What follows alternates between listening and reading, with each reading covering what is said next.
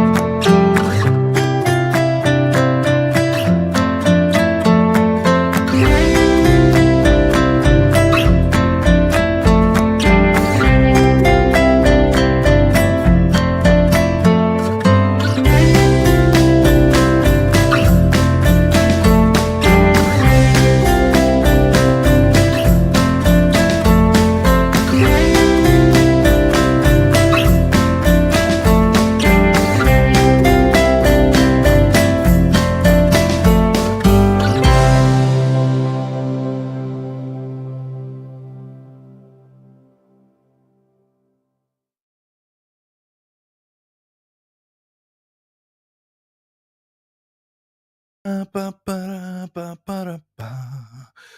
the like, press the like, press the like, please. Press the like and subscribe. It would mean the world to me if you liked and subscribe. Like and subscribe, everyone. Let's fucking go. People, it's over. Elvis has left the building. It's done. Over. I keep laughing, Dylan. I see that clip of me and I just say, who is that fool? Who is that fool? Before you get started, I want to give a great shout out to a good friend of mine up there in the great state of Connecticut. Hillary, I hope you're watching, my friend. I know you're there. There you Just wanted go. to say hi, Hillary. Thank you for supporting the channel. And Dylan, say hi to Hillary. She's on. Hey, Hillary, how are you? Hope you're well. Thank you for joining us.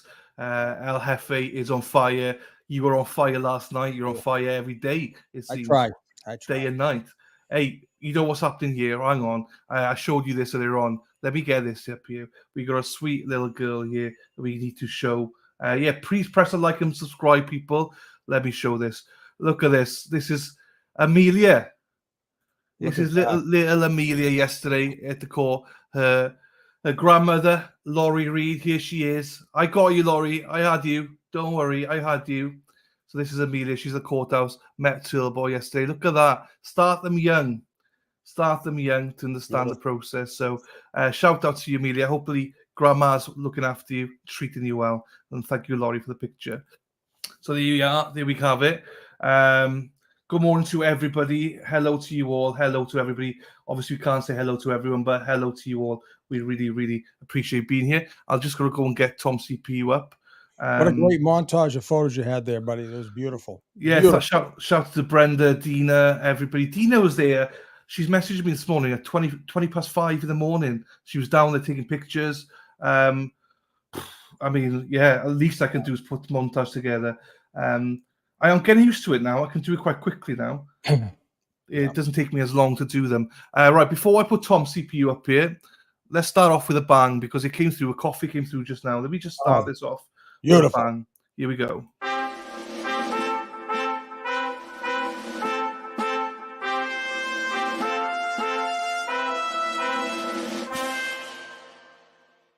Oh, shout out to you, the Closet Academic. Thank you so much for the coffee. I really do appreciate that.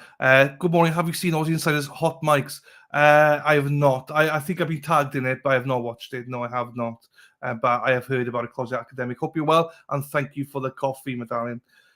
There's a video Aussie Insider's got about hot mics that happen through the whole court process. I'm scared to play Aussie Insider's videos because I always get copyrighted. So I have to watch it before I even play it. Right. Before I get going and put Tom up, I think you saw this last night. I've seen it last night as well. So Mazza Media, shout out to you, Mazza. So for those shown that are absolutely petrified and like, we need a verdict. This is a sheet that is making the rounds on X last night about, look at this, like, you know, when you take away O.J. Simpson, like Casey Anthony, 11 hours for deliberations. Kyle Rittenhouse took 27 hours. Johnny Depp, 12 hours. George Zimmerman, 16 hours. Robert Blake, 35 hours. And Michael Jackson, 32 hours. They're all not guilties. The ones that came back really quick, Jodi Arias, 15. Alex Murdoch, 4 hours. Robert Durst, 7 hours. Derek Chauvin, however you say, 10 hours. Dara Brooks, 3 hours. Brandon Dacey, 4 hours. Adnan Saeed, 4 hours, all guilty. So fast isn't always good, Sean. Well, you know, the unique, I would have to say, the unique feature of this case trial is the fact that no matter where you were on the side of those defendants, right, you had an opinion either way. We had an opinion that Jodi Arias was definitely guilty, right? Alex Murdoch, right? And the other people, right? We obviously felt they weren't guilty, right? Well, I don't know about Casey Anthony, but like, for instance, Kyle Rittenhouse, right?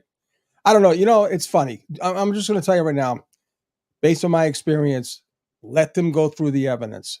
Yeah. This will dispel any type of blowback that the other side will make, saying, "Oh, they were influenced. Oh, they didn't do their job. Oh, Turtle Boy, did this, did that." Well, guess what? They're going through the evidence as they should, and getting as much information as they could. I believe there's a holdout or two. It's fine. The masses will get them on board. All right. Yeah. I'm not I think worried. it's I'm not worried. I think everyone should just calm down. Don't worry about what happens or doesn't happen, or the drama in the courtroom. This is real life right now. Karen's got the game face. She got the serious look on her face today. And you just got to know. You got to trust in our system. Yeah. I just want to show that because Yeah. we're only technically we're only in 8 hours and 15 minutes. So just we're young. We're young into this verdict watch. So anyways, as we say, calm your tits, everyone. Right, Shade Dweller you must be from Wales, Shade Dweller, because you know the Gavin Stacey. You're from the UK, definitely. Where you from? What's occurring? That is a famous line from Gavin Stacey. Oh, what's occurring? Oh. So there you go on Shawnee Boy as well. Crap. Right, let's get Tom up here as well then. Hey, I understand that the cousins are back, Jill and Amy, and they got their daughters with them, or at least Amy has her daughters. Did they enjoy? They're present. They are present. Did they enjoy yesterday? Yeah, they said they were badgered. Are you really Sean's cousin? And I say, ladies, you guys are the stars. You shine that limelight, So they had a blast, and they're back at it again today. Which I believe is awesome. I really do. Hey Joe, how we doing, fella? How we doing? Sorry, everybody. Obviously, there's so much. There's hundreds and hundreds of chats. I can't even see them. If I see them, I'll put them up. So thank you, everybody. Caveman says, what's the Caveman say? They are looking at the evidence, doing their job, unlike the cops, which there is none. Boom, boom, boom. There you go. I have to give him that. That is spot on, Sean. Yes. That is spot on. That is very good. Well said. I won't play the music on this one because I just played it. But shout out to you. Hang on, let me stop this for a second. To Paul Munns. Paul, hang on, let me put this up here. Shout out to you. Thank you so much. I've seen your message. So I'll just, must be got time here. Paul Munns said 5 coffees. Thanks, guys. Really enjoyed watching Sean talk with Mark Bedrow and Boston Sully yesterday. Paul from Dublin again. Loved hearing Sean talking about the Irish ancestry. I'm very proud share my Irishness with a great man like Sean. Come to Dublin and we'll take you on a tour of your ancestors' homes. That'd be great. That'd be awesome. Awesome. I'm just so psyched about everything right now. It's amazing. Mel says here, is it typical? Yes, it's very typical. They can't use anything else, Mel, but you can answer Sean's for you. No, actually, right now it's all about the evidence. They saw the evidence, all right, and now they got to sift through it. I mean, it's almost a 9-week ordeal, tons of information to take in. But guess what? Like Alan Jackson said, it comes down to 4 facts. Karen and John drove to 34 Fairview. John got out of the car. The Commonwealth says she ran John over and she left him for dead. 4 facts. Did they prove those facts beyond any reason of a doubt? They didn't, because we had incredible experts, PhDs, that showed it was impossible due to the science, due to their own evidence. They used their own evidence to prove that it was impossible for Karen to back over John in any manner. Yeah. And the timeline that the Commonwealth used works against their own witnesses. Karen was home at 12:36. There was no way, no time for her to do this because there was witnesses right behind her, right? Right behind her. In the D'Antano, what's his kid's name? I'm really disappointed in that kid. Anyways, Nagel, Ryan, and the other girl, she's nice. They told the truth, and that's it. That's the game right there. Have them check the cert report that's not there because they didn't do a report. O'Hara's not going to put his name on anything in this case. No. O'Hara's smart enough to realize, and I went over his testimony again. He fluffed it all off. It was beautiful. On to Tully. I loved it. I love the fact he did it. He fluffed everything over to Tully.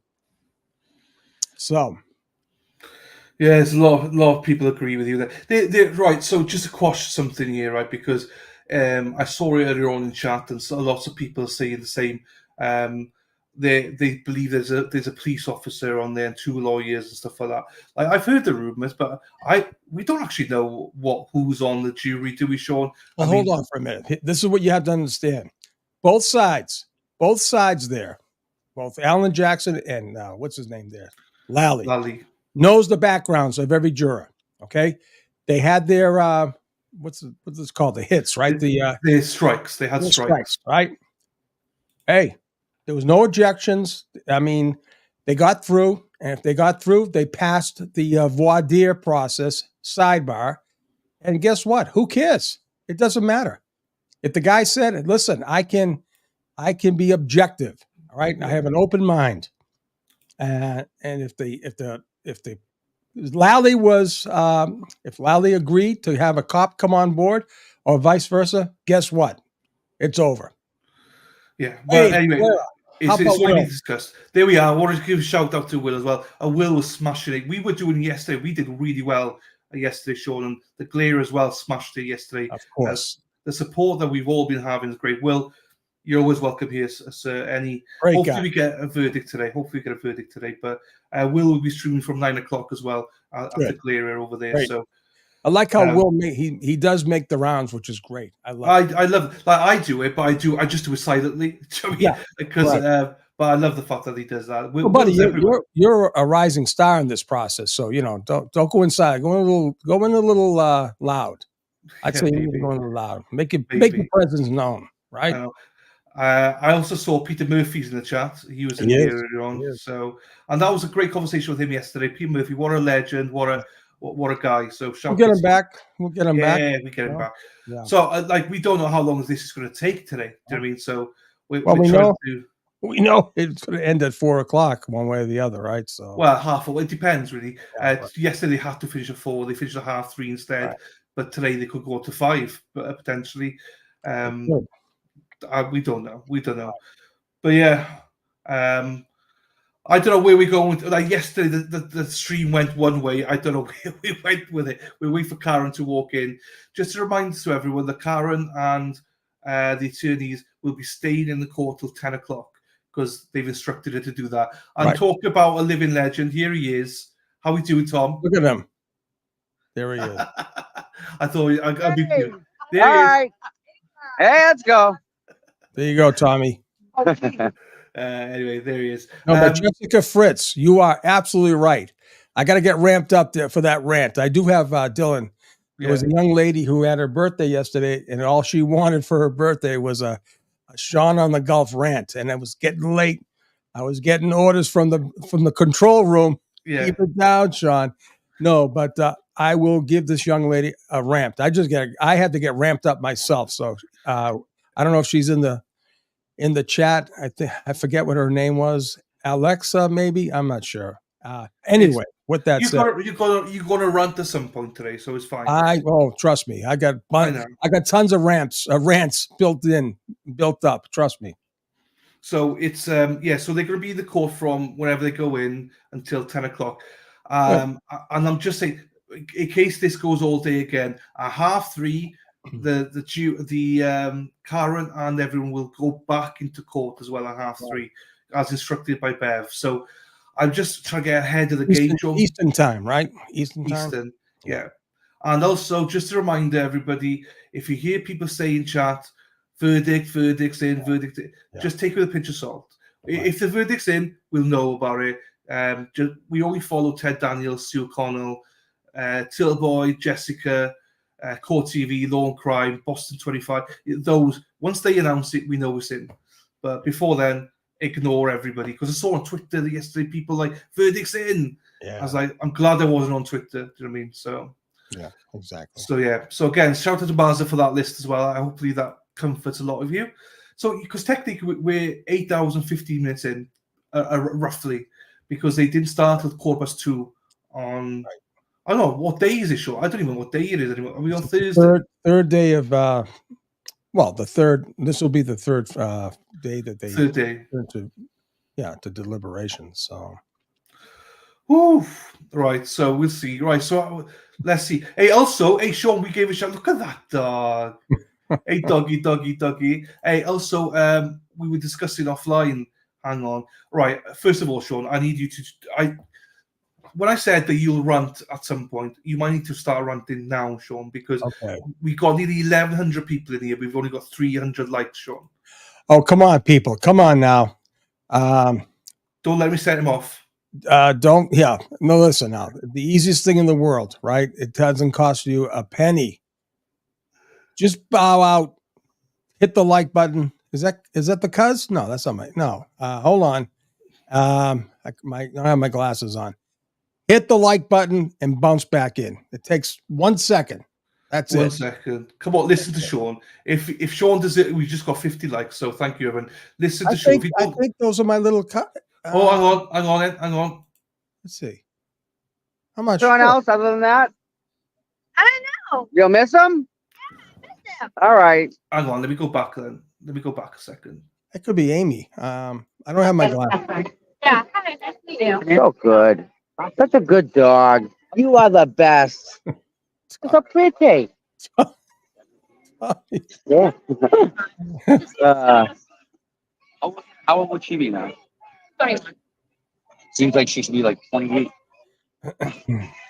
Wild. Morning, guys. How we doing? You want to say hi to anybody?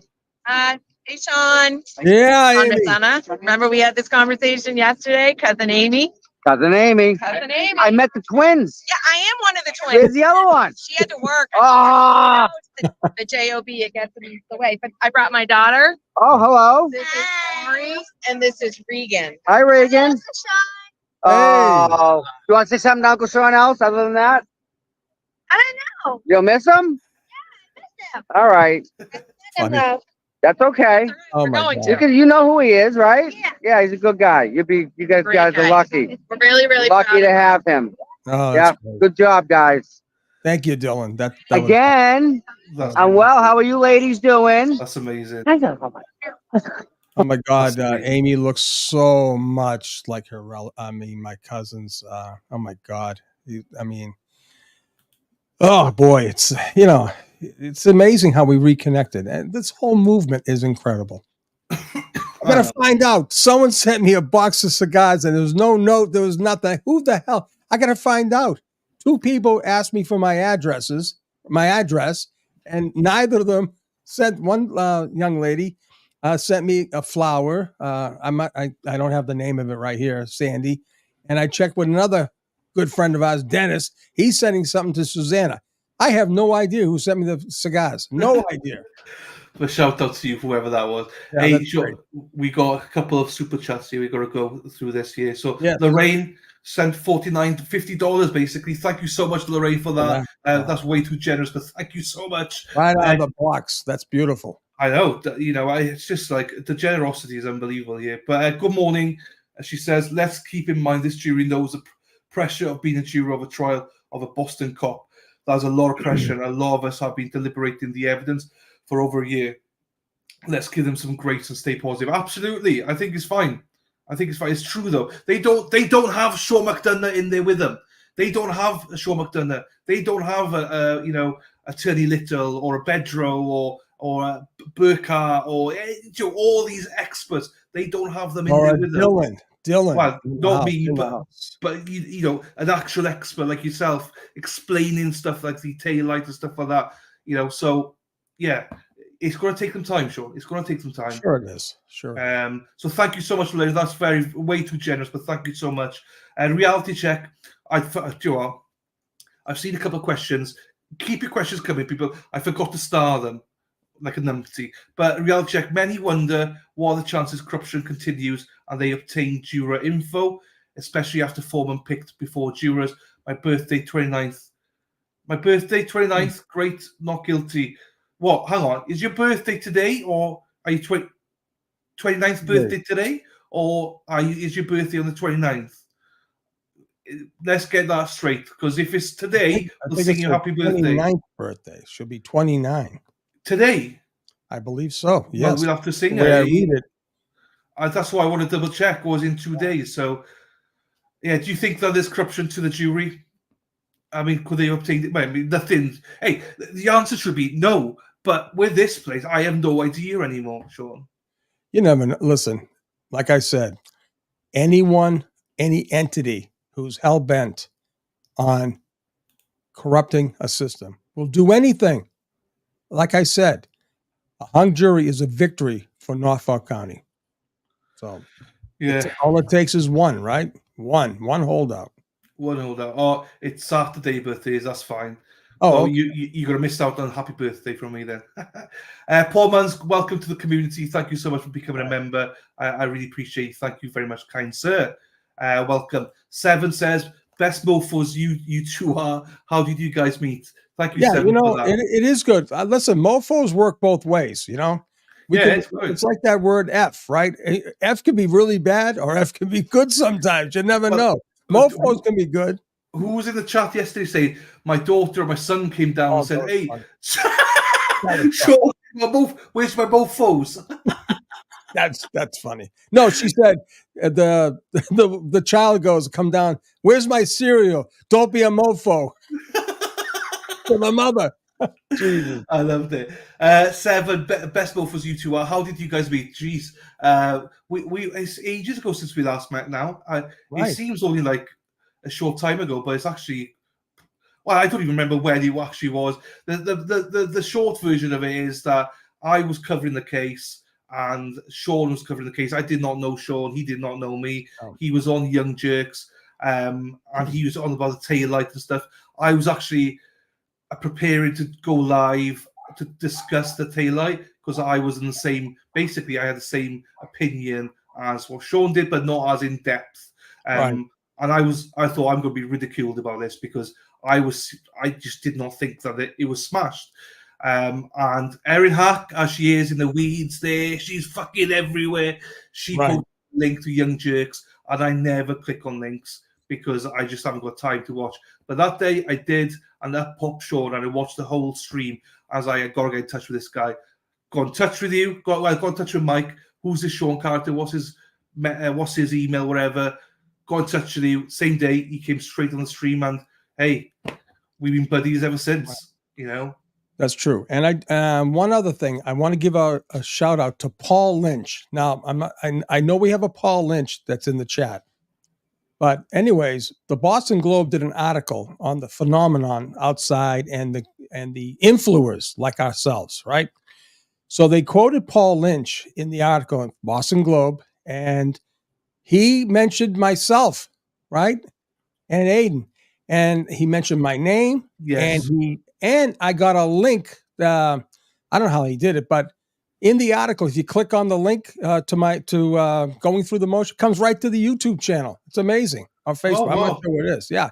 And that was awesome. So Paul, thank you so much for taking the time out to mention it. I think he said basically, you know, I watched Sean and Aiden, and they're in the morning. They're always giving us news, and somehow the reporter there typed in the name of the show with a hyperlink. It takes it right to the website. Look at, we got True Crime King. I got it right last night. Oh my God, I was trying to remember True Crime, her name, right?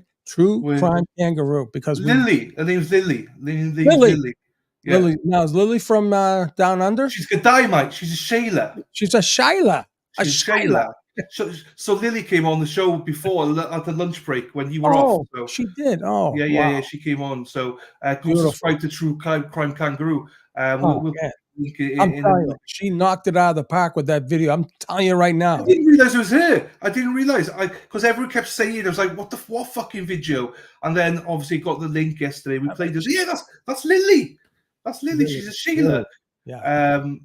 Hang on, we got another one. Crime Junkie says, Sean Dillon, I would love to chat with you guys. My brother-in-law is an FBI agent. There you go. Oh, Crime Junkie. Listen, hey, if somehow we can get your number, we'll give you we'll ring you up, like they say, right? We'll ring you up and we can talk if you want. Well, I sent you some info yesterday, didn't I, about some people? Oh wow! Yeah, Like, And I you got to know, tell you too, I got a most impressive. Oh my God, it did bring tears to my eyes. But what this person said to me, and I just want to let her know, thank you so much. Her dad was on the job.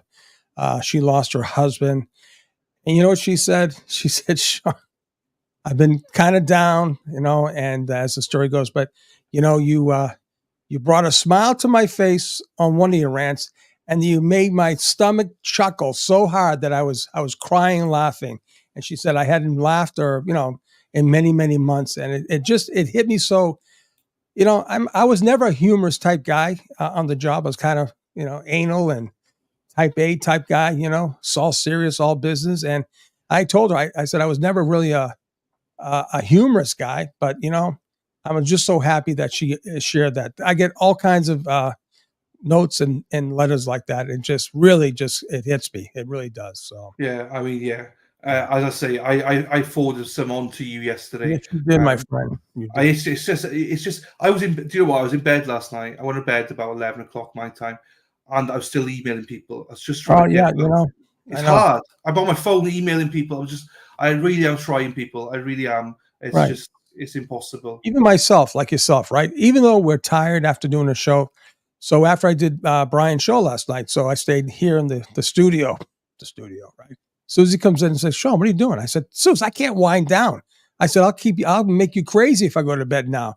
And what I was doing, I was just winding down, I read that note last night. I said, wow. And answering as much as I could. And people, listen, I know you're hitting me big time. I will get to everyone one way or the other. Just give me some time, but I'm never going to forget any of these messages. The Google voice messages are getting outrageous. I think I'm up to 1,400, and they're calling. I had to shut the thing down, but it goes into voicemail. I'm getting hundreds of Google voicemail messages, but I'll get to you all. Trust me, I will, one way or the other. So. There's loads of Australians here as well. Good day, mate. Good day, Bruce. Good day, Sheila's. How are we? And UK people, there's loads of UK people. Shout out to you. The worst, one of the best thing and worst thing is, oh, hang on. Yeah, thank you for the super sticker. Yeah, I appreciate you. Nice. You so much, Gina. I just can't keep up with the chat. It's right. It's great though, Sean, because what I love about it, I can't keep up with it anymore. You can't, Right. but they keep up with it. They're talking to each other. Thank you for that, El Chatty, because I ain't got fucking no chance of keeping up with you anymore. I do try and bring everybody's things up, but I just can't do it. Hey, Archie, how's Archie? Just seen it. Hey, how about Archie? How's baby Archie? Archie. Hope he passes his test. Oh, I need to. She sent me. Lou sent me a picture of baby Archie. I'll send it on to you, Sean. Cute as button. Yes. Maureen Kelly, our Dorchester rat, is in the house. St. Mark's, I believe. Right, I'm going back to. Right, hang on. Yeah, I'm kind of cheating on you, buddy. I'm cheating. No, it's fine. Sister Love, is it? Right, I'm right down the bottom now. I've skipped everything. Hello, everybody. Dorchester, Maureen. Hey, there, Nunya. Hacksters here as well. Charge you, but not use cap. Can we do that? Kimmy, who's hey, Miss Gold's in the chat as well. Hello to you, Ape, Vixie, fucking hell, everybody. What are you gonna say, Sean? Sorry, bud. I was gonna say, sometimes using all caps. I know the new. It's like you're yelling, but sometimes it's great because you don't have to. If you want to do a capital letter, it's on these keyboards on the phone. It's just easy. You just type away. You don't have to worry about small caps, large upper caps. But anyways, I understand. You gotta keep up with the times. I never knew all caps was meant you're yelling. Yeah. There's some people think it's rude. I think there's something. I'm not going to. I don't understand it. I know. I just let the mods deal with it. So yeah. Thank you for the super chat as well. I don't know how it's been ignored that Chris Albert killed someone when he was 22 in 1994, and Ugly Bev's brother was his lawyer. That is a bit like, that's dodgy. Did you mean? I know she wouldn't recuse herself, but anyone that's got half a brain cell would recuse themselves in that position just because of this. No, you're right. Listen, I'm not saying it affected her judgment, but I'm just saying, let's not talk about it. Recuse yourself. Done. Is Kimmy? Some Kimmy, I think you're right, because Kimmy says I have early onset dementia. I maybe do, because I'm starting to redo my what do you call it? My shows, and I said, I have that diction. I have those words. Why can't I remember these damn words? I probably do. You guys is probably seeing my decline here, my early No. decline. No, never. Hey, Kimmy, go fuck yourself. Here's the rant. There's the rant for the girl. Hey, Kimmy, go fuck yourself. All right. How you like that? How you like that for dementia, you little fuck? Go fuck yourself. I'm sorry, Dylan. I got you struck, but fuck it. How I you don't like even know that? what's going Where's on. Alexa? Where's the birthday girl? That's right, Kimmy. Go fuck yourself. Early dementia. I don't even know what's going on, but I'll catch up, I'm sure. She's in there. Do you know her? No. Oh, she's trolled. Early onset of Kimmy. dementia. And I don't think she Kimmy. was kidding either. Oh, if you're not kidding, fuck off, Kimmy. Lou Barber says, Baby Archie's doing so good. They said no news is good news. Had a big scare with our family doggy this week, but he seems to be responding to meds, so hopefully we got him a bit longer. Hey, T's and P's. I'm glad about Baby Archie, and praise to your doggy. Sure, your doggy's not doing well at the minute as well. So I'm gonna have to jump out and get a script, but we'll be back though. G, may I have your address, please? I would like to send something over to you. G, message me either at thealternatecorner@hotmail.com or message me on Twitter, Dylan12Z, and I'll give you.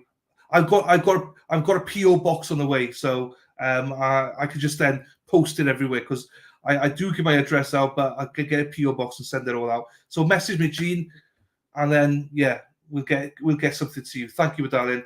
Crime Junkies, how do I get your number? Is there an email?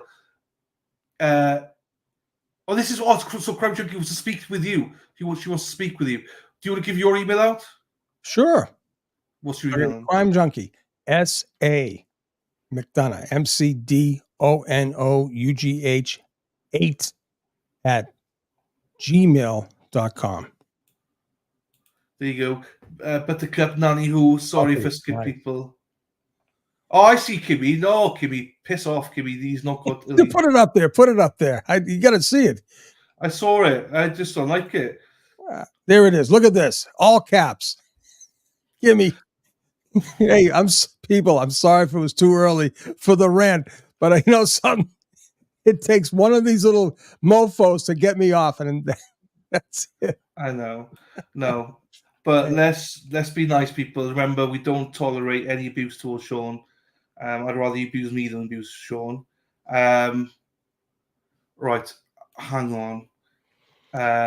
Right, so where the hell am I? Paul Munns. Look forward to another Coffee Daft impression today, Sean.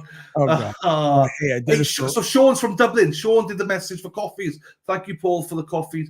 He's the one with the whole Dublin thing. Your ancestors and stuff, Sean. He loves you. Paul. Hey, listen, I did do that for Brian last night. Brian, right? And I did the kittens at the end.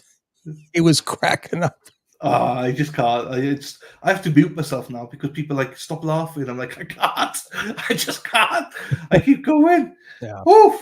It gets going. What's that? Rashid Sharif, founder of Rashid. We do not endorse that. I have no idea what that is. So, for sheriff, Rashid for sheriff. I guess he's running for sheriff. I don't know. There you go. Miss Gold says, Sean, I have ADHD and called milk white water this morning, so I must have it too. Dementia, that really? is. Did you really miscall? So didn't Chrissy. Chrissy called milk white water too. That's amazing. Hey, Kimmy. Erin Hack's got your number, Kimmy. Watch yourself. She's got your number, Kimmy. Oh, man. Go fuck yourself. It doesn't take much to get me going, buddy. Audrey's in the house. I'm not gonna miss this opportunity. Give a birthday wish rant to, I think her name was Alexa. She probably missed it, but it's all good though. But lovely Audrey's here. Audrey, I saw your message afterwards about she had a drive yesterday about two and a half hours, and she said we entertained her the whole way. She didn't stop laughing. So shout out to you, darling. Audrey's great. Audrey's my admin, co-admin over there at Going Through the Motions on the Facebook channel. Jackie says, no, I have ADHD. I've always been that way. There you go. Mama Ames, good morning to you. I just walked into here. Go fuck yourself. I'm sorry, people. We're trying to do this quite right. That was pretty wild, Dylan. You know, you looked like I looked when I did that, right? I saw your face, right? I looked that way when Kevin was going crazy on Turtle Boy when we were doing the live with him. Oh my God. I'm sitting there saying, okay, did I say something? Oh, it's Crazy. good though. We got a Gilf. The Gilf's on fire. She's here, Lady Law. We love Lady Law. Yeah. I'm so proud of you. Thank you, darling. You know that means the world to me. Sending you love from the other room. Thank you, my darling. That's beautiful. We got the same background, so we're in the same room. Oh, we good. might be in the same room. So rumors. Okay. Kimmy's Wicked Side says Kimmy's on every live chat trying to spark a reaction. Well, she fucking got one here. She got one here. She's gone. If she's not gone, she'll be gone. Kimmy, fuck off, Kimmy. Erin Hathaway's gone. I just got a text from one of my partners. He said, Sean, I just logged on. Holy shit, I'm dying. Hey, Kimmy, go fuck yourself. Early onset dementia, go fuck yourself. He's laughing his ass off. Oh, my God. Right, we will do this, right, because I need a sip of coffee. We're going to have a moment's silence. Thank you. Caveman says, could we have a moment's silence for the Reed family? That. That's awesome. Genre. We'll do that right now before they come walking out. So we will take a moment here for some silence.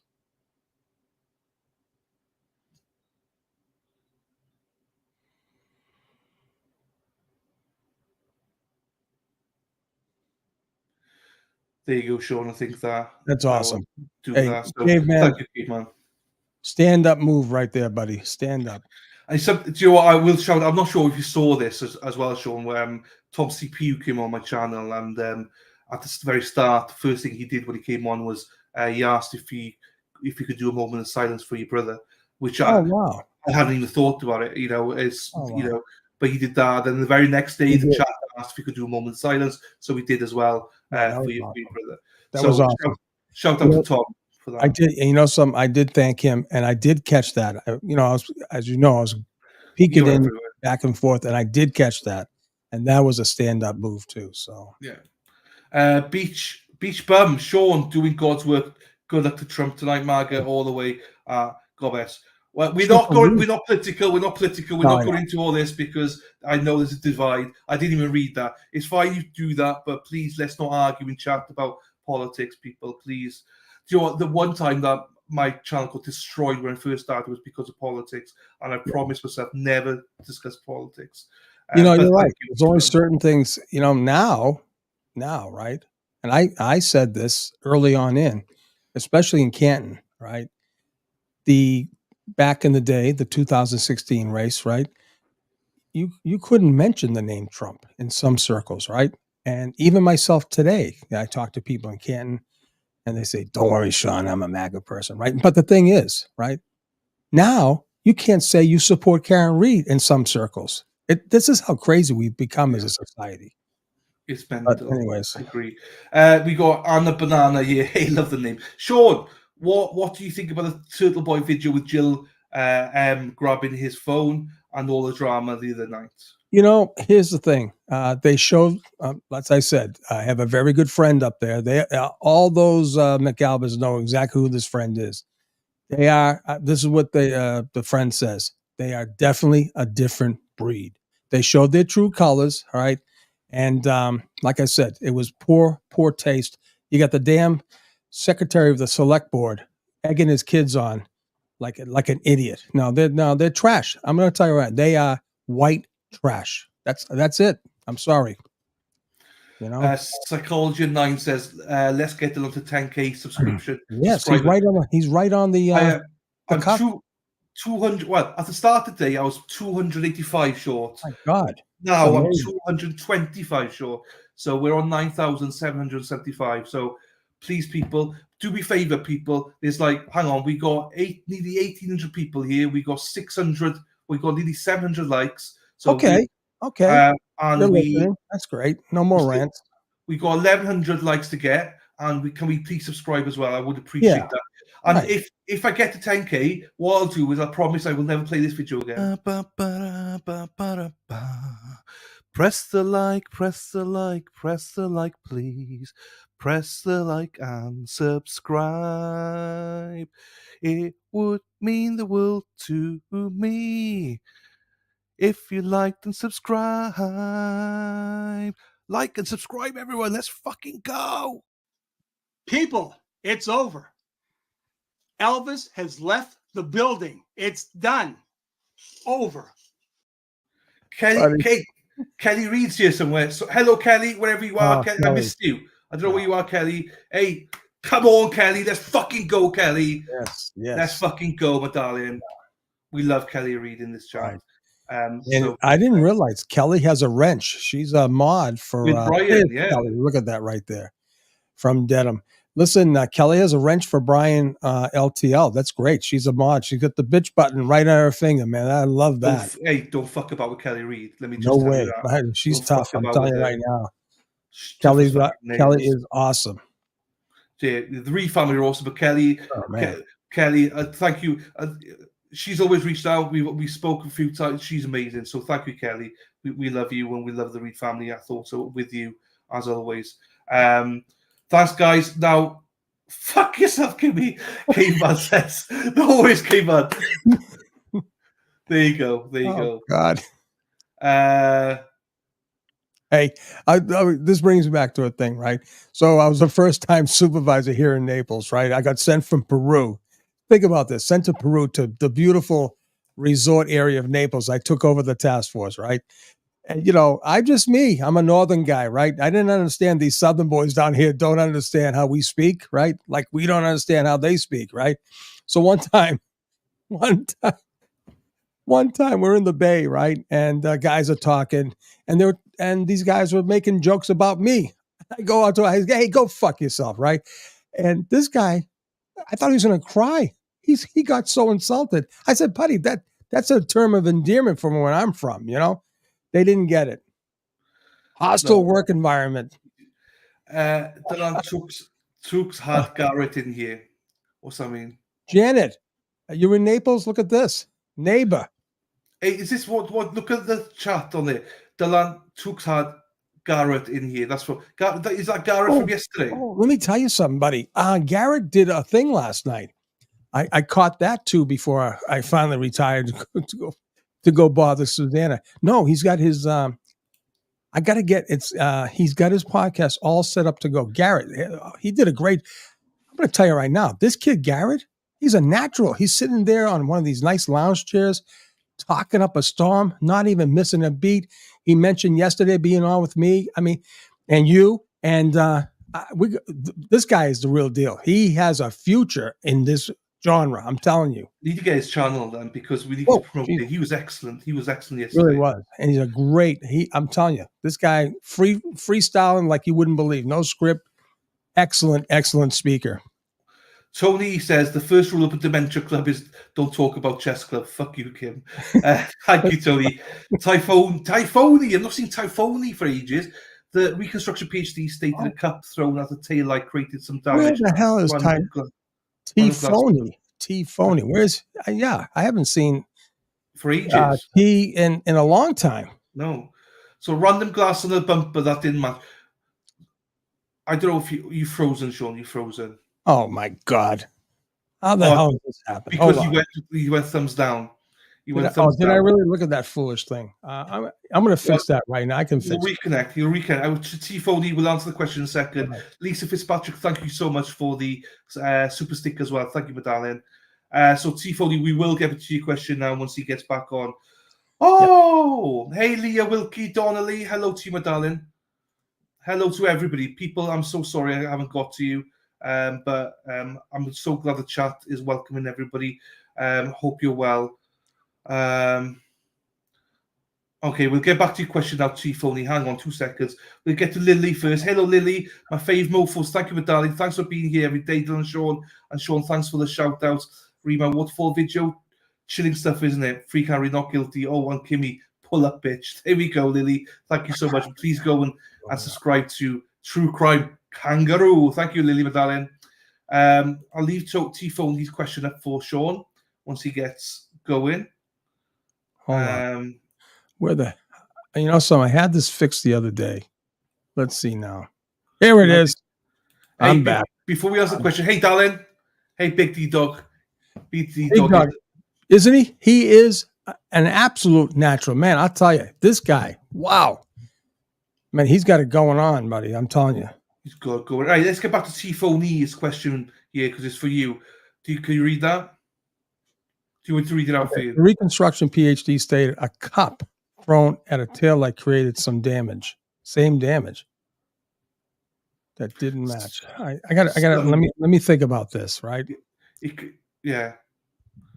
They said that it chucked it. It caused some damage. Came out of the camera. Came out of the cannon. Right. They want to do it at 30 miles an hour and 40 miles an hour, but in actuality, it came out around what 27 miles or something like that. I think I think what they were saying, Tifoni. I like that. Tifoni. Garrett's channel. No, anyway, I think what they were trying to say is, okay, they were putting the force onto the taillight, okay?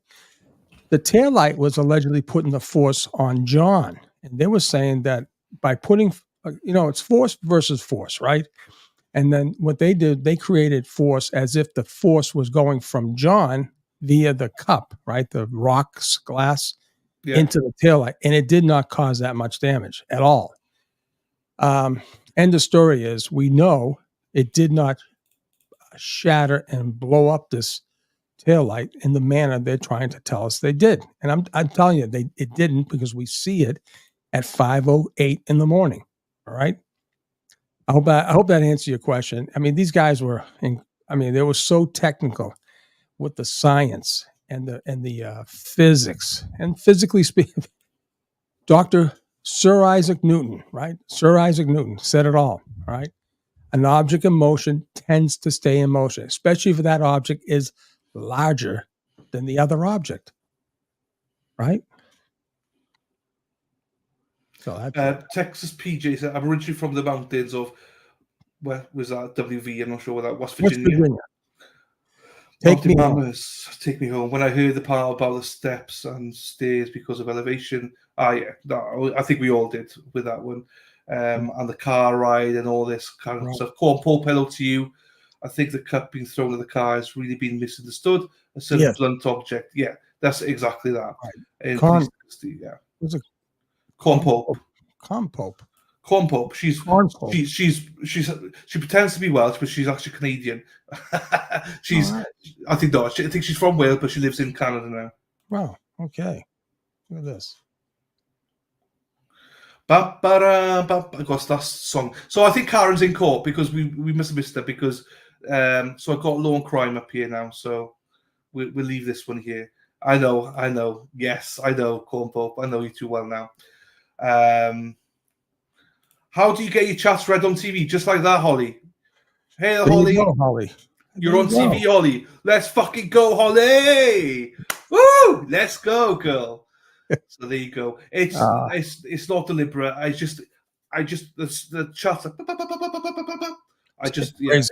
I can't skip a load of it. So I try and sometimes I look at Sean, and by the time I look over, I've got 300 messages. It's like, well, even myself, I'll lock in on my channel. I'll try to chase it, and all of a sudden it's gone.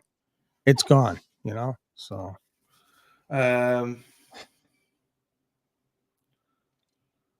Okay.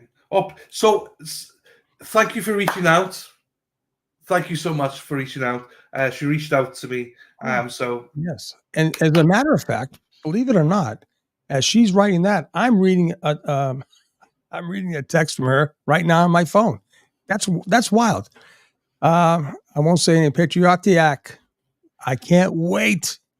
You know what I'm talking? I can't wait. Hey, she's got a wrench too. No, is that she's a what's that? Is she a member? Yeah, she's a member. Oh, beautiful. Patriotic. Thank you. She goes, today Sean is a calm one and Dylan's all revved up. I'm not sure about that. Yeah. I'm not sure about that. I think I saw you said to Brian, it's like, you're a bad influence on me. I think you probably are by now. BLT. I was born on Bowden Street. Well, I was born at St. Margaret's Hospital, like everyone, like all of Bowden Street, St. Peter's Parish. There you go. Right, court's on. Oh, they're in a different courtroom now. It looks like it. Oh. Good morning. All persons have any business before the Honorable Beverly County, Justice of the Norfolk Superior Court in the Father County of Norfolk. Draw near, give your attendance, and shall be heard. God save the Commonwealth of Massachusetts. School is now open. You may be seated. 22-117, the Commonwealth versus Karen Reed. All right. Good morning, counsel. Good morning, Ms. Reed. Good morning, jurors. I have those same 3 questions for you. Were you all able to follow the instructions and refrain from discussing this case with anyone since we left yesterday? Everyone said yes or nodded affirmatively. Were you also able to follow the instructions and refrain from doing any independent research or investigation into this case? Everyone said yes or nodded affirmatively. Did anyone happen to see, hear, or read anything about this case since we left here yesterday? Everyone said no or should. All right, with that, Mr. Forward, I'm sending you and the rest of the jurors out to deliberate. All rise, hurry up, please.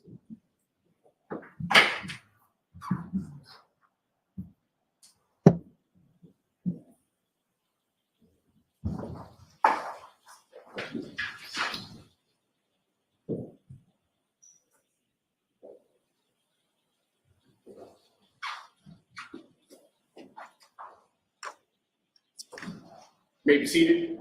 All right, same as yesterday. Please stay in the building until 10 o'clock. Be back here at 3:30. If you leave the building, let the court officers know where you're going to be and be prepared to be back in your seats within 5 minutes. Okay? Thank you. All rise for the court, please.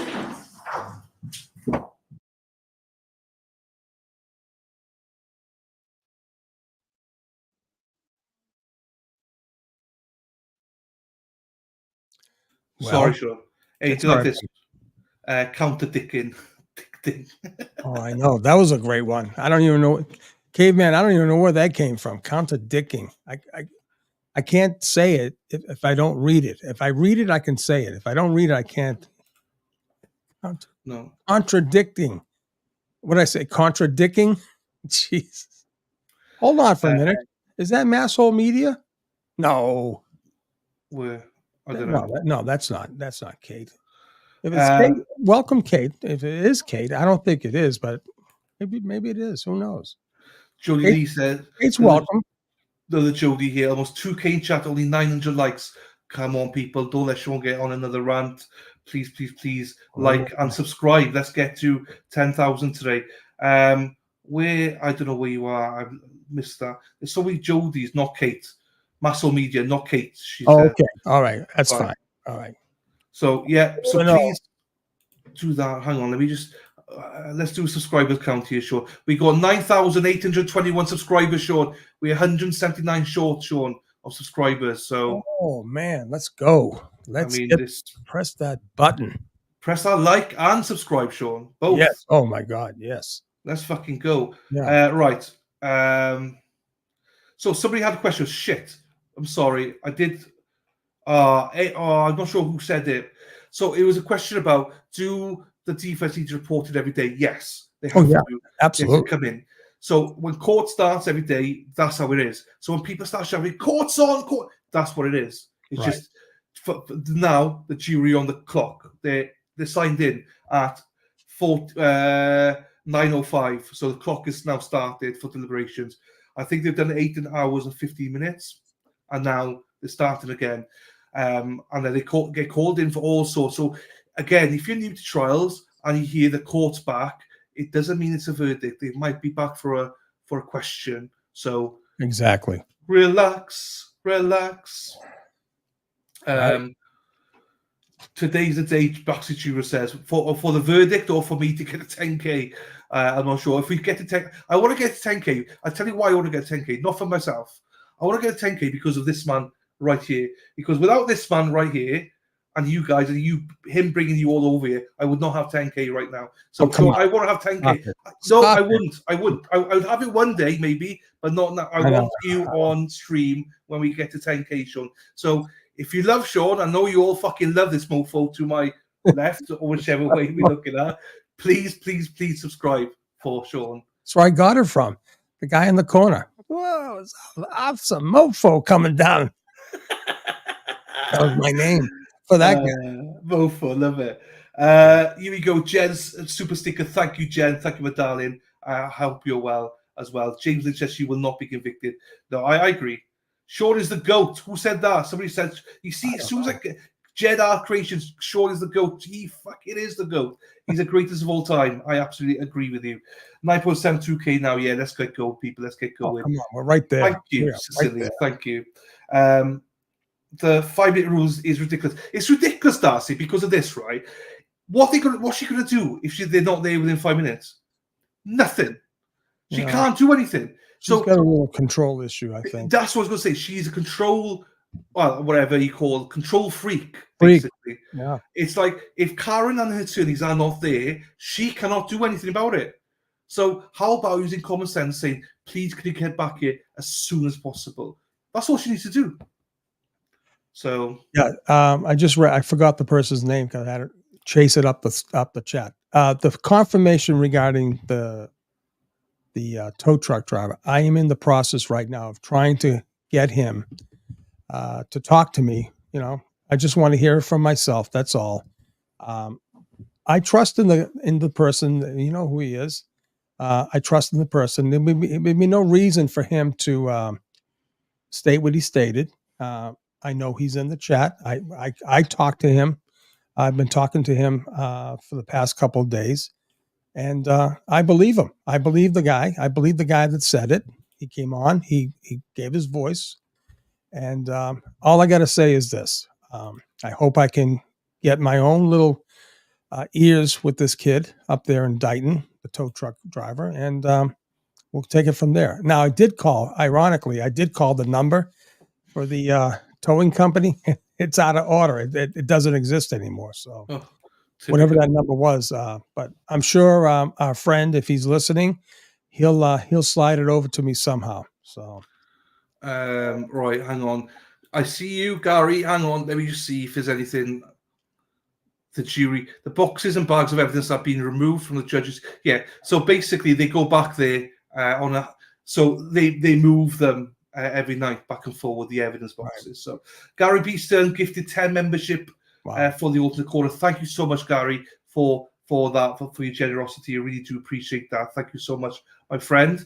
That's way too generous. Again, these people are way too generous, Sean.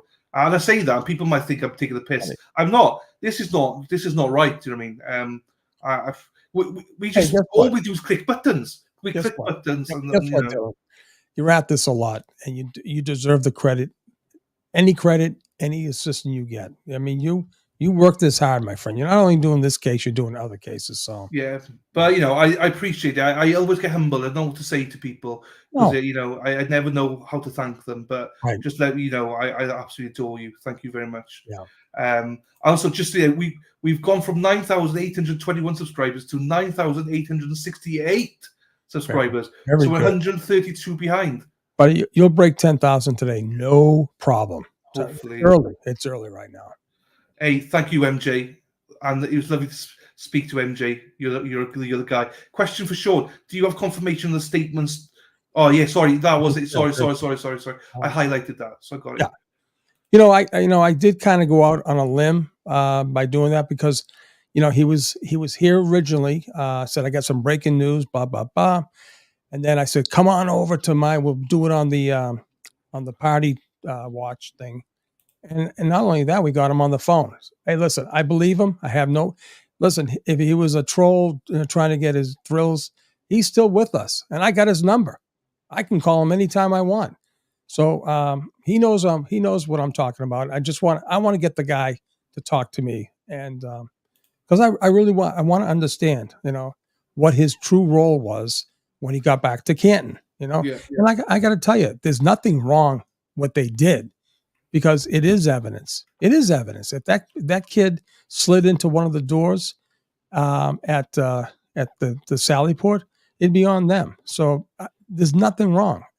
What's wrong is they let everyone in the world think that was the tow truck driver. That's what the problem is. Yeah. No, I got you. Right. Sorry, I was just trying to do that. Right. What I'm going to do is the problem I got. This is the problem I got here, Sean. Right? Is if Yeah. I take this fan down, right, people are gonna panic. So I feel like I've got to leave it up because some people want to see. No, I've got to leave the fan up because. So the reason I'm leaving it up is because when something happens in court, guys, you'll see for yourself. So when people can start saying, oh my God, we court's back, we'll know because we've got the fan up. So that's the reason I'm leaving that up. So just to keep people wondering. Because otherwise it's going to be panic attacks here. Brass, hello to you, 6073. Morning, guys. How much impact will Sandra Birchmore, the CDL testing, and other MSP scandals have on this jury? They have to know those, right? I'm not sure. Sometimes I send a message and it says, you cannot send this message. Why is that, do you think? I get that sometimes as well on StreamYard. I get that on StreamYard sometimes. I'm trying to, oh yeah, that's right. I'm trying to get this to Aaron Hack and to the chat. Hold on. What are you trying to get? What are you doing? Right there. There it is. Hopefully. There it is. It's out. Aaron wanted me to give out my email for the people. Oh, there you go. There it is. It's right there. Okay. Here we go. So there's a question. So how much impact will Sandra Birchmill's CDL testing and other MSP scandals have on the jury? They have to know those, right? Technically, they shouldn't really know about them, Sean, because they're not supposed to look at the media. But no. I mean, look, Hey, listen, these people had a life before their jury duty. Okay. They were all, before they were officially selected by both sides, they went through a scrutiny of voir dire between both sides, right, and the judge. And if they were selected, everyone was happy with the answers, right? The answers they were given, No, I agree. Right. Sorry. Nancy, thank you, Dylan and Sean. Outstanding. Thank you, Nancy, and everybody for the super chats. Jodie Mitchell. Joe Peabody. This is another. You get so confused with your Jodies. This is Jodie Peabody. I know, Jodie. And Phil. Hello, Phil. And I heard you say Joni Mitchell. I'm saying, wait a minute. That's what I heard in my ears. But Jodie, we love you here, Jodie. Good morning from Jodie Dowd, Mitchell, and Phil Mitchell. Patiently waiting for the verdict here in Peabody. Again, Champions Pub. I love the food there. I'm drooling watching the food, and it looks gorgeous. Yeah. So steak tips. I can't wait for the steak tips. Thank you very much to you, my darling. Cookie Harris, you absolute nutter. Thank you so much for the $50. Wow. Fucking, I'll lose my voice. Wow. $50, way too generous. Thank you so much. Cheers to the good guys of this world. Get this one to 10K. Thank you, Cookie Harris. Let's fucking go, Cookie. Let's do this, people. Thank you so much for your support. Freaking Nora. Dylan, you are so dedicated and hardworking. So this is another Jodie. Jodie That's Lee. right. Jodie Lee's in there all the time. Yeah. You deserve everything you get. We love you. Thank you, Jodie. Appreciate you as well, my darling. I do not get them confused, by the way. I know the difference. Sure you do. This guy does not know the difference. No. I gotta look at the pictures. I know what Jodie Dowd looks like. Jodie Dowd Mitchell. Hey, by the way, I just saw a message go through. What type of chaos would happen if the verdict comes out guilty or not guilty? Well, now that we talked about some analogies, I would suspect, now, real world, this is never going to happen, but if Karen was to be found guilty, I don't think all those people out there, I mean, I'm sure they'll be disappointed, but there's not going to be any chaos or rioting however, I do believe that the other side, the McAlberts et al., right? If when Karen is found not guilty, they'll act up. I mean, that's the issue here. They will act up, right? I believe our side are very intelligent and peaceful people. All right. We're out there. I mean, in other words, we're out there. Are we going to be disappointed? Yes. Is it going to happen? Of course it's not going to happen. I'm telling you right now, they'll never get 12 people in that courtroom to say guilty. No way. No way. No way. But the person wanted to know, and I'm saying right now, You can imagine all these half-ass content creators like Kevin, like all the rest of them, will be saying, "Oh, this was rigged. This was phony. This was influenced by Aiden and by Dylan and by Brian LTL and Young Jelly." Yeah, why? Where's this guy say Young Jelly? I mean, Jelly would. Mike Crawford would put this guy like a pretzel if he had the opportunity. I know. No, that's my thought. I don't think there'll be any chaos, but the other side will. I mean, let's face it. That's what they do. That's what they do. So, yeah, but that's why we're on the good side. We're the good people. We're the good. We're with justice, not the other side. Right. Derek says, "Me dog Scooby is barking again." Rot. Right. I like that. That is good. Oh, good boy, Scoob. Oh, Derek. I needed that. Thank you, Derek. Right,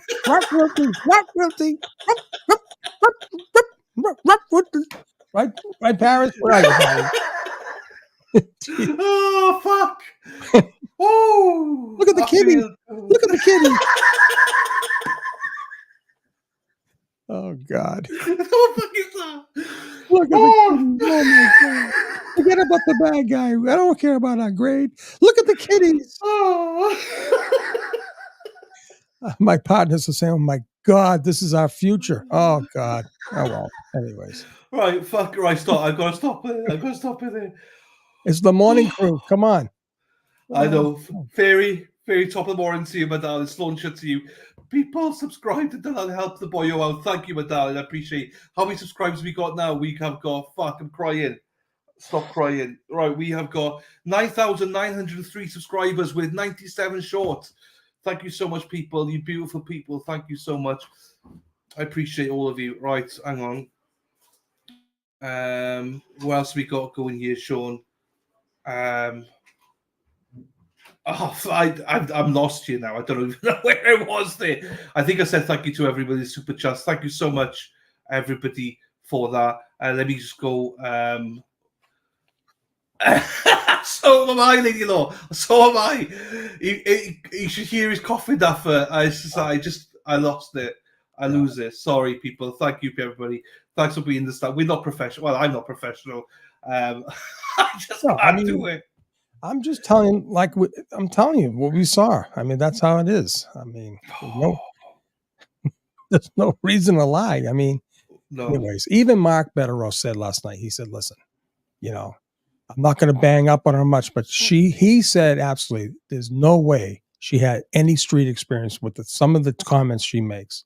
It's all," he said, it's very general, very all generalized statements.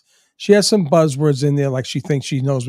I'm telling you, she's clueless. And I asked him point blank, "Mark, how would you feel with her as your case agent on any case?" He said, "No way. I mean, just no way. I wouldn't feel."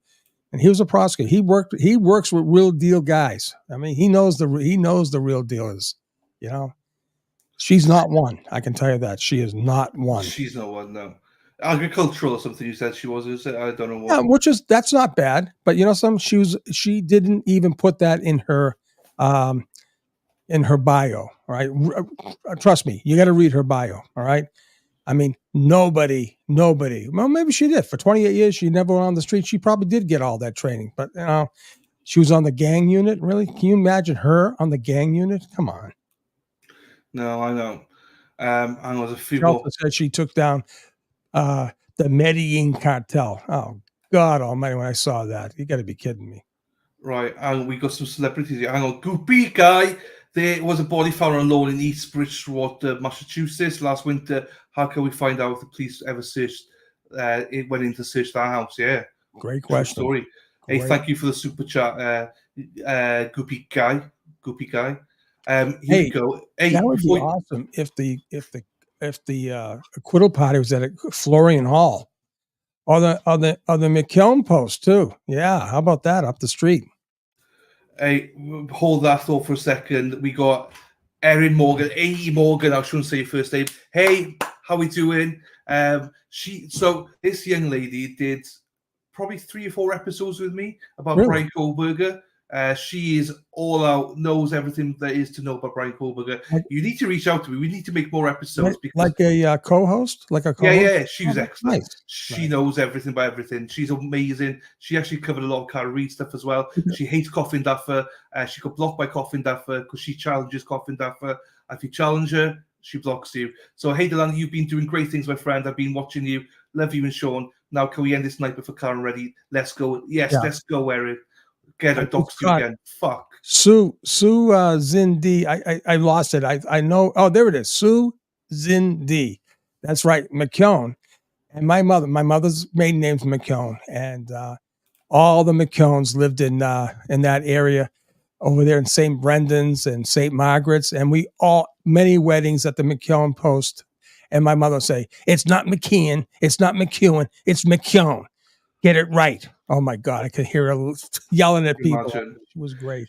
There's a good question here, actually. I highlighted this question. There's a good question. Again, thank you, Ms. Morgan, for that. Get in touch with me. Let's do more episodes. Kiki says, I'm confused because this goes back to your rant earlier on. Why did the tow truck driver not reach out to the defense? Well, I mean, let's put it like this. Who's to say they didn't, and vice versa, right? That's a very crucial thing. He said emphatically, right, there was no damage to that car, to that SUV.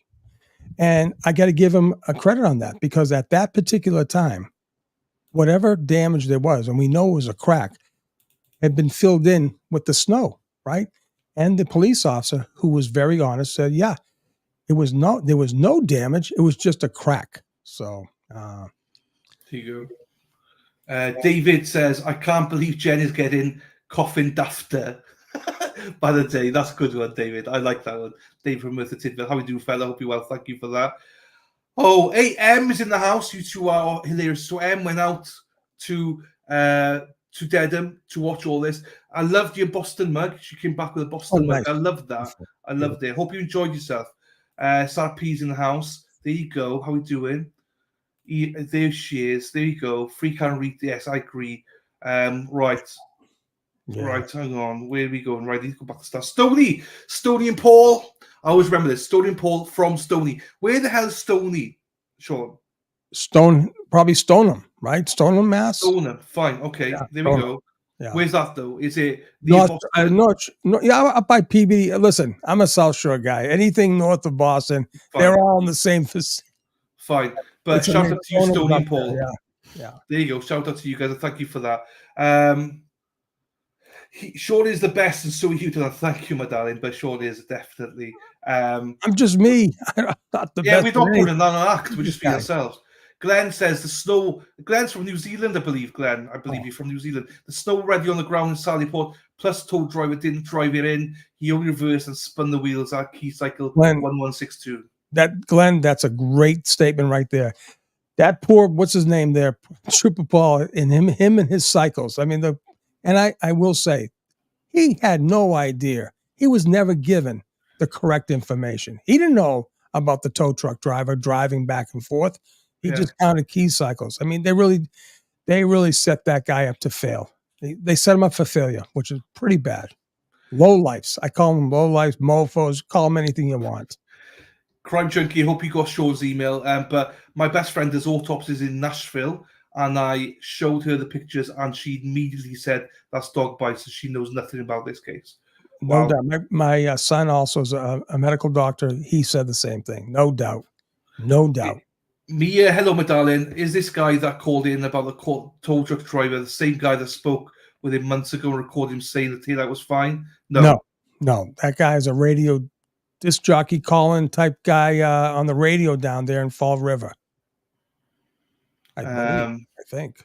Oh, good question here. Why was Helena Rafferty not on either witness list? She played a big part in the mess, right? So, like I was saying last night and in a couple of days now, we have to remember, even though a lot of the hype going into this trial was about corruption, bad police work, wiretaps, surveillances, planting of evidence. Well, here's the thing. That is going to be highlighted in another trial, guaranteed. This is a simple hit and run case. So all the things leading up to this case came down to, like Alan Jackson said, 4 events. Karen and John drove to 34 Fairview. John got out of the car. Karen backed into him and ran him over, and she took off. That's the case in a nutshell. No other fluff. Nothing about Colin, Albert, and Jen, and all this other crap. That was all little, smoke and mirrors to put off Lally. It came down to, Lally, tell us how Karen killed John. And they didn't. They couldn't give you an answer. And we got the answer at the end. So that's how it goes. But like Karen said herself, we're going to get to the bottom of that. I forget the quote. She was talking about things she wanted to straighten out. I got to get that quote because it's awesome. She said, it may not be live. And that is a direct connotation of the fact that the Moakley building and I think every federal courthouse does not have cameras or anything in the courtrooms. She said, I will get to the bottom of this. It may not be live. But we're going to get to the bottom of it. So there you go. Teresa Ryan, thank you for becoming a new member. Thank you so much for that. I really appreciate that. Stoney already says thank you, Stoney. RM, thank you for that from Scotland. Free carry, good coverage from honest, sensible people. Sean, don't ever change. You have to use P1 dead brilliant. Where from, RM? Which part of Scotland are you from? I was in Glasgow for a year. So whereabouts are you from? Jill Rogers, new member as well. Thank you. Welcome to the community. Thank you so much. We will do members only at some point. If we get a verdict today, I'll do members only tomorrow. If we don't get it today, we've got another verdict watch tomorrow. I'll do one next week or something. So don't worry, I will do one. Beautiful. Thank you, everybody. Oh, fuck. Right, here we go. Right, what's next? What was it? Right, hang on. Go on. I thought you were going to say something. Fine. There's a lot of love for Lucky today. Brenda Sweeney, shout out to the Sweeneys. They were sending me loads of stuff about the Sweeney, about Lucky out there today as well. It's pissing down in Dedham, I believe, today. It's not great weather in Dedham. So really? Wow. Well, it wasn't this morning. 20 past 5. Getting photos. I was like, what the? You guys should be in bed, but they're not. Wow. Here he goes, Cookie Harris. Hey, Cookie, what? You just sent me $50. Cookie, thank you so much again, Dylan. Before moving to Haiti for 4 years, Haiti. Wow. I was on a project in Maynooth, Dublin for a few months. Coming in Wales, coming to Wales in December. Love your side of the world. There you go. Oh, that'd be Happy awesome. days. There you go. Yeah, I worked in Dublin for 2 years. Lived there for 2 years. Loved it. But thank you again, Cookie Harris. That's wonderful. All these people are wonderful. Yeah. Little G's back in the house. That means the trio, the trouble. Well, it's not double trouble, triple trouble are in the house. Yesterday they were doing this thing. Lil G, Heather, everyone in chat were doing like who would play who in the movie, in a Netflix movie, and they were like Jennifer Aniston would play Karen Reed and all this. So I wonder who would play Sean McDonough, because there has to be somebody for Sean McDonough. Or would you play yourself maybe? Do you know what I mean? That would have to be an undercover role. I did play I was undercover. I had to take on all different types. Could I play myself? I don't know. Can I duplicate myself? Who knows? I don't know. But my wife Susanna was an actress, and she did. Listen, it's not easy being an actor, right? I mean, you have to make Richard Gere. Hey, buddy, Mikey. Back in the day, I got that a lot. Anyways. Mikey Gaglio, Rich, but Susanna goes, Sean, you got to make believe, have all these cameras around you. You can't even make believe you even know the cameras are there. And the best ones are the ones that, are believable. They don't look like the camera. They walk right by like they're walking through a camera. So there's so much about it. And she did all the acting classes. Meg Ryan was in her acting class. And she got a spot on Charles in Charge back there with Scott Baio, and she was like the disruptor. She was her role was she was the niece of the colonel, right? And she'd get over there, and her role in the show was she had a crush on Scott Baio, and Scott had a crush on her. She played this international model, and they used her actual pictures back then, and I got to tell you, man, we met late in life, but I'm gonna tell you, buddy, she was a smoker. If you see this episode, they used her actual model pictures. Scott's looking at him. Oh my God! Anyway, they had this big kissing thing, and they got caught by Scott's girlfriend in the thing, and so, anyways, It's all go. I got these stories. I could talk forever. It's crazy. But anyway. I know. We love it for you. Colleen said, today's my first morning watching this deal. I love you guys. Thank you so much, Colleen. Welcome to the Madhouse. It's gorgeous in Boston. There you go. It's nice. Dina sent me a picture of 5 o'clock this morning. It was pissing down. Well, maybe rain. it was. Yeah. Yeah, it's all changed. It's fine. So it's all good. Fairy said Dublin's very expensive. It is. It used to be euros when I was there. No, punts when I was in Ireland. Right. Okay. Right, what we got here? Hey, Dylan, remember I told you how to make that run? I got to get that. You go. I'm going right up to CVS. I'll be right back. Okay? Yeah, don't worry. We'll leave you on screen, so it's fine. Hit me on the phone if we leave anything, if anything comes out. Okay. You'll be back in 2 minutes. It's fine. Don't worry. Okay, buddy. Be good. Be good. Right, Sean will be back in 2 minutes. He's just going to get a subscription for his dog. His dog was in the vet yesterday, so he's bad. So that's good, not good. He used to live in Risca and Caerphilly. Hey, Caerphilly, not far from me, bud. I lived in Pontypridd for about 2 years. Lovely part of the world-ish. Is it true that former is a cop? No idea. I was going to say Sinead, but it's Sin? I have no idea. No one will actually know because no one knows. We can all guess, but no, that's rumour. I don't know. No one really knows. Morning, Mandy. Richard Gere will play MJ. Will play Sean. Happy days. Look at that. Anna Hathaway will play Karen. You guys are nuts. Dylan, how do you and Sean meet? I said this earlier on, but basically we connected because his big baby was the taillight in this case. My aha moment was a taillight, and Erin Hack showed me video. I saw Sean.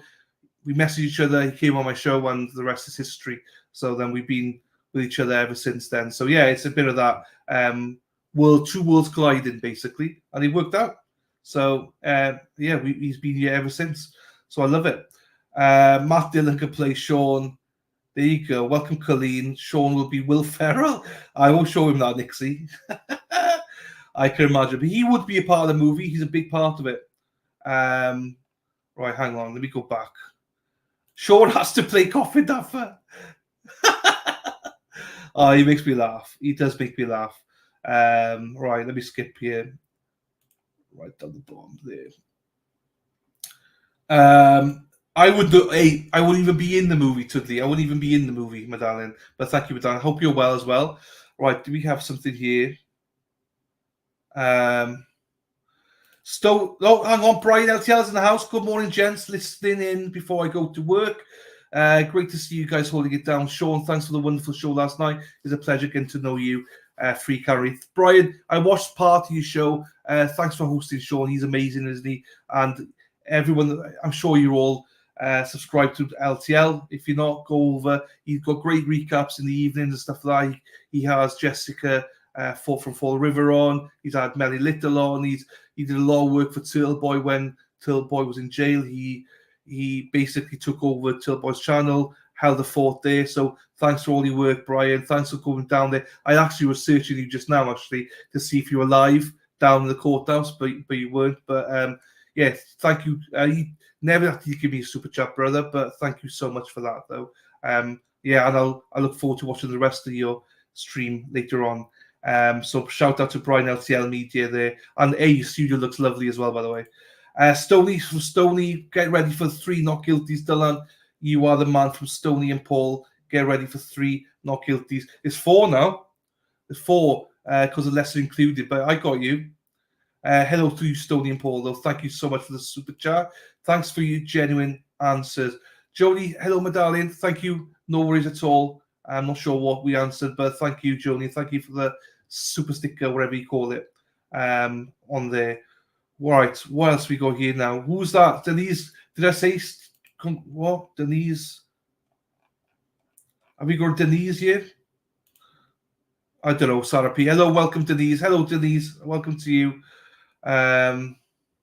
Boo Boo's in the house. Here we go. Hey, sweetie, Dennis. Send my love to Brenda as well. Thank you for the photos. You made the cut as well again today. Hang on, let me get the Sweeney's up. Hang on, 2 seconds. Let me put this up.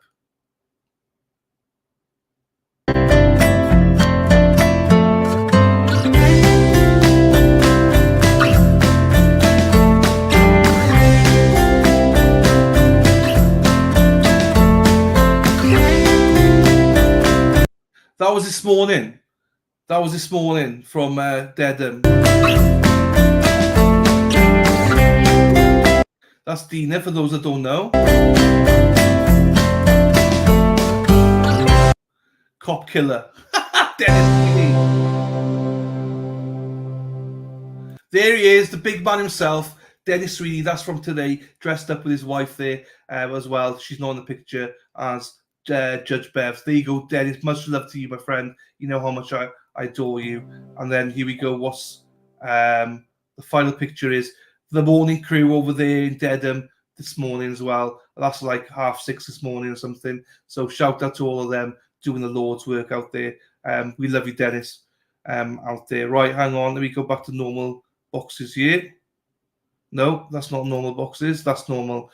If the foreman is next cop, Mark Bedrow made a great point that he'd be able to point out the shocking way the investigation went and the mistakes made. Sean said the same, actually. It could be great for the defensive troop. Could be. Some people say this could be bad because, you know, thin blue line. So you can read into it differently. But it's all good, though. It's all good. And we don't know if it is because no one really knows the work of the jurors except for the lawyers. We need Boston accents for documentary. Hey, I could do those, Denise. Peabody, Worcester. Hey, Denise, park the car in Harvard Yard. Park the car in Harvard Yard in Worcester. Go to get some steak tips in Peabody. Champions Pub. There you go. Nailed it. Nailed it. The doubtful the jury will be out today. The debate is tonight. They are sending out a sign. Political people. Come crime with me. Come crime again. Die. It's a surname. It's a username. That's why I'm saying come crime die before you get on top of me. Chat's well fast. Is it too fast, people? I thought it's too fast for me, but is it okay for you? There you go. Dina, everyone, all the love for Dina. Lisa, hello to you, my darling. Hope you're well. Yeah, we lost a few. Oh, no, we're back up now again. Sean, for those wondering where Sean is. So Sean's got a very poor dog at the minute. He went to the vet yesterday. I won't say what's wrong with the dog because, that's up to him. I do know what's wrong with him.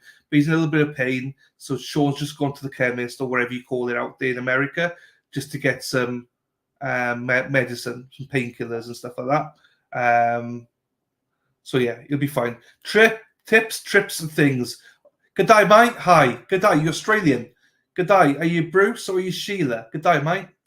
I don't know who Jackie Gleason is. I don't even look at it, Dave, because I'm pretty sure that's probably insulting. Hey, Leah. How are you doing, my darling? Hope you're well. Right. Let me just try and catch up to the chat here then. Where are we now? Hey, Jennifer Manning. Hello, my darling. How are you? Hope you're well as well. Jodie Mitchell, great job. Did you see that? Park the car, Peabody. Let's get some steak tips in Champions Pub in Peabody. See, I'm getting the lingo, people. I'm getting it. I don't know what Harvard Yard is, though. I wish Dana was around that he could tell me. I don't know what Harvard Yard is. I don't know what the meaning of that is in Harvard Yard.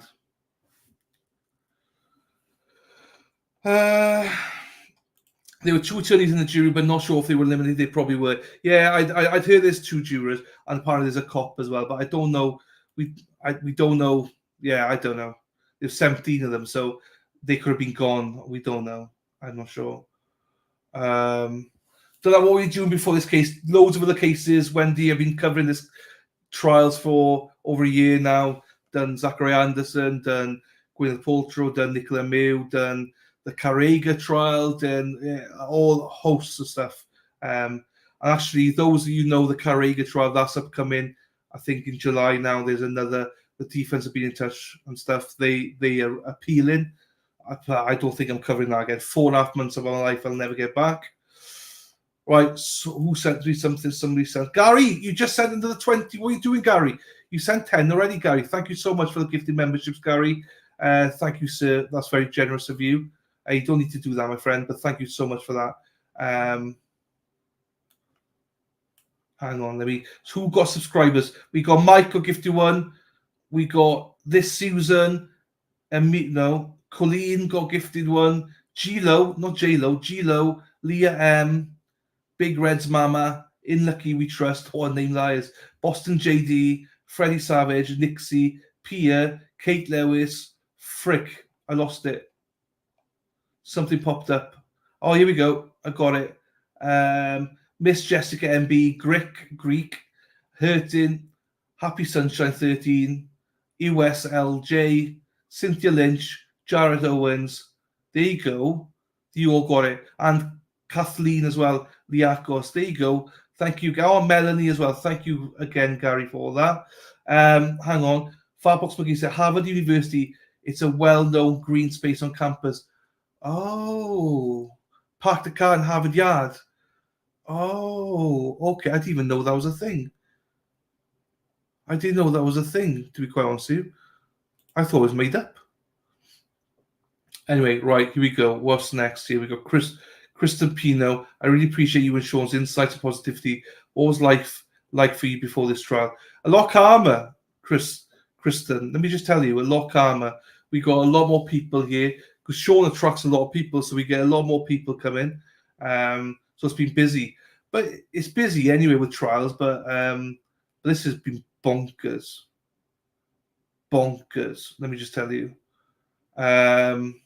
Love you, Shoglan. Thank you so much, this Susan. I appreciate you, my darling. Thank you so much. Tony said, if you haven't yet, please subscribe. Della, so close. Yeah, how much? Fuck you, Kim. Go fuck yourself, Kimmy. Right. Let's have a look here. We have got 9,947 subscribers. Fuck, we're close. We are fucking close. Okay, right. What else is there? Let's put that there. So in total, they've done, until today, they've done 8 hours and 15 minutes in total. So, and then start again today. I don't know, chemist, is that? There you go. Yeah, Harvard is a college. I knew Harvard University. You got to be brainy to be there, haven't you? Hello, Rachel. Hey, Anita. I've been subscribed for a while, but this is my first time in chat. Good morning. Thank you, and Sean, for all you. Thank you, Anita, Daniel. Thank you, my darling, and thank you for speaking up. Thank you so much for chatting, and please keep chatting. Sally keeps scrolling. Verdi will come in. He's literally just down the road. The way he's going is just literally down the road. He can walk it in like 5 minutes. I'm not sure if he's walking it, if he's driving. So it's like it's all good. And he's on his phone. He's actually in chat right now. Basically, he's on his phone walking down to the store or however much or whatever you guys say it is. So he's here. So don't worry. Welcome to our newest members. Don't worry, the mods don't bite too hard, so it's fine. Josie's in the house. Hello, my darling. How are you? Denise, you'll be in the UK in September. Where you going to be? London, probably. Everyone goes to London. Dylan, what?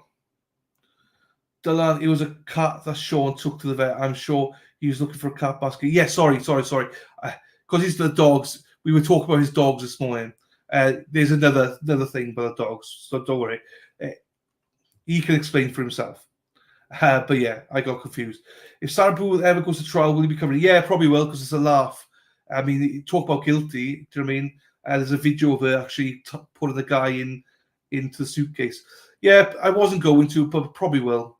It depends on timing. Once this is done this week, then next week I have to look for the next trial. So I'm not sure which one we're going to do next. So we'll see. But yeah, I'll probably cover it. But we don't even know when that trial's going to happen. Do you know what I mean? Thank you, Gary, again. Thank you, my friend. Really happy for you. Thank you so much. I hope not, Joe. I hope not. But if there is, hopefully it all comes out. Right, I'm way behind again. What's that? Somebody again gifted. What's that? Lorraine gifted 5 alternate corner membership. Thank you again, Lorraine. Fuck. So who got gifted them? Anita Daniel, Crime Junkie, Jennifer Long, Tebow, Ava Phillips. Thank you so much for them. Yeah, hopefully somebody. Thank you, Lorraine. More than generous. Thank you so much for your generosity. Thank you to everybody. Yeah, hopefully people stick around. People. I mean, look, we're not going to have Sean in every show. Obviously, hello, Kenzie. Sean can't be here, obviously, because he's got his own life to lead. But if you'd like the content, if you like it, then come back. We cover trials. It's the same style. We don't talk through. I don't talk through testimony. We discuss things. You can see from the chat. The chat's very nice. It's very humbling. We got great mods. I do hope you guys see we're just part of a community. Do you know what I mean? No one is better than anybody else here. You can have an opinion. We can disagree, we can agree, we can whatever. You can disagree with me. I've got no issues with people disagreeing with me. I have no way am I perfect. So yeah. But yeah, it'd be lovely to see you. And even if you're watching another trial somewhere else, come in and say hello in the mornings. I'll still be doing morning crew by myself. And me and Sean have already been discussing. We're going to be covering some cases together in the future. I think we might be doing Brian Kohlberg a little bit together. And I know that we both could be doing Sandra Birchmore as well. So, but probably separately. But we'll be doing stuff with Sean again in the future, people. So don't just leave. Please stick around. If you don't like the content, then fine. That's not a problem, because there's plenty of the streamers out there. But I'll still be streaming. Look at the name here, Dumpster Juice. This is one of the things I love about YouTube, right? YouTube's a piece of shit, right, as a platform, because they keep kicking me out, they keep banning stuff, whatever, but they allow names like this, Dumpster Juice. I love it. Oh, I'll be back. Thank you so much. I love that. Talking about being back, Baseball Dad, he keeps coming back. We try to get rid of him, but he keeps coming back from Indiana. How we doing, fella? Hope you're well. Carol Dribber, the best reason to stay in this amazing community. Delaney, you're the best. Thank you, Carol, Disney Queen. Thank you, darling. So Carol's been with me for months and months and months. So those have been with me for a very long time. Some people have been here for a year. Very loyal people, very loyal chat. And a lot of you, like you with your potty mouths and stuff like that, you've all come here. You've all added to the experience. So I really, really do hope you stay around. And as I say, even if you just pop in sometimes, say hello. That's perfect. Trials aren't for everybody. A lot of you will be like, fuck that, I'm not watching another trial. Fuck, hang on, let me hang on, I'll show you this, right? Because I've only just spotted this. Hang on, let me put this. I did not see this. I know some of you asked for this, so I'll put it up here now. 2 seconds. Jill Daniels touched me. Fuck. This guy's got fucking balls of steel. Makeup monarchies. You can't park the car in the Harvard yard. Seabird, thank you, Seabird. Right, hang on. I got more photos here. 2 seconds from Brenda, my darling Brenda Sweeney, who I love. Crap. Hang on. 4 photos. Right, let's get these up then. Here we go. Right, this is what I love about it. People keep sharing photos to me. It's not everyone's cup of tea, but I love this shit. Look at this. Oh, I can't zoom in. Bollocks. Hang on, can I see this? Action Jackson. That's what that shirt says. If it walks like a duck and talks like a duck, it's a duck. Free Karen Reid, LTL True Crime. Oh, there you go. LTL's got merch out. There you go. That's nice. There you go, Dennis, Big D. I'd rather be lucky than Lally. There you go. Shout out to all these people. Wonderful people. I'm so jealous.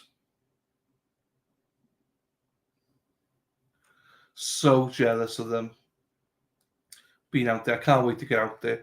Right, so there's that. Right. Where are we going next? You're perfect. Thank you. I'm not perfect for everybody, and I appreciate that. Shit, I should. Hang on. But like we always say to people, look, you've all got different styles. You like different stuff. Well, there's different creators out there for everybody. It's nice to have a partner like Sean because like it's tiring doing it all on your own. But yeah. No, wrong one.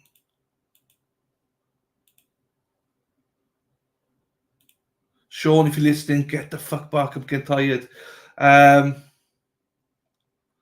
While we wait, we should plan for the next trial to watch. Yeah, yeah. I don't think I've went a day the last 2 years without watching trial. Yeah, I know. So our plan is probably hang on, let me tell you the trial I think I'm going to be covering. I think it's the Black Swan one, but I don't know. Ashley Benfield, but it's in mid-July. So I don't know. I'm going to have to look here. 2 seconds.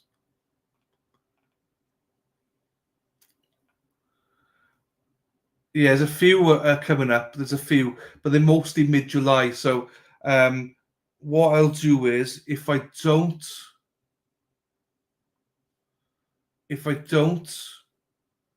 so there's a judge that I like to follow. So I will be probably covering trials from her.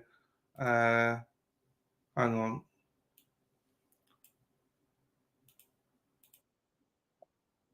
Hang on, I got a video here to play. I forget her name. Mods, what's her name? I forget her name. Thank you, Nixie. I forget her name now. Judge, what is she called? I don't remember now. Little Boo, keep up the good war work and keep reporting. We need more independent journalists. Thank you, Linda Boo. Thank you for the super chat, medallion. I appreciate you. Hang on, I got to play this for a second. Share screen, presents. Where's it gone? No, not that one. Right, can you see this? Hopefully you can. Hopefully this is fine.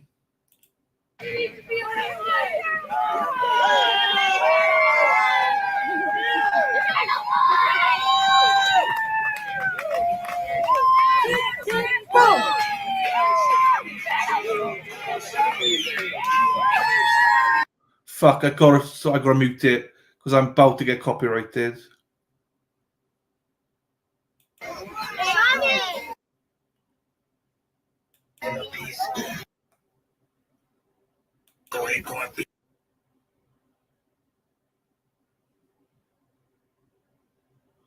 Anyway, you get the picture that they're all dancing to Teal Boy coming to court, coming to Dedham today, which is nice. Right, hang on, let me get this up again. Shout out to them. I can't play the music because I get copyrighted. That's why I can't play a lot of videos. People say play this video, play it. I can't because of the copyright. Hang on. Right. Hey, Peaceful Dad, thank you, my friend. Birchmore will be so I think everyone's going to be covering Birchmore, the Glera, Brian, Mike, Sean. Everyone's going to be, you can be inundated with Birchmore. I'll do a little bit. I've done a couple of episodes. I'll do more. But yeah, I mean, yes. Yeah, I will definitely be covering that. I'll be covering in terms of Kohlberger. I'll be covering some of that. I need to catch up with Kohlberger, so I'll do some episodes on that. So yeah, things like that. Oh crap! Hang on. Joseph, hello to you, Donahue. Donahue, you and Sean, they're great. Yeah, thank you, my friend. I appreciate for that. He's awesome. Thank you, Gigi. Love the mofo pop in. Right. Hey, Gillian from Dublin. There you go. I lived in Swords, Dundrum, Leopardstown, and I think a couple of other places I remember now. Thank you, Kelly. Thank you, everybody. Thank you, Jodie. Thank you, everyone. Appreciate all of you. For Birchwood, yeah, I'll be doing a few episodes. It's just Bond. There'll be so many episodes of Birchwood once Karen's exonerated. So you'll be on every channel because everyone's going to be doing it anyway. So it's got me crazy. And just don't. I'll be back. Trisha, thank you, my darling. So, what's this? Suan Kim. Suan Kim, good morning. First time listening. Great group. Thank you, Suan Kim. Welcome to you, my darling. Where are you from? Hope you're well anyway. Don't worry, Denise. Everyone does. It's fine. It's absolutely fine. I answer to anything. It's fine. 10K. Ooh. Been hooked ever since. There you go. Yeah, I never watched. I watched it first time this Christmas. Please like it. Yes. Chrissy. Hey, Chrissy. How you doing, my darling? Right. Let's get back there. We got gifted memberships again. Fuck. Jonesy gifted memberships. Thank you, Jonesy, for the gifted memberships. Right. I need to find them now. Here we go. Right. Here they go. Right. So congratulations to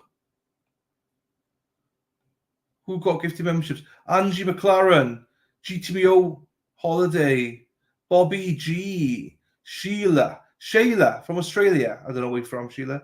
Kenzie Nana, Caveman. None of your business. Candy for you, Nixie, Lovinda, Camp Life, Vivian, Jerry, Saray, whatever will be, Mermaid Mary, Mary Smith, Lazarus, Kate T, Bombshell, Miss. There's a lot of you. Thank you so much, everybody, for that kind gesture. Right, what did I miss? I missed something here. Hang on. I missed it. Josie will kill me if I don't say it. Where's it gone, Josie? So, again, as you know, I'm a big advocate of this for another case that's full of shitty police investigations and a corrupt prosecutor. Listen. Oh, you misspelled, yeah. Listen, take a deep dive into the trial of Zachary Anderson. So, Josie and three other lovely women have done a podcast, and it's on YouTube, it's on Spotify and all that. They've done an episode on Karen Reid, and they've got a series full of stuff about Zachary Anderson as well. So please go and take that a listen. Give that a listen, everybody, please. You will not regret it because do you know what? It's fucking awesome. And Josie is one of my favorite people, so please go support her. Please go support this. And I know, for instance, Sean is definitely going to be covering it, Zachariah case, because he's intrigued as well about what's going on. Because you know what? What's going on? Judge Boyd, that's the name, Judge Boyd. That's the judge I like to cover, so I'll probably do that until we find another case. So please go and follow the wrongfulpod.com, my peeps. Child of God, I wish the UK would televise their trials. I know. Lucy left me try. I know. I hate it. Nixie, your community is so kind. Hey, you guys are the community. It's not my community, it's our community, people. I knew you'd hate that as well. Hey, Mrs. K, how are you, my darling? Craig Casey. What the hell's Craig Casey? Don't know Craig Casey. Backseat Juror. Never heard of that one. Right. Where's Sean? He's just gone to the store. Sean is in Naples. He is. There you go. Gary, he got gifted one yesterday. He did, didn't he? Am I hitting her? Oh, we got 9,970 subscribers. We're 30 short. So let's go.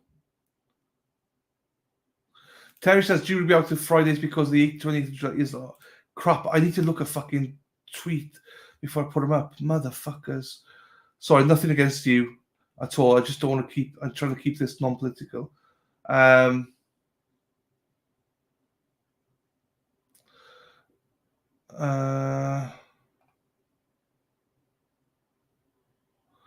Yeah, I did not think I would get it.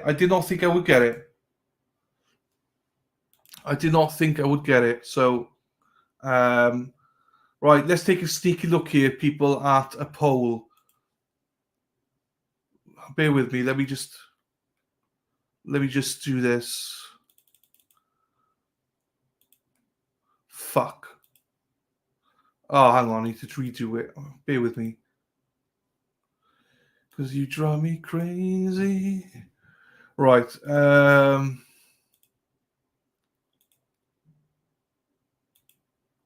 Cheese and rice, everyone. Here we go. So there's poll here on Court TV. 30 jury poll. If you were on the jury, what would your verdict be in Mass v. Karen Reid? Charges are murder in the second degree, manslaughter with operating a motor vehicle under the influence, leaving scene of an accident resulting in death. So which one do we select? Guilty of manslaughter, not guilty, hung jury. Which one do we go for? Then we can look at the results.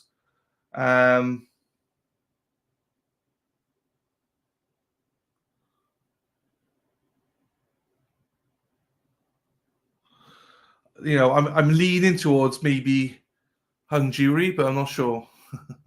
I'm joking, everyone. Hey, cool down. I'm joking. Calm your tits, everyone. Not guilty. 86.2%. So basically, you can put in 86, 87, 80. Basically, 90% of people think it's not guilty or hung jury.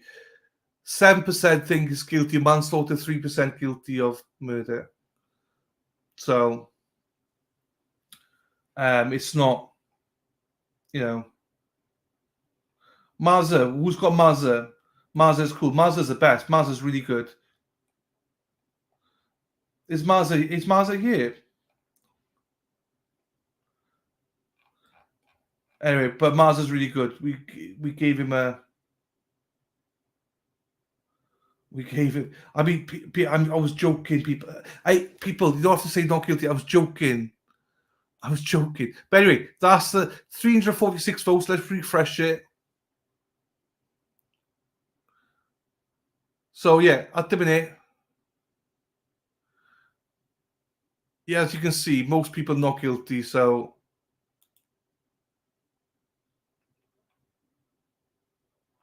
yeah, I mean, these places also,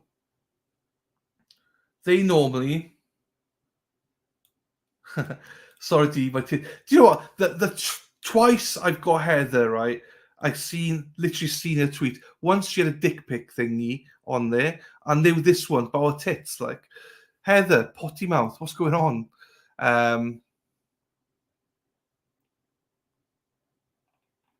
Just checking Twitter. Any updates?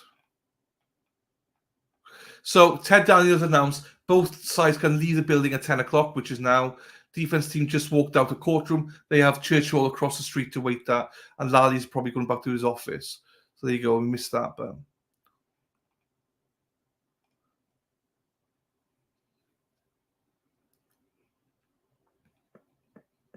So there you go. They've gone back to the church, so which is fine. There you go. Hey, Frosty's going. There you go. Oh. Let me just take a second breather here to reassess.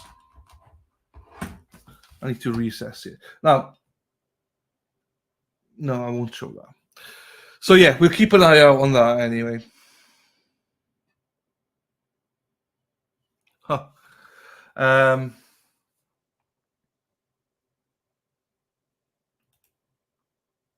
Have you looked in the Bush Book? I have. I've done 2 episodes, Tiara. I've done 2 episodes already. They're in my playlist or somewhere on my YouTube. And so I was going to do more, but I reviewed the TikTok video and stuff like that. I was going to do more, but I stopped because people we want to start from the beginning again. So I will get back to it.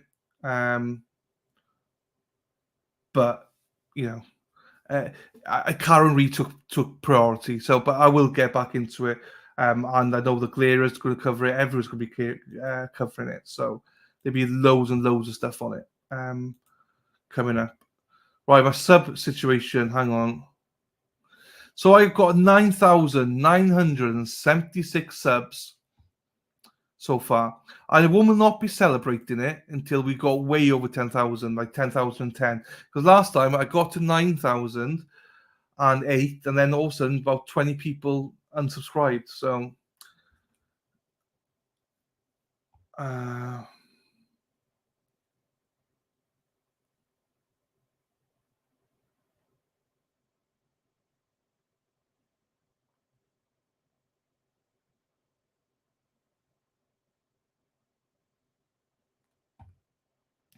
you know what, Gene?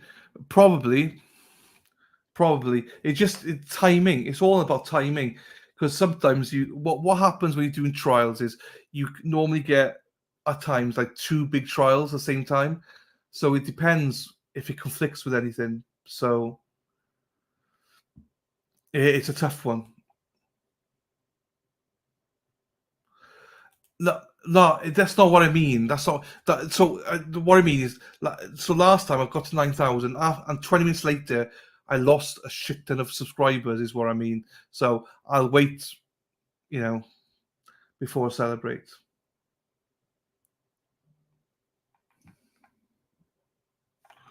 Hang on, everything's blown up here. Hey, see, Doc, how you doing, fella?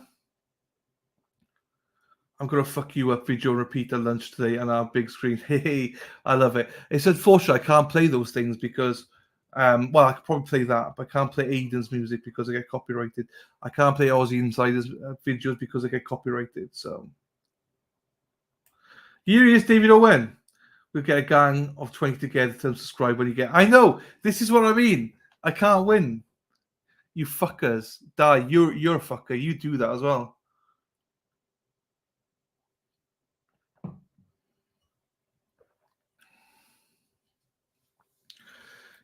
If you're gonna, I can only recommend, right? If you do want to know more about Sandra Birchmore, go to the Case, Barstool Sport, The Case, season 2. Kirk Minahan and Dave Cullinane. They do I think it's a six episode thing. So go and watch that. It's really, really good. And it gives you a really good basis on the case as well. He speaks to the families and everything like that. Hey, Kim. Hello, Arlene. Hello to you. 20 Macabres pretend to be someone else. Unsubscribe. There you go. Yeah, to be quite honest, it's just gonna be all over the shop. I think Aiden's probably gonna do. There's gonna be a lot of it. There's gonna be a lot of it.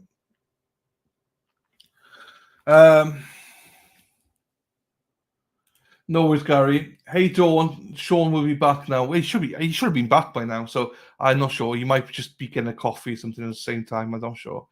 I'm glad you did this one as it's been so interesting. But you have had a nightmare with a young. But you would have had a night. I'm glad I didn't cover Young Thug. I'm glad.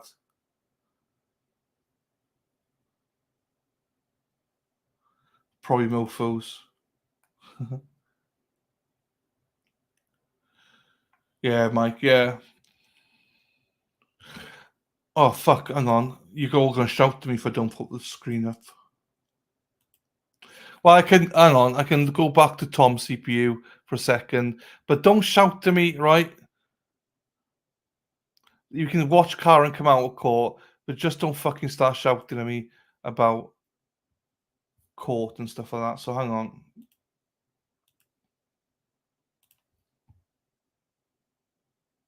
Yesterday.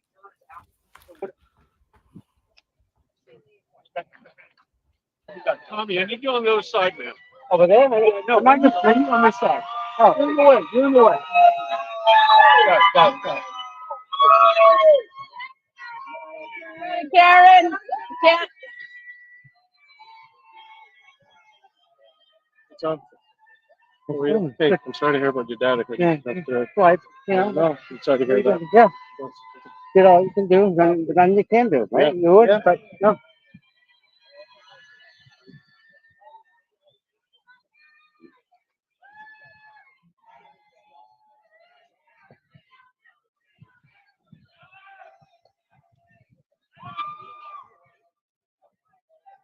Oh, tell Karen that boy's here. The one that she wanted me to find, the 12-year-old kid. He's here. Yeah, I found him. So I don't know if that's something separate up to the side or whatever. I don't even know. No, so okay.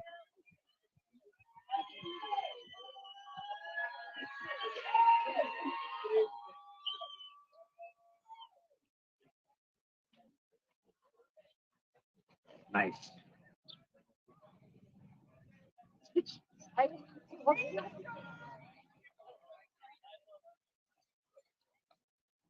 McDonough over there.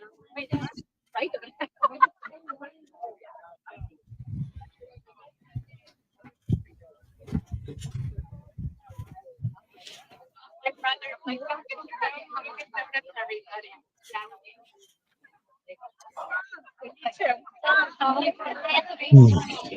Thank you so much. Check that out. You make that? Thank you. Can you turn your sign around? You're back. Thank fuck for that. I'm sorry, I am back, buddy. I'm was. multitasking. Yeah, of course, the line was out the door at CVS. Hey, Yeah, it's fine. It's fine. it's I fine. was just absolutely like, I was like, I need to go. I need to put something on because I'm running out of breath here. Yeah. No, I know, buddy. It's all good. It's all good. I did reach out to his name is Garrett Wing, Wing. It's called the Garrett Wing Podcast. I tell you, this guy is a natural. So There you go. So go subscribe to Garrett Wing. He's amazing. Yeah, right. Let me put the stream back on. No, there we are. This one. So they all left the courthouse to get there. So okay. Cookie Harris, Sean, annual trip to Naples in August to see friends. Was in my free can read gear last year. I will be again. Love Sea to Table and Harold's next. Oh, Harold's next game. Cookie. You could put that in the book, Cookie. Just reach out to me. Harold's used to be an old little. Harold's used to be an old little hideout for me. Harold's is a great little secret, right? Yes, Seat to Table is awesome. Really is. So thank you so much, Cookie, for the super chat. I really appreciate that. My sails are burst a little bit. The chat's just been. The worst thing you can do is look at the chat because you just can't keep up with it. No, I know. I'm going to tell you right now, getting back to Garrett, I have never seen a guy so, he doesn't miss a beat. Right from the jump, he's right on it. He's articulate, good sense, master of the topic. The guy's incredible, I'm telling you, I don't have those skills. I'm just one of these guys that talk off the top of my head. Yeah. But, like Mark Betterow, right? I mean, listen, I know he's an attorney, but he and like Melanie, they can talk and talk and talk. This is not easy. As you know, Dylan, this is not easy because you know that the camera's on you. You know everything you say is being analyzed, right? And I'm thinking like this. Don't be a DB, Sean. Everyone knows what a DB is, right? Don't be a DB. Don't mess up. And then all of a sudden, that's in your head, and now you're like, No. But I was so impressed with this kid. He's not a kid, but I'll tell you, he is incredible, right? Incredible. Bacon and cabbage. I was reading that. I like bacon and cabbage. Absolutely. I'll tell you something else we used to have. I'm going way back, right? My mother would go the rump around and get some bologna, right? And she would say, God damn it, they didn't take the skins off, right? They slice it. So we'd have fried bologna and eggs for dinner at night. Listen, this is, you get 4 kids. We're in a second floor of a 3-decker. And that's what you did. But you're right, Christine. Bacon and cabbage, yes. But bologna, fried bologna and eggs was huge on, I don't know, Tuesday, Wednesday nights. But listen, that's what we did. Nobody complained. Not one of us complained. Look at us. We're huge. But anyways. It's a staple, wasn't it? It was a staple back in the day. Yeah. But I'll tell you, we always had a roast beef dinner on Sunday with the baked potatoes. I used to get all the skins. I loved getting the skins, putting butter in there. My mother would make the best. I don't know how the hell she did it.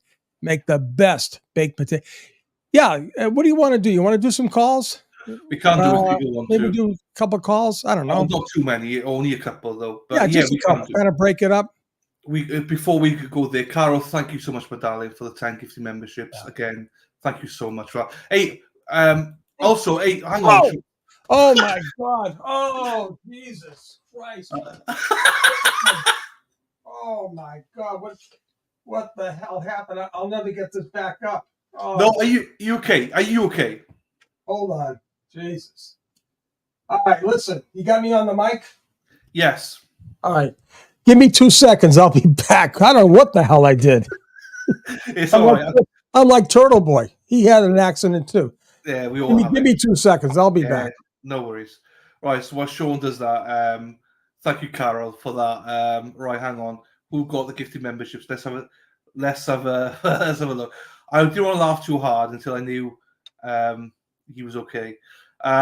So congratulations to Kim Richards, mother of Beagles, Danny 11, Shacey, Kami Bar, Melissa, Libby 3, Lisa something, Hole, Azen, Susan Karma. Thank you so much. Well, thank you so much, Carol. And congratulations to everybody for gaining those memberships as well. We'll just wait a second for Sean.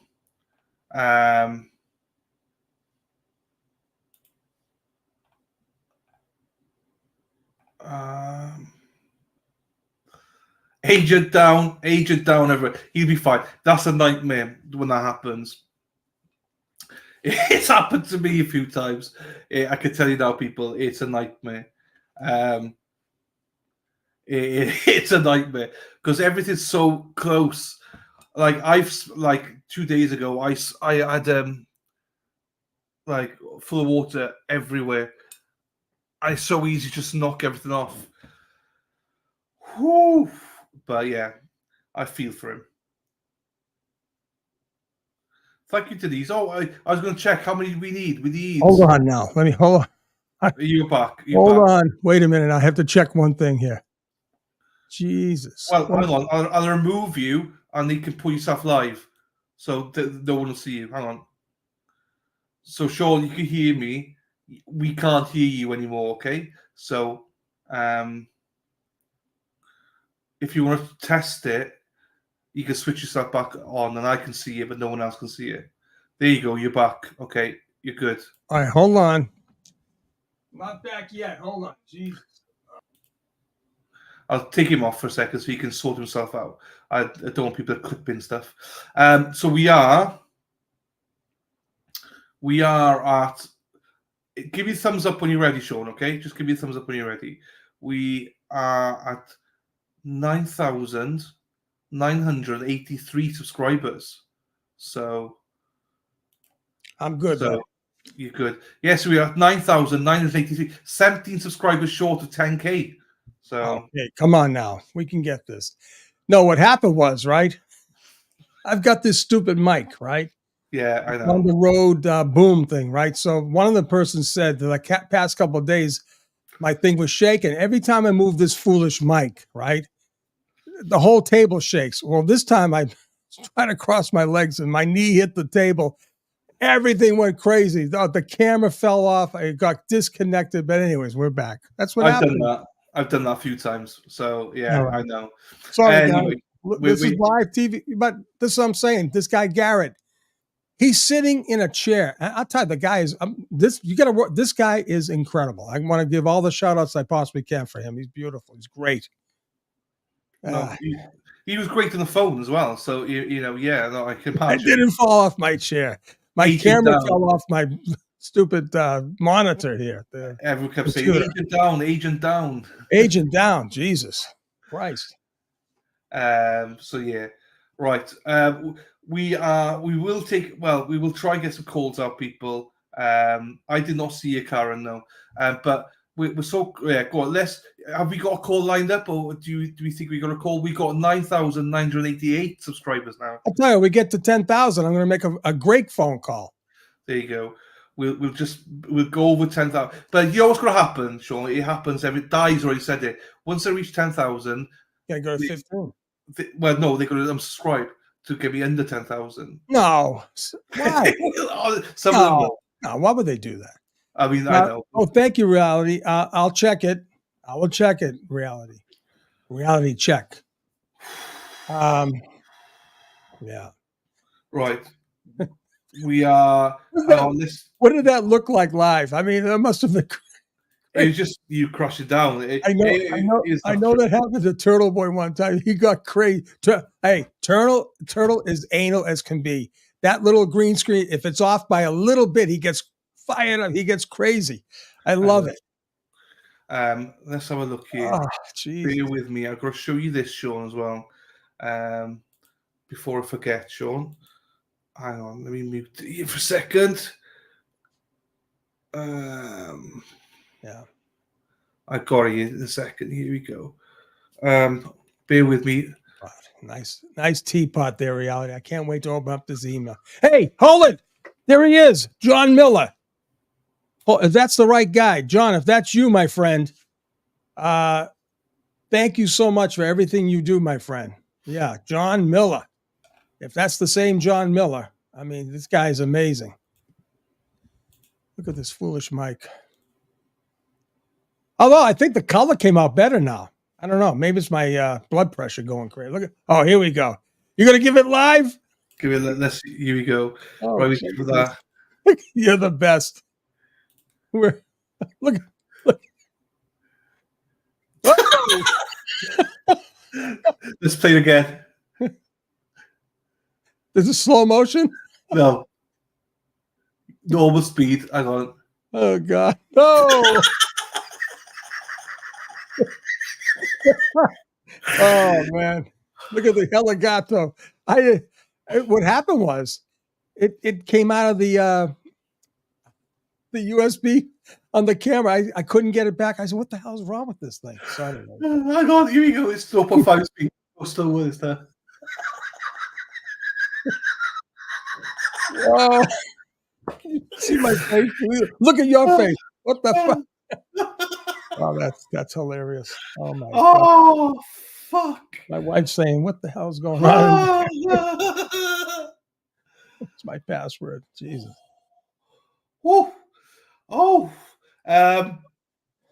Gene Reese, the mods will put it up for you. It's the alternate corner at hotmail.com. Hang on, let me put back to normal speed. Let me cut the quote back. Fuck. Right, hang on. We got a super chat here. I need to go. Oh, Sean, this is what, you know. I mean, this is what we do, Dylan. Jesus. It's not even laughing at you. It's just laughing at the whole situation. No, I know. This is just like funny as hell. Right, we go. Right, let's get that back up. Right, hang on. We've got a super chat here. Derek sends a super chat, $10. Scoob's barking again. Yeah, that's. He's a belly rubber Dylan. He's a laugh, Scoopy. I won't even attempt that. I won't even attempt that.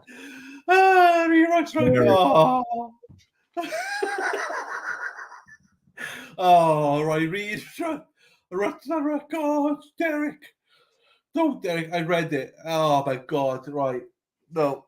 Thank you, Derek, so much for that. Thank you so much. This is what I mean. I needed that laugh. Hey, sometimes we do, you know? Sometimes we do.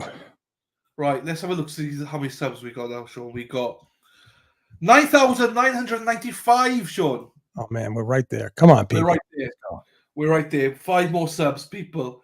5 more subs. Oh, hang on, another subscribe thing here. Jamie Starr, verdict from form says guilty of lesser including offence. A lesser is someone who grants a lesser noun, lesser of less size of importance. There you go, Jamie.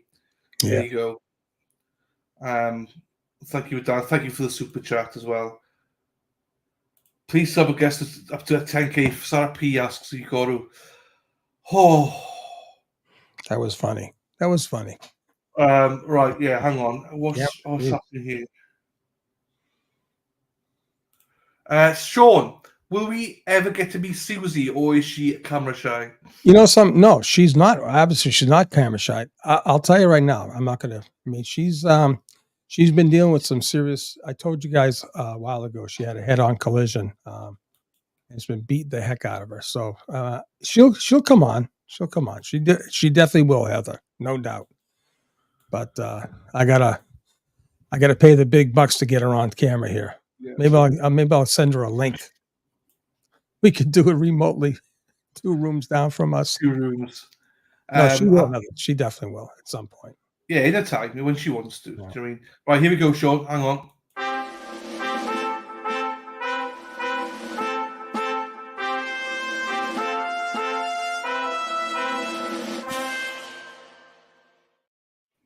Thank you to Gary T. Hey, Gary T. 5 coffees. Loved to speak to you yesterday, Gary T. To the wizard from Wales. Nice to meet you yesterday. Let's fucking go. Free can read. That's Gary from the phone in yesterday, Sean. That's beautiful. Beautiful. Gary T. DJ Gary in the house. He can marry you. He can divorce you. He can do anything for you guys. Over there. Henry Blue says 3 coffees. Thank you, Henry. Great teamwork. Thank you, Henry. I appreciate you, my friend. Thank you so much. And John Miller, congrats on 10K. Have I got 10K? Hang on. Says a coffee. Thanks for great info for this trial from you and Sean. Thank you so much to you, John, as well. I appreciate you, my friend, for the coffee. Thank you, everyone, for the coffees. I'm not sure if we've reached 10K. Let me go check in a second. Let me first of all go here and get the verdict there. Let me just refresh here, Sean. Drum roll, everyone. Sean! I'm here, my friend. 10,001. Sean. There you go. Hold on. Hold on.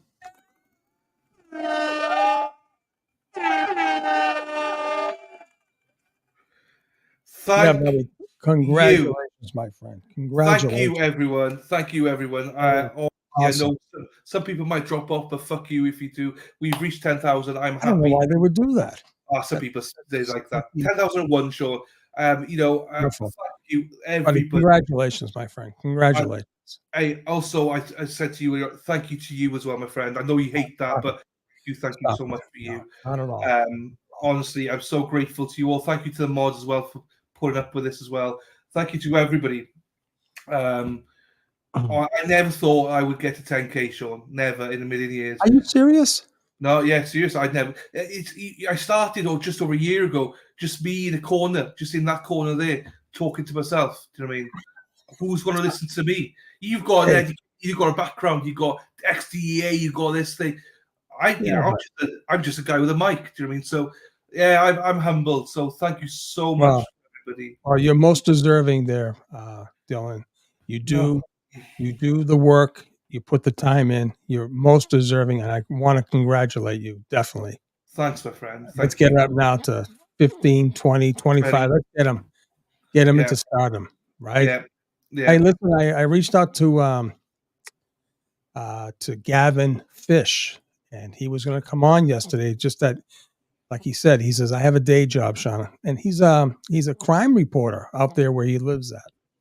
So he covers crimes. He covers the breaking news. So he'll come on, you know. Yeah, got a great program. I watched him through you. You know, bringing everyone together. This was the best thing about this community is everyone bringing everyone together. It is really, really nice, and you make friends here. You make colleagues. I made a friend for life out of you. I have so much fun. What people don't realize as well. I mean, they might realize. Sean, we speak offline. We hear in the green room every morning, and I have just as much fun in the green room when we're off camera as I do when the camera's on. So, and the chat as well.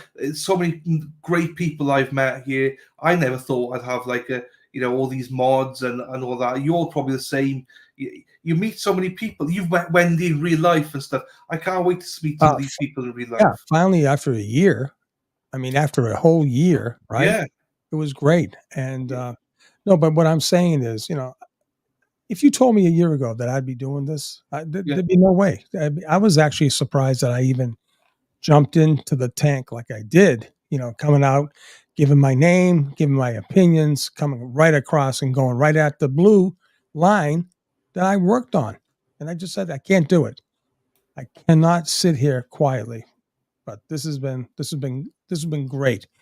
Tracy Murray, look at her. Yeah. She's beautiful. I want to bring Tracy up. Thank you. I love Resisted the Silence as well. And Tracy, Dane, and Paul, they've been on my show. I've been on theirs. I'd love to support them even more. So please go subscribe to them.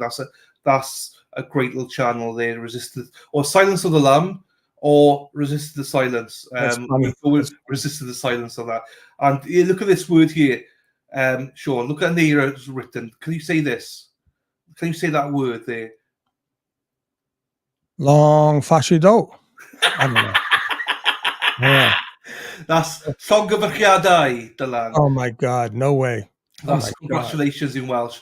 People, I see your thank yous, congrats and stuff in chat. I really do. I'm very humbled by it. I really do. Don't think for a sec. What are we at? 230 odd. I'll go back tonight and I'll watch this again at this time, so I can actually savor it.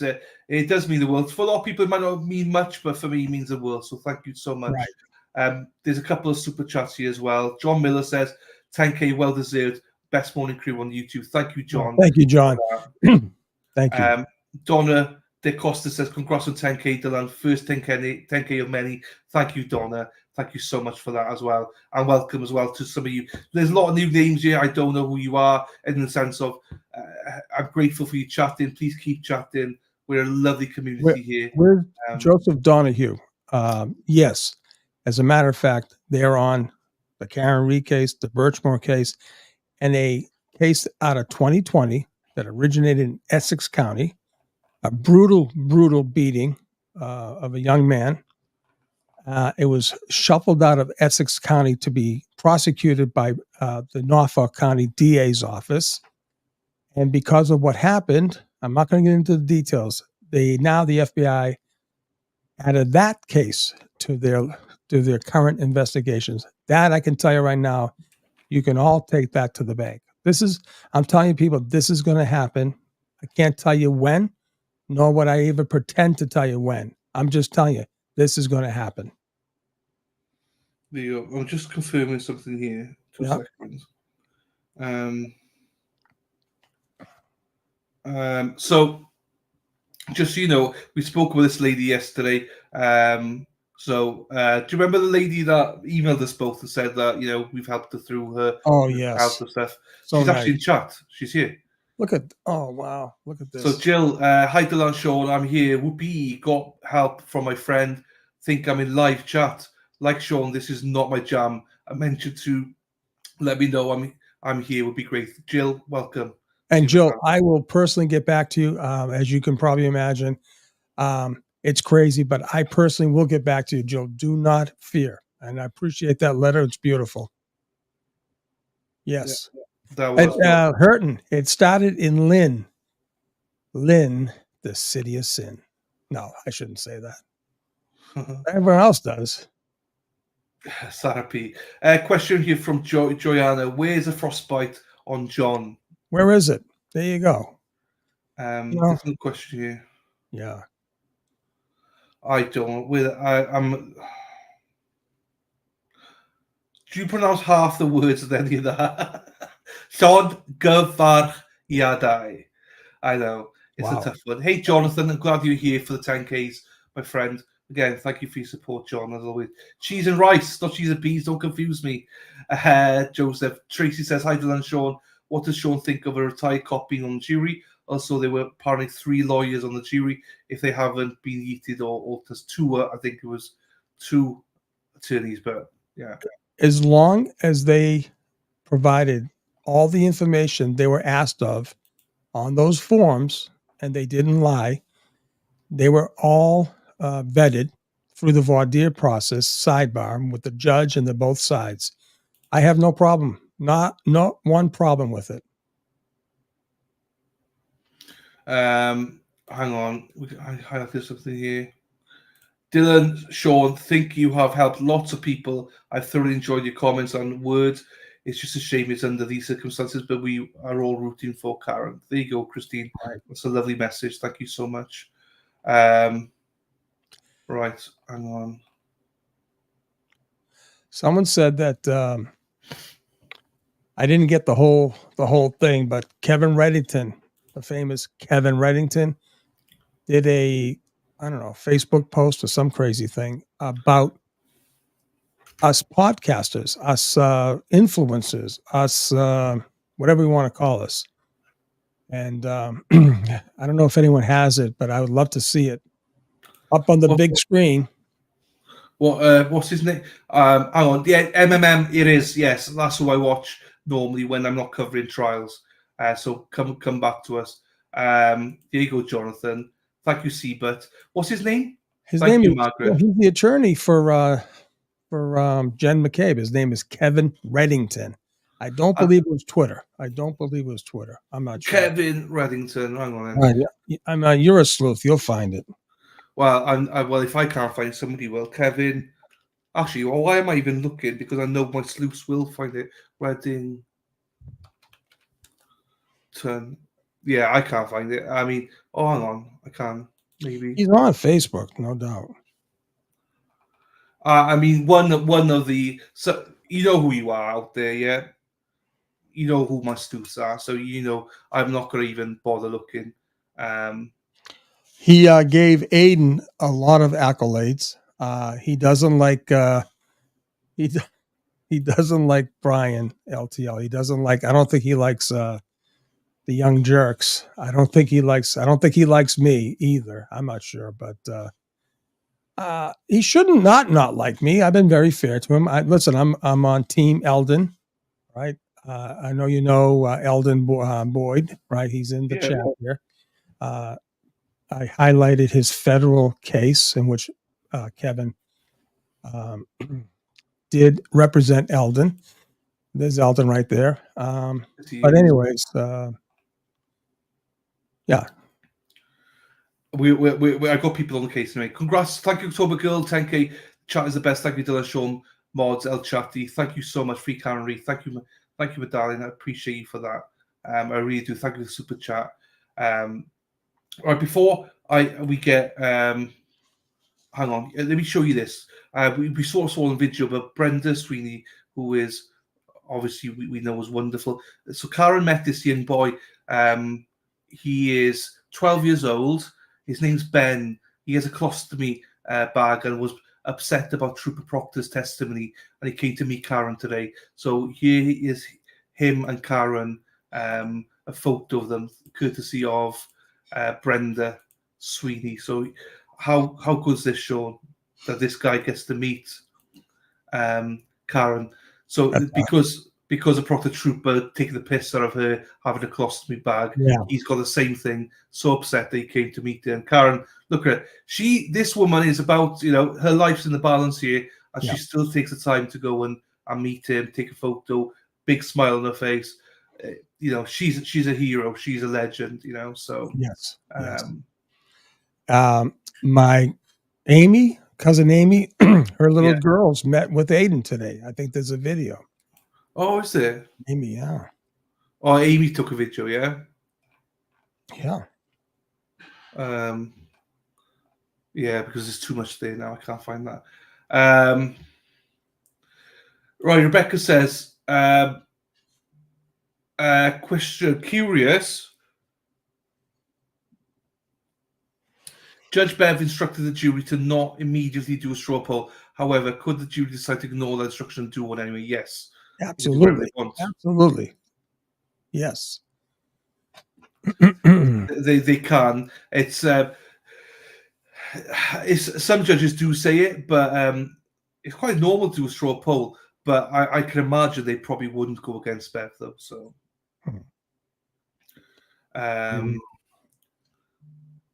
and Bedro said the same. Attorney Bedro was on here yesterday, and he said he felt it was really harsh that she said that to them, that they had to go through the stuff first.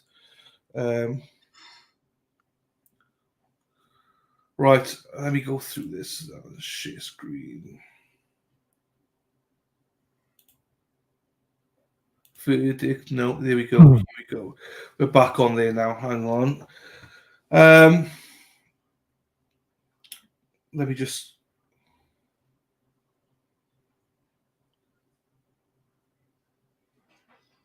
So the full show. Oh yeah. So there was a show last night. This guy, the attorney, was on it, right? And he's on Surviving the Survivor with Joel, whatever his name is. Oh yeah, And Aiden went off on one because this attorney's on there and he's spouting stuff off about Aiden, and Joel was on his side. Listen, Joel, he was supposed to have myself and Aiden on last August when things were, the time to jump in. Okay. And I gave him a whole background, the whole thing. Hey, listen, he's a nice enough guy, right? But then he blew us off. And he said, "Oh, we have to do something on the Kohlberger case. We'll get back to it." That was the last. Hey, listen, Good. Listen, he's got 1 million subscribers. I don't need him. He doesn't need me, and Aiden doesn't need him. It's just that who he's putting on because of his platform. He could have had a lot of inside information, and he didn't take advantage of it. So forget him. I don't want anything to do with the guy. So no, I agree. He also has a lot of people I don't like on there as well. I don't like Eric Bland, so he goes on there all the time. Right. So, but anyway, Joe. What's his name? Krakowski. Who? Listen, I don't mind him. I don't mind that attorney who represented Colin. I don't think he's out of bounds on most of the stuff he says. But the thing is, if he thinks he's playing the game on us, we know the questions that was asked of Colin, and they weren't like kumbaya questions. So I have to laugh here though. Mother of Eagle says I unsubbed. I was like, why have you unsubbed? What have I done? But she means Joel. She unsubbed from Joel. Yeah, okay. For a second, I had to stop there. I was like, why? No, but it's there. A lot of people unsubbed from him. They say. Hold on, Tiffany Marshall. I didn't get I saw a little bit of it, but did you see the whole thing? If you could send it to the mods or actually Dylan himself, I would love to see it. Where Tiffany? Where is she on the chat? Oh fuck! Tiffany Marshall says, "Sean, I have the post from Kevin. Whereabouts is it, Tiffany?" I know Gary T had it, but I couldn't read the whole thing. So. Oh, Gary T had it. Where's the Gary T? Gary T, post it again, Gary T. Oh yeah. Like I said,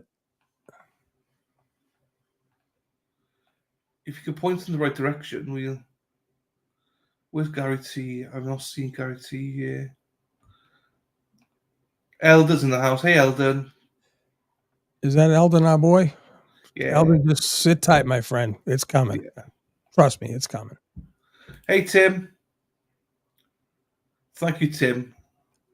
Sorry, I'm seeing people's hellos. I'm sorry, people. I'm trying to find something. We're missing everything. Right. Ross's mom's in the house. Hello to you, my darling. Hey, I haven't seen her in a while. How's she doing? Oh, I don't know. How you doing, my darling? Hey, y'all. And Joel can go fuck himself on the horse he rode in. Horse he rode in on. Hello, my darling. Nice to see you. I don't know where that young lady has had her birthday, but I think that was one of my best rants yet. Hey, Kimmy, go F yourself. Kimmy, go fuck yourself, you bitch. Wow.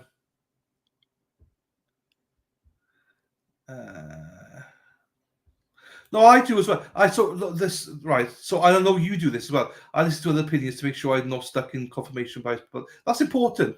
I'm telling you. Important. People think I'm crazy. I listen to Kevin all the time. I listen to Kate, believe it or not. I listen to everyone. Why not? Information is power.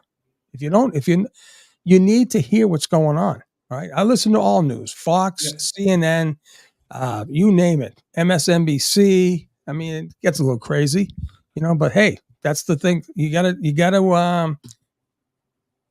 I have no problem listening to how other people feel, think, but if you stay within the boundaries, the lines, right? Shora sent it to you on Twitter. She said, "Oh, thank you, Tiffany." Okay, hold on. No, I agree. I think you should listen to other people. It's I'd say I got some people I just don't like. So. Hey, hold on. Let's take one call here. Let's make one phone call here. How we do this here? Hey, Susie. Ooh, right off the bat.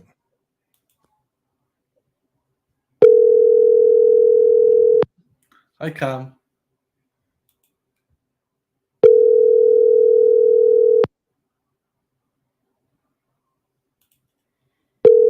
I guess she doesn't. Well. Oh, well. Cookie says, does Sean know the former FBI agent, the guy who has been on SDS a few times now? He is something. Yeah, the Italian guy who said he did undercover work with the pirates or something like that. Cookie, I don't know. I don't know what to think. Yeah, Marilyn. yeah, he's not bad. I don't listen. Here's the thing: I don't think he knows all the information that we know. All right, any one of you people in the chat could get on Joel's and talk perfectly about this case, knowing more information that these other people even know about. You know, like I said, I'm not looking to get on anyone's show. I'm very happy here. I want people like Ashley Banfield. She's excellent. She calls me. Her executive producer calls me. They're in it, but they have a news program, right? The thing is, I want the information to get out. I don't give a shit have about my mug. They put my head on like this. It's like a Hey big there, Karen watermelon. Reed trial Yeah, look at watchers. this. You know what a What's lot of guy the doing? trials we cover remind me? Motherfucker. It's that you gotta be careful who. No, what I'm saying is, I tell the guy, the producer, Jesus Christ, it's Zoom. Don't zoom in my head. You make it look like a watermelon. It's big enough. But listen, I don't care. I just want to get the information out so people understand where this thing is at truly. Look at the evidence, but look at what has happened prior to this trial. It's important. Have you got that post then from Twitter? Do we? Well, she sent it to you. She said. Oh yeah, I think Karen Reed posted something. They said on first FKR group, a copy of a post Reddington. Now the cult is saying that Gemma Cave and Brian Albert was seen in the jury room. Can't make this up. What that is? Oh, it wasn't that one. Sorry, I thought it was that one. It wasn't. So there's another one. Good morning to you, Sue, as well. There you go. Let me see. Oh, Jesus. Can't see. Thank you, Ross's mom. Hold on now. Yeah, I think they've sent it to you. Dylan, did you find out how to pronounce Zaza yet? Ask Sean, he'll know who Zaza Gaber was. Jaja. Jaja. Right. Jaja. Oh, yeah. Jaja Gabor. Yes. Yeah, I didn't know how to pronounce Jaja. No? Jaja. No. Yes, Crime Junkie. Hold on now. Oh, I'm just reading. Hold on, Crime Junkie. I'm trying to get into it. I'm reading True Crime Kangaroo's email, but I'm getting to you, Crime Junkie. Hold on now. All these. What do you think about that? They were saying all protesters are paid to stand. Yeah, I mean, it's just ridiculous. People. Yeah, he's full. He's a fool. People think that we're being paid. Yeah, it's ridiculous. All right, let me get the emails here. Jesus. You get. Hey, morning, Richie. Richie, the defense, Richie, the fence guy. I thought it was the defense guy. Richie, the fence guy. Morning to you, fella. Hope you're well. Thank you for the super chat. I really appreciate you. All right, so to our friend, Reality Check. Thank you. I got that. Oh, here we go. I have Crime Junkie here. Hold on. Here we go. Hey, before you go on to that, hey, Matthew Moore. So every time I mention Matthew Moore, people, this is Matthew Moore in the chat. Subtil, this is Matthew Moore, who was exonerated. Matthew, that's your guy, man. Matthew, welcome. Yeah, who was exonerated 2 years ago for killing his wife. Matt, I love you, man. I miss you, buddy. But this, for people who don't know, Matt was accused of killing his wife, spent 15 months in jail, lost everything. So that's why Karen Reed, this cause is so important to me because of people like Matt that went through all that, exactly what Karen's going through right now. So right now, that clip that you have of him saying, "Judge," he's a judge. Listen, I don't know what to say. I'm innocent. I did not kill my wife. That's powerful. That is powerful. God Almighty. Crime Junkie, thank you so much. I do have your email, and yes, we will talk. I guess you don't want to talk. You don't want to have a little call here. That's fine, but we will definitely talk. Okay, absolutely, no doubt. Okay, who's this? So anyway, right. I don't think we got the thing, but it's fine, people. Yeah, so I'm going to respond to this, right? This person said this. All right. I have a question for you. If you could answer online. Many of us are wondering what the chances are that the corruption continued and they have gotten your information. I'm seeing it all over the place, even on Twitter. Okay, so if I understand the question correctly, in other words, my information, like my personal information, or the information that I put out. Okay. A, yes, they do have my personal information. And B, yes, they listen to every word I put out. Okay. And guess what? A lot of the reasons why I put things out is especially for them. I want them to read because I'm giving them little hints. I'm going at them and they know what I know. And they only know what I know. They know what I know, and they know I know it's true because they know it's true. And I'm hoping that they do take myself serious, like Chrissy, all right, like Brian Albert, all right, like Brian Higgins. Those three mofos know exactly. I got their number. They know it, and they're dying to know how I have it. So yes, on both sides there is corruption. It continues. They have my personal information, and I'm not hiding. That's it. You can't hide these days, right? I have no more backstop. I had the greatest backstop ever, right? My poor kids, they wouldn't know where the hell I was half the time, right? But that's why you have the backstop, right? Backstop is when you have all this cover, and they call, they want to check on you, they call companies and all that stuff. They cover for you. Right now, I'm just a retired guy in Naples hitting white balls. Now I'm doing I got this YouTube thing with Dylan. Life changes. Helene T, man, Helene, I listen to Helene, right? Please tell me how I can get that beautiful song you made. And there's another guy who made me a song onto how do you do it? Into an MP thing so I could just play it anytime I want. Help me with that, Helene. And thank you so much, all the way from Austria. There you go. The little people on your way, 25. Hey, Dana, you are the man, buddy. You guys are great over there. Great. You guys on Silence of the Lamb, Dana, you knock it out of the park. Yeah. But if you want to go subscribe to Resistance to Silence, please do so. They are wonderful, wonderful people. You know how much we love them here. Right, people keep saying Karen's posted something. So, guys, I don't follow Karen, so I don't know what she's posted. So unless also where she posted it, that's also key. So please, yes, I need. There's a link. Oh fuck. If you want to support Matt and try and get him back on his feet, please go on Amazon, UK or US. You could buy his book. It's called Emily, a Staged Suicide in Ohio. Or he wrote the book. He forgot the numbers, but he wrote the book himself. If you do want to go support him, as I say, he lost everything. He literally lost everything. Lost his family, his homes, everything. God. So please go support him by purchasing that book if you can, people.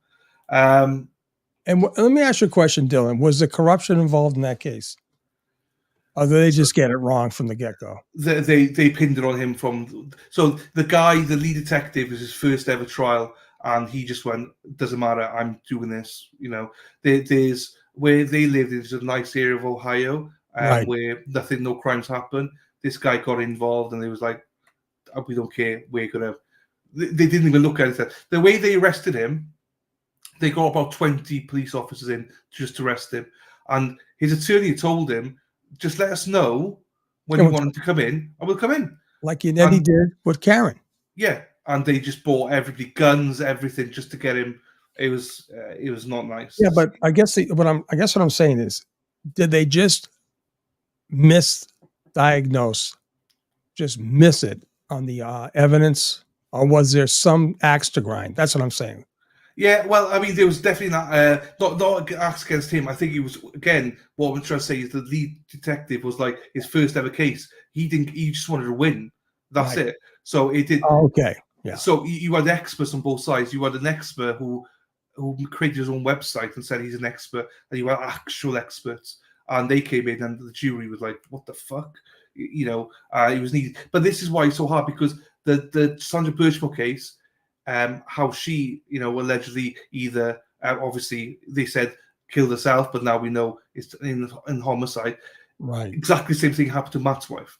Yeah. So same case, same way. So so it's not as easy as what people think to diagnose it. So No. And listen, crime scene investigation. I'm telling you, you have to have this former New York detective, Ed Wallace, right? He's with Duty Ron. I've been hearing about Duty Ron forever, and I finally watched them, right? Ed Wallace is a true professional, and he wants to professionalize the whole community of crime scene investigations, right? I'm telling you, people, it all begins at the crime scene. If you don't have good investigators, good detectives that trust the investigation, right? They trust the people who collect and preserve evidence. Do you think this was done in this case at all? I mean, but see, that's the thing, and it's what a tragedy for this young guy, and I'm sure these people just basically completely missed it and had an axe to grind because their own egos. And listen, I'm telling you, ego plays a lot. Now, Karen's case, it was just a straight cold setup, right? Because they had a reason to protect the true killers. Trust me, my friends, it's coming out. It's coming out. I can tell you that right now. It's coming out. It's coming out. It's coming out. Where have I gone now? I've gone somewhere I wasn't supposed to go to. I'm still trying to look for stuff, people. I don't know what's going on here. So, that's right, Dog Bite. You're right. I agree with you right there. This isn't rocket science, people. They're not staying there for the free lunches. I can tell you that. I think they're actually doing their job. It's hot there. I don't know how their room is, but they have to have the AC going. So, anyways, I do hope for the verdict that they move into the big room, the bigger courthouse. But the courtroom. But who knows? So you see that from Zach as well. Question there about could the FBI have the McAlbert's phones tapped now and do ring? Some at this stage of the game, I know they got their information. The way I analyze it, it wasn't just on toll analysis and subpoenaing their records. There had to be some authorized taps going on to get the particular information that they did get. So and I keep telling people, don't worry about the fact that this wasn't brought up and that wasn't brought up and all this other stuff. This was a simple hit and run investigation. And the fact is, the Commonwealth lost sight of that. They never had it, but they just spent so much more time protecting Colin Albert and Jen McCabe and Brian Albert and Brian Higgins that they lost sight of the fact that this was a simple hit and run case. So, just play this then. 2 seconds. This is.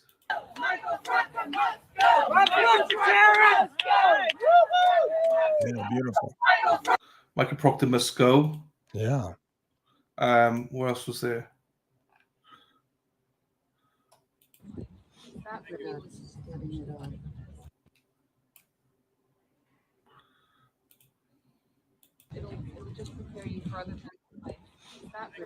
This is Karen speaking to that 12-year-old boy today. Let's start from the start. 20 seconds. It'll just prepare you for other things in life. That video is getting it on. So I can just tell you, only prepare you for whatever life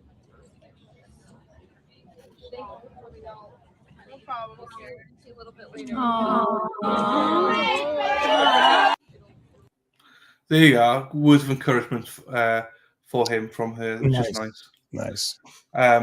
We got here Russell's mom, 3 months member. Thank you, Russell's mom. Russell's mom said, "Congratulations, 10K. Let's fucking go. You deserve to much more. Love you much." So thank you so much, Russell's mom, all the way there in Oregon. And I love the fact you say y'all over there. Hey, Sarah, oh, hello to you. Become a member of YouTube. Thank you so much, Sarah, for becoming a member. Appreciate you. Appreciate you all. Appreciate every fucking one of you mofos, as we say. So thank you to El Chatti for keeping us going. There's a lot. So thank you so much for that. Crap. Hang on, Mighty Meat. What did you say? I missed it, Mighty Meat. Sorry, Mighty Meat. I missed it. What you said. Where's Mighty Meat? Brother from another mother. Hang on. I don't know. Mighty Meat, you have to do it again. I missed it completely. What you just said. I think because Mighty Meat's got to jump on in a sec at lunchtime. I think to give you a break, Sean. Right, hang on. Please pass the pepper. Pessimistic me through life experience. Hey, so hold on now. I think I have someone here. Hold on. Thank you, please. Hold on for a minute. Hi, this is Sean and Hello, Dylan. Sean. Good morning. Sean and Dylan in the morning crew. Who's calling? Where you Sean calling? and Dylan. How you guys this morning? Dylan, you know who this is? This is LC, Larry Curran. Hey, Larry, how are we? Good morning, gentlemen. How are you guys doing today? Very well, thank you, Larry. Very how are well, you? Larry. Oh, thank you. I'm watching you guys, as a matter of fact. Beautiful. Larry, give us some thoughts. What are you feeling? Give us some vibes from up there. Well, the sun's shining. It's not too hot out. There's not a lot of people there today. It seems to be a little bit more relaxed. So I'm hoping that juror's room is more relaxed and they're using common sense, and that they will find her not guilty by 2:00 this afternoon. I like that. I like that, Larry. Dylan, what do you want to say, Larry? Larry's been a very strong supporter of the channel. What do you want to say to him? How's the food reviews going, Larry? Are you doing any more food reviews out there in Boston? You know what? I've been homebound because I am on oxygen. Back in October, I got very sick with bacterial pneumonia, and I was hospitalized about 8 days. And since I got home, I have been on oxygen, and I have one of those portable oxygen machines I can take out. So basically, I've been staying home for the most part because those little bottles they give you, that's oxygen, is only good for about an hour. That's right. So if you run out of that oxygen, if your car breaks down, you're screwed. Yeah, that's true. Okay? That's so true. I've been getting grocery deliveries. I called up the oxygen company, and long story short, I'm getting a new company next week, and they're providing me with a portable oxygen concentrator. Well, that's awesome. Hey, Larry, I'll be able to get back out there. Larry, let me ask you a question. How do you like this? The Dylan and Sean Morning Crew show. What do you think of it? What's that remind you of? If you think of stations of the old days, what do you think? Does this remind you of anything when you were growing up? These type of our channel. Well, let me think. The two of you have a great banter together. You feed off each other. Like if you put someone in there that wasn't, it wouldn't work. And if Dylan put someone in his show and not you, it wouldn't work. Yeah. You two connect. It's like the connection. Right. You either have it or you don't. You guys got it. Yeah. Thanks, Larry. Cheers, Larry. We need to get Susanna on the phone because Sean, you're an animal. You cannot be caged. No, I can't. When you're gonna rant, man, you gotta go. It's go time. You gotta go. You're true. That's true. But last night I couldn't because I call her the control room. She's in my ear. Sean, if you say another word, I'm crashing through that green screen behind you. I said, all right, hold on. So no, sometimes I have to calm it down. So I understand. You know how it is, my friend. Yeah. Well, Larry, listen. I know how it is, but I got to tell you something. I got a special. I want to. Can I give a shout out? Yeah. I want to shout out to Auntie Beb. Okay. You no good FNC. I hope you get in hell. That's a hell of a shout out, Larry. I love it. I You love better hearing the believe accent. Love hearing the Boston accent. It's beautiful. I What love a it. no good bitch. Oh, You know, the judge is supposed to be fair and impartial. that's right. That's right. And she is a no good, corrupt bitch on wheels. Dylan, And that, this is how it is in Boston. I'm telling you, go in any bar, any coffee shop, you see guys, this motherfucker, fuck me. I'm telling you, that's it's right. beautiful. You're You're right, fucking right. right, You're fucking Larry. right. Absolutely. That's how we talk. You come Yeah. down the south here, Larry. They look like we're Martians. They don't understand Wait us. a minute. And now that you got me going, now I got a question for you, Sean. Come on. You're law enforcement. Allegedly. Let me ask you a question. Yeah, go ahead. The road in front of the courthouse, is that owned by the town or is that owned by the state? It's owned by the town of Dedham. Okay, then why the fuck state police dictating whether or not Karen can get dropped off there or not? It's really a It is. It really is. And I understand. No, I understand some of them are being very courteous, but some are being hard asses. And, like I said, bad look, but maybe Dedham. There's no sign. Wait a minute. So the state police get to make up traffic rules as they go? I think Dedham doesn't have enough manpower, or they can't pay the overtime for guys to come in. Maybe I'm not sure. Yeah, but my question is, there isn't a sign saying no drop off. I know. There's no sign. Yeah. Well, it's definitely like Larry. We talked about it. It's definitely a security issue. I love the fact I do have a great picture I'll put up here. I love the fact that they got some bouncers now, big dudes with do rags, the whole 9 yards. So I love it. It's great. Not only that, Sean, but they went in the back door this morning. Karen did? They didn't. Yep. Oh, didn't good. Go in the front door. Well, that's great. Yeah, maybe they figured out that it's getting dangerous now. You never know. That's right. That's right. Right. That's true. That poor woman, everything she's been through, and her poor pets. I know. They're not spring chickens. No, they're not. Sean, I stupidly, because sometimes I'm a bonehead, but I asked someone, I said, is that Karen's stepmother? They go, stepmother? She's young. That's her mother. And She's I said, young. no way. She's too young to be her mother. She's young looking. And they're like, ooh, you're smooth. You're smooth. Yeah, she's got Boy, great that genes. woman for her age looks great, doesn't she? They have great genes. I got to tell you. Even can you imagine what she looked like back in the day, Sean? Whoa! I'm telling you, buddy, Mr. Reed did very well with his family. Very well. Yes, he did. Yes, he did. And he's a good looking guy too. He's got the hair going. The suits are in. Now, can you believe these mofo's are criticizing the amount of money spent on these outfits? They're actually going online, picking out the dresses she wears. I mean, that's pretty low. You know why, Larry? Because they don't have anything else to talk. Assholes. Well, they don't have a case. Jealous assholes. They don't have a case to talk about. That's the thing. They had no case. They're talking about me. They're talking about you. They're talking about Dylan, but they don't not talk about the evidence because there's none. Zero. That's right. Right. When you coming to Naples, brother? When you coming down? This whole trial has been a farce. It's been a joke.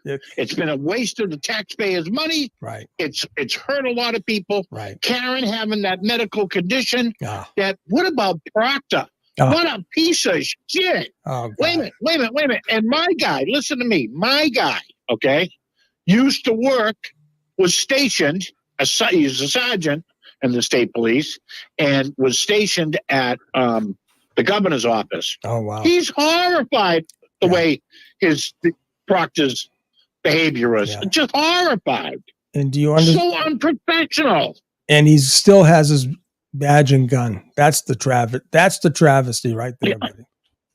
What happened to the state police? Yeah. Those were the guys we looked up to. Absolutely. I'm telling you. I worked with the best. I went to school with one of the best. Tommy Foley. He's a real dealer. He must be rolling. He's got to be horrified himself. Oh, I'm sure he is. Now, can Dylan hear me?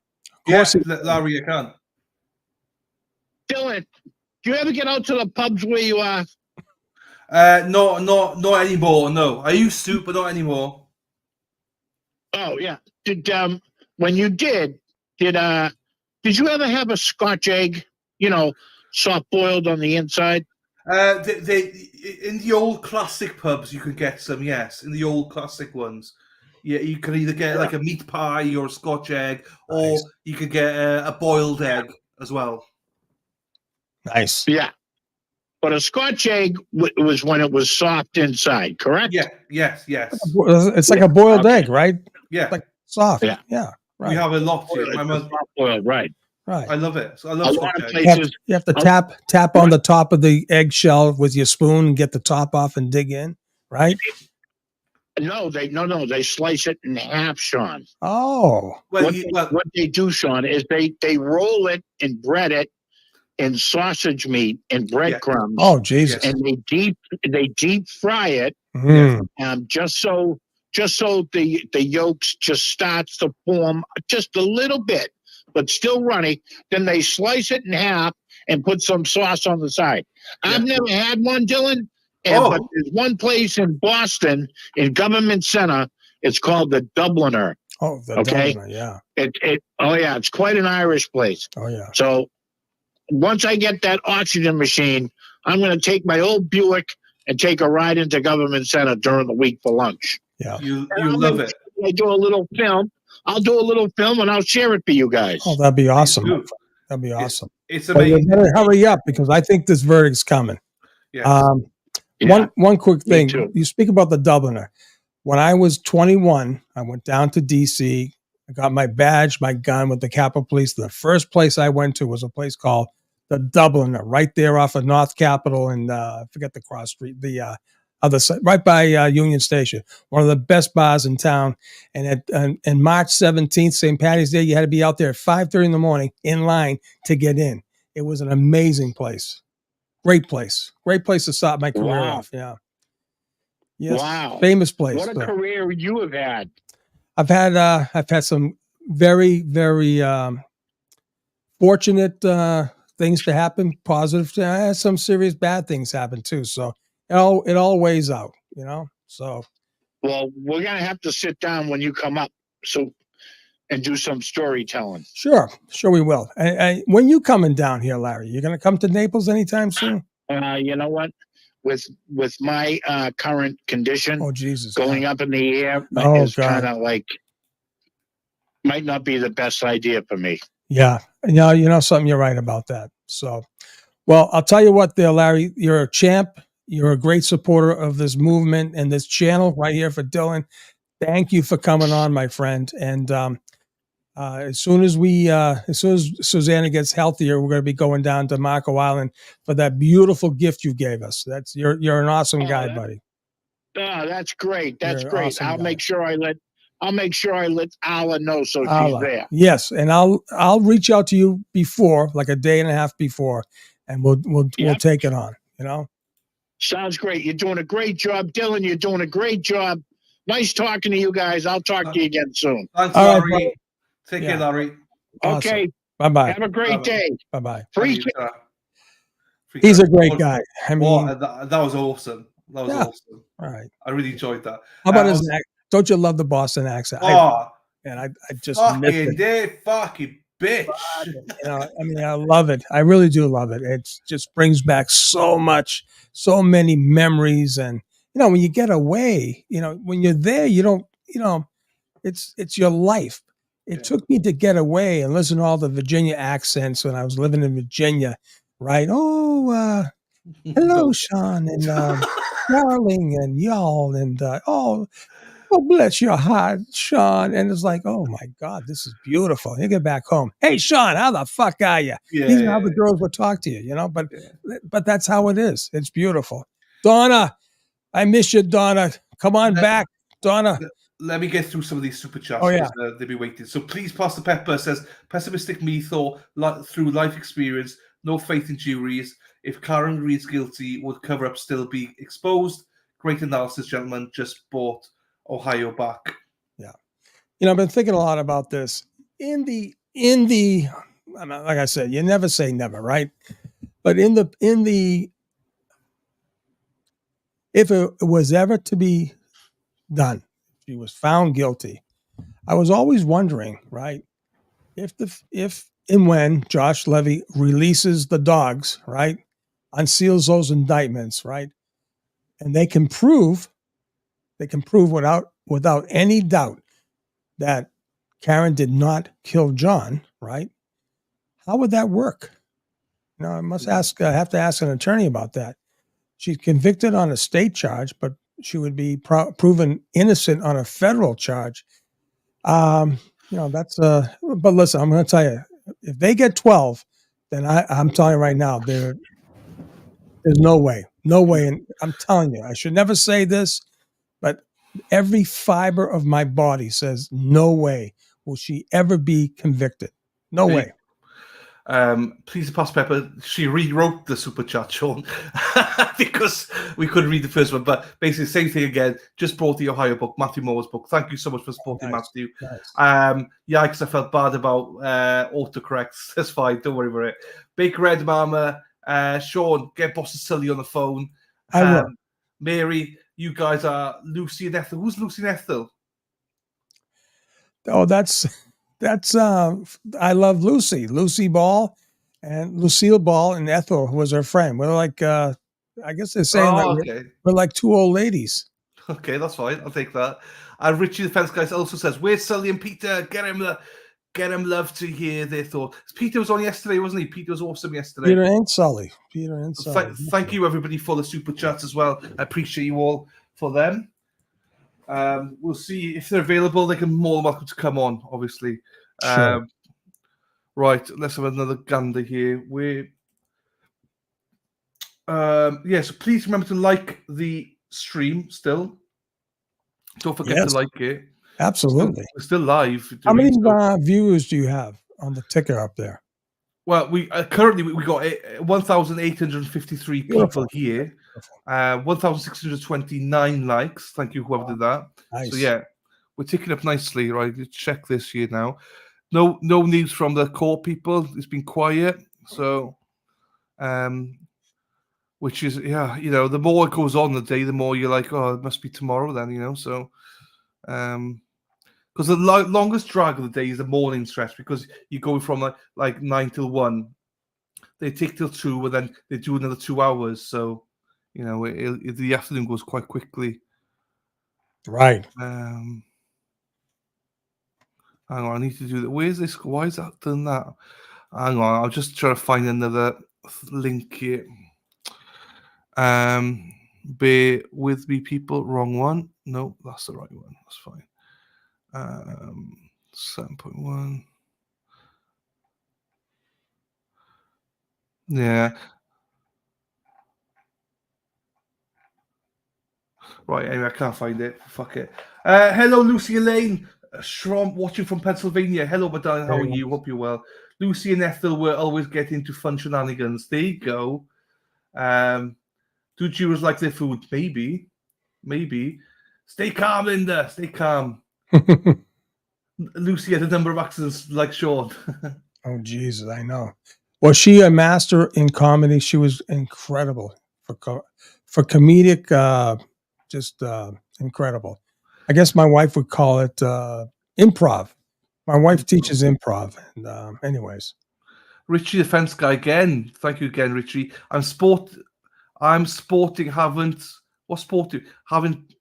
breakfast at the inn Bridgewater, and the 3 girls next to me are in BSU. Told me Colin was kicked out of school, and they all know he's in trouble. There you go. He says, "Oh, I had to leave school because of all the sadness in my life." Bullshit. They know he's a problem. No. What's Erin Hack doing now? What link has Erin Hack done? I don't know what Erin Hack has done, people. Where is she? Don't know. She's supposed to be. Hang on. She posted a link somewhere, though. Erin Hack. 11th. Hey, Robin. Sneaky. Not seen Robin for a while. Where you been, Rob? Oh. There's mofos. Erin Hack says, "I'm here, mofos." I don't know. You posted a link for something. I don't know what it was though. Hey, what's occurring, Jade? What's occurring, boyo? If it's depends what the link is, people. There's a lot of links I cannot play because I get copyrighted. And what does that mean? So copyright, there's different types of copyrighted, right? Some of them are third party. So I got a license for all my music, right? Sure. Right. But you got all these third party license companies. They come and try and copyright you all the time. Okay. But obviously you fight it and you know they release it. Right. But in the meantime, they keep the money and stuff like that until the dispute's over for a month or whatever. You got other copywriters. So for instance, like there's some videos I play from other content creators. I don't have a license for it. Right. So they might have a license, but I don't. Right. Which then means then I lose the video potentially. Well, wait a minute. Go on. Oh, hold on. Wait a minute now. Wait a minute. Hold on. We might have something here. Hello, who's calling? Hello? Yes, I'm looking for El Jefe. El Jefe is talking. ¿Qué dices? Turn the phone down. Turn the phone down, my friend. Turn the phone down. Or whatever you're listening to on us. Good morning. Good morning. Good morning. Peter Murphy's in the house. Hey, back. Hello, Dylan. Good morning, sir. I am so congratulatory that you hit the 10,000 plus. Oh man, Peter, thank you. I'm humble. Thank you. I'm like you, Peter. I'm always humble about stuff like that. It means the world to me. But thank you for that. You're very gracious. But yeah, how are you, my friend? How are things down there with you? I'm doing well. I'm here with my family from the West Coast, as I think you and Sean know, and my other family, son and his family from the Mid-Atlantic, and we're doing well. It's hot, 110 degree heat index today, but we'll get through it. And we're trying to, the whole family focused on what's going on today, obviously in Dedham, and that's kind of the weather. Doesn't matter. We're there. We're there in spirit. Right. Everybody all on team Karen Reed down there. We still have discrepancies. Give me the word. Oh, no. The discrepancies, they washed out about 3 or 4 weeks ago. Beautiful. We're 110% to a point where when there were several family members on a reunion visit out in the West Coast, setting the alarm for 6 a.m. Pacific time to be at 9 o'clock Eastern time to watch the opening of the court cases. So beautiful. Yeah, no, they're all on board. They're in it. They're in it to win it. That's beautiful. Peter, let me just say to you now, the chat here, and everyone's like, hello, Peter. You got Sea-Dog said, Peter Murphy equals hero, and, hi, Peter. Everyone's just so welcoming to you all, Peter. Obviously you can't see the chat now, but the love for you right now is much deserved. The same was what Sean, the love he gets here. You get the same kind of level as well, Peter. So I hope you know that everyone loves you out there. Well, as I've said many times, there's no I in the word team. We're all in it together. We've all contributed in various ways. And there's a huge movement here, which you guys know as well as anybody, and you've been instrumental in keeping it going and creating it and bringing it together. The 10,000 number subscribers today is indicative of that, Dylan and Sean. So I take my hat off to you guys. I know from talking to Sean in the last year, the hours that he has put into this thing to get it off the ground, Dylan, and I know from that you've done the same. And there's no words to describe the effort that you guys have put out, and it's amazing. And everybody out there in Chatland appreciates you guys. Thank you, Peter, and you know it. And you've been with me side by side on a lot of things we've done. Peter, tell me something, my friend. What do you think the temperature is as far as the boiling point, that the level of anger that's up there in Canton right now? You talking about the residents, the townspeople? Yes, not the weather. Yeah, not the weather. I would say there's a high percentage of people, higher than last week or the week before, Sean, that are starting to come around and realize that they've been bamboozled and that the stories and the narratives have been told for the last 2 years is going to blow up in their face. And I've had a lot of people that were definitely steadfast in thinking the opposite of what we believe have now reached out to me. And I think the table's turned, the tide has turned, and people are seeing it for what it is. I mean, they heard the closing arguments and they saw the case unfold before them over the last 10 weeks. And it's there. It's there. Peter, tell me, did you get any inside intel from Eric or Whitey from the select board meeting the other night? I talked to them both, and I talked to a couple of other of the key players that you're familiar with. I'll keep their names out of the conversation right now at their behalf. But I have talked to several people that are instrumental in the forefront of what is going on in the inner workings of the town. And as I said in a post the other day, I said if that vote is any indication of where the mindset is of the select board, they want to continue to be complicit and they want to continue to be part of the problem rather than the solution.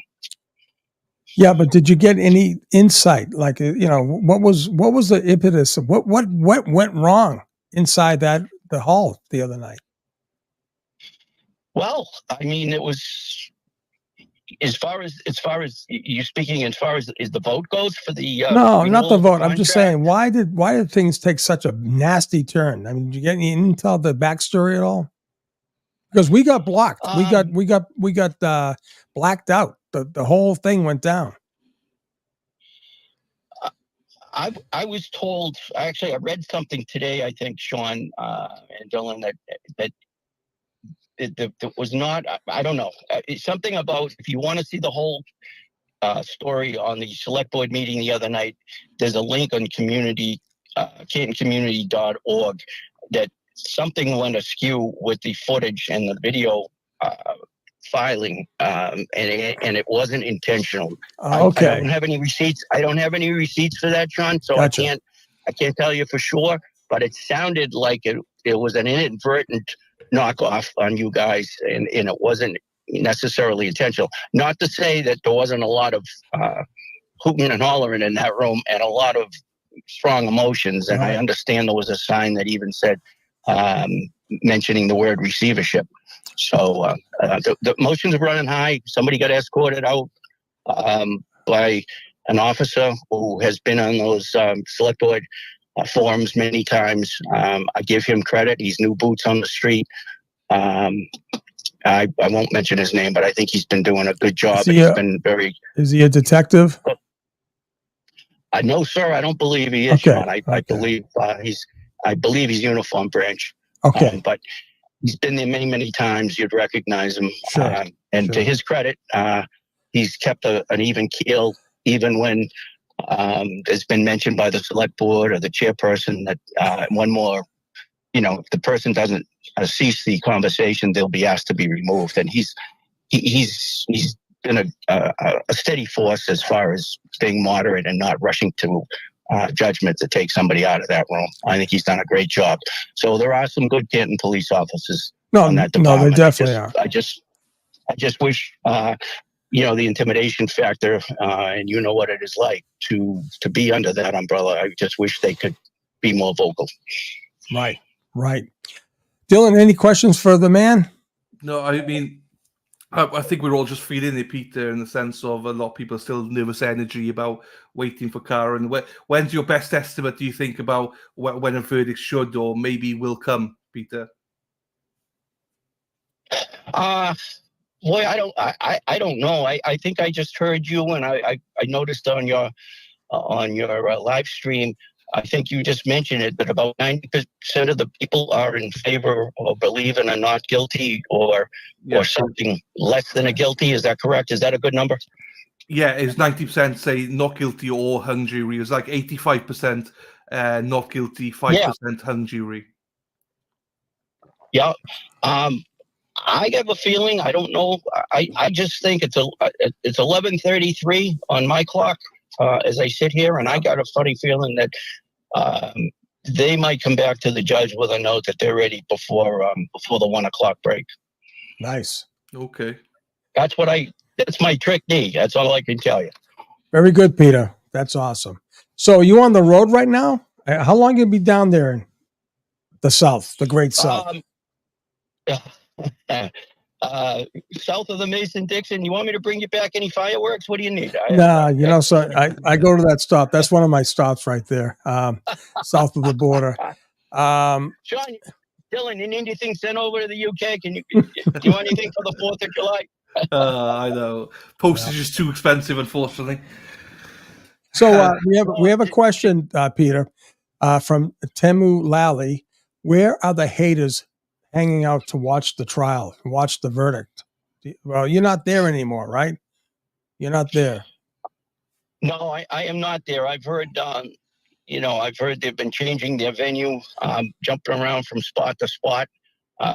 So I'm not sure where the haters are right now. Yeah. But did you assess Brian Albert when he was in the courtroom the other day? Did you keep an eye on him? What was your thoughts about that? Well, I focused on him pretty much 110%, and I thought the nervous energy that he was radiating from his eyes, the twitching of his head, his jaw gyrations when certain topics were coming up. And my understanding was that there was a very significant appearance in that courtroom of a woman accompanied by another gentleman that really got his attention. Yeah, someone said that someone had entered the room. He looked and he mouthed the word, "Oh fuck." I don't know who that was. You have any idea who that would have been? I was told it was the resident of the dwelling that he once owned at one time down on Fairview. How about? Ooh, really? Wow. That's what I was told. I don't have a receipt for that. It was scuttlebutt, but that's what I was told. I can't guarantee it. I'm sure somebody will be able to research that and come up with an answer within the. That would be wow. Yeah, that's pretty good. I like that. Wow. Yeah.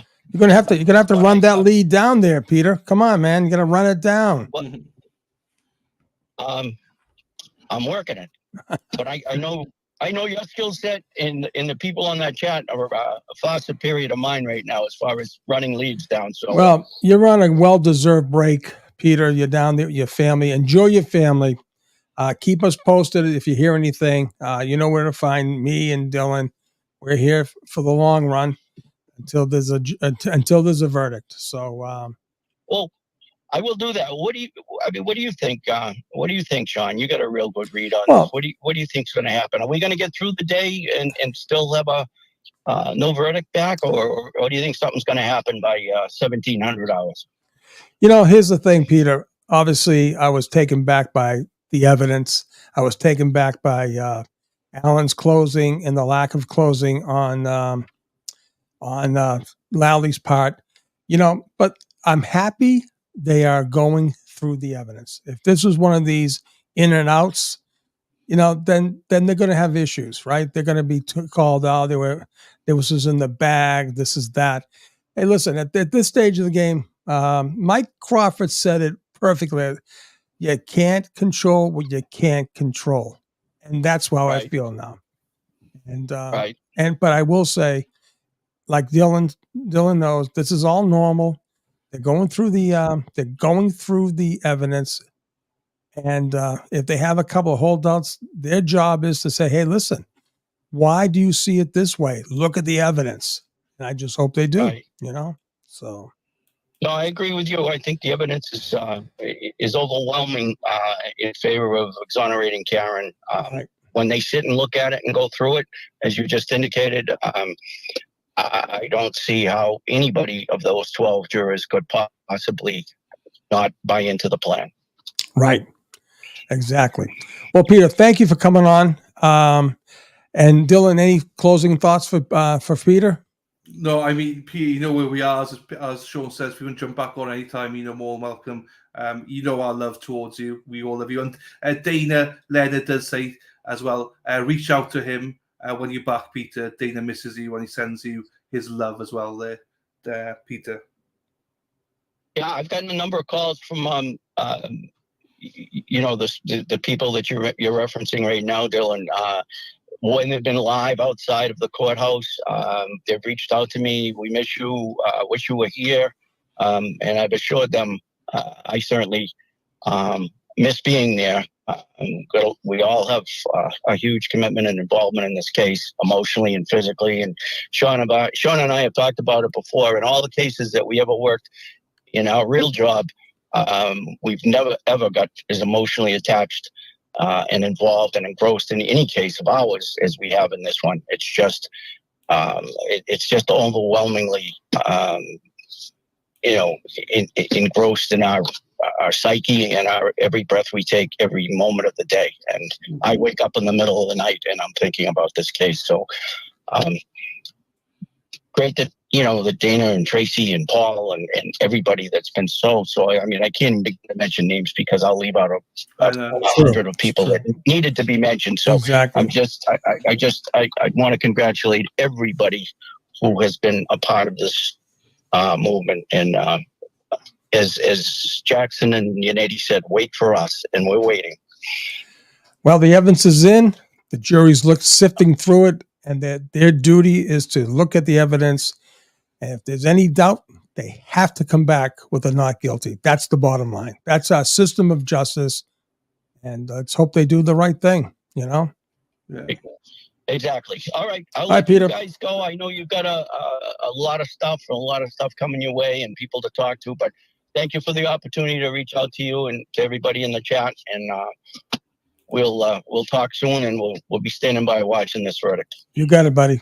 Thanks, Peter. All right. Take care, Dylan. Great to hear from you. And again, congratulations on that milestone of over 10,000. Great job.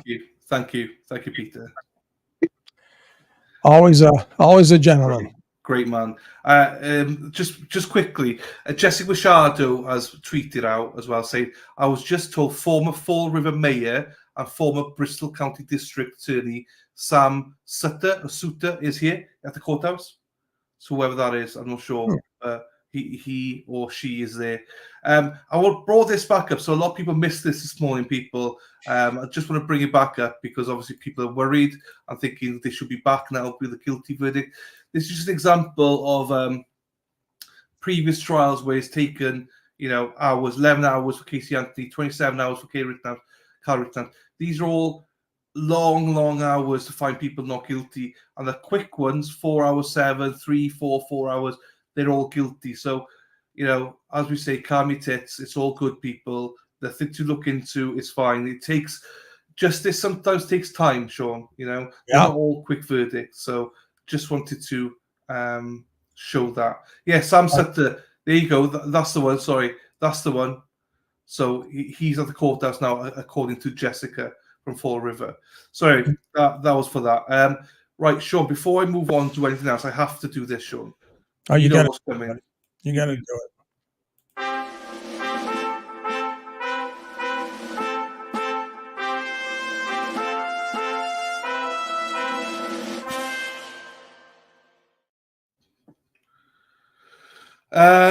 So thank you first of all to Carol Draper. She sends 10 coffees, Carol. Congratulations on 10K. You deserve all the best. Thank you, Carol Draper. She is the queen of Disney as we know her. Thank you so much.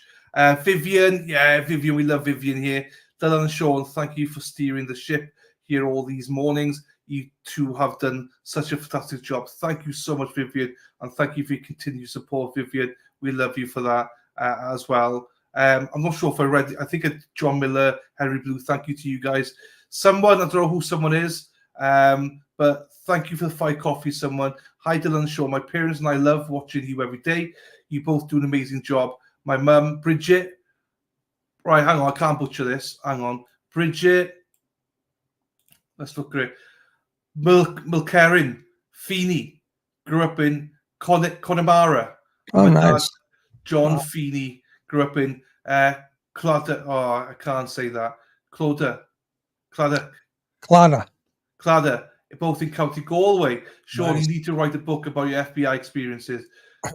That's true. You do.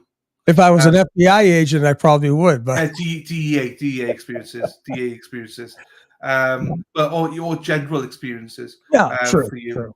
So thank you to all of you for the coffees and everybody for the super chats. I know I got more super chats to read out quick. I know you got something here. Should we add this? Do you want me to add this, Sean? Yeah, I think you should.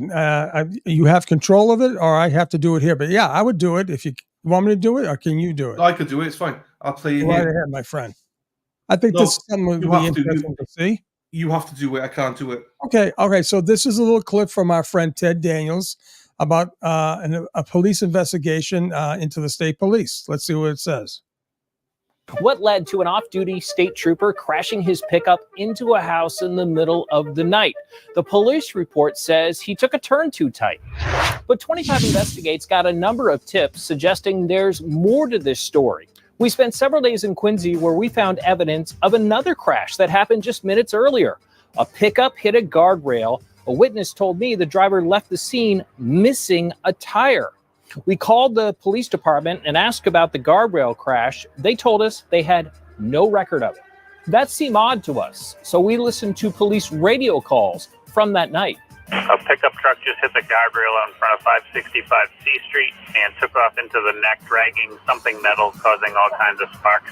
Several calls on it. The scanner calls indicate that Quincy police were indeed on the scene of the guardrail crash after receiving, quote, several calls from eyewitnesses. It was missing a wheel. It was missing a tire. No, not a tire, a wheel, right front. Dave Obeson, the owner of the house that was hit, told us he noticed a wheel missing on the trooper's truck. When we found the Chevy Silverado at an auto body shop, the front passenger side wheel and part of the axle were missing. We went back to the guardrail scene and found a resident with a picture of a tire on the sidewalk. And the tire is mentioned in police radio calls. I'm going to go out and take a look. I see the tire.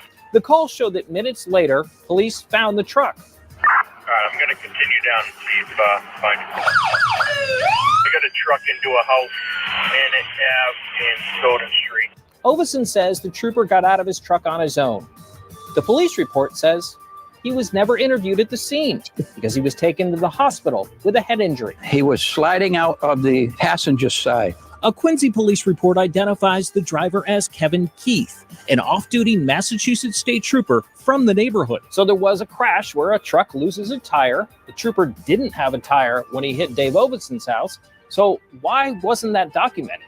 The questions you raise are very good questions. Former Boston Police Chief Dan Linsky is a Boston 25 News law enforcement analyst. He says it would have been logical for Quincy police to determine if the two crashes were connected. There's an obligation to answer them for the officer. There's an obligation to the owners of the property who were damaged, an obligation to the citizens of Quincy, and an obligation to the Commonwealth to just find out what happened. Linsky says the letter of the law states anyone who hits public property should stop and report it. And of course, it doesn't take an expert to know driving on three wheels is dangerous. Back to Dave Oveson. He says he's also troubled by what we found. His initial concern, it's turned to suspicion. My son is a police officer.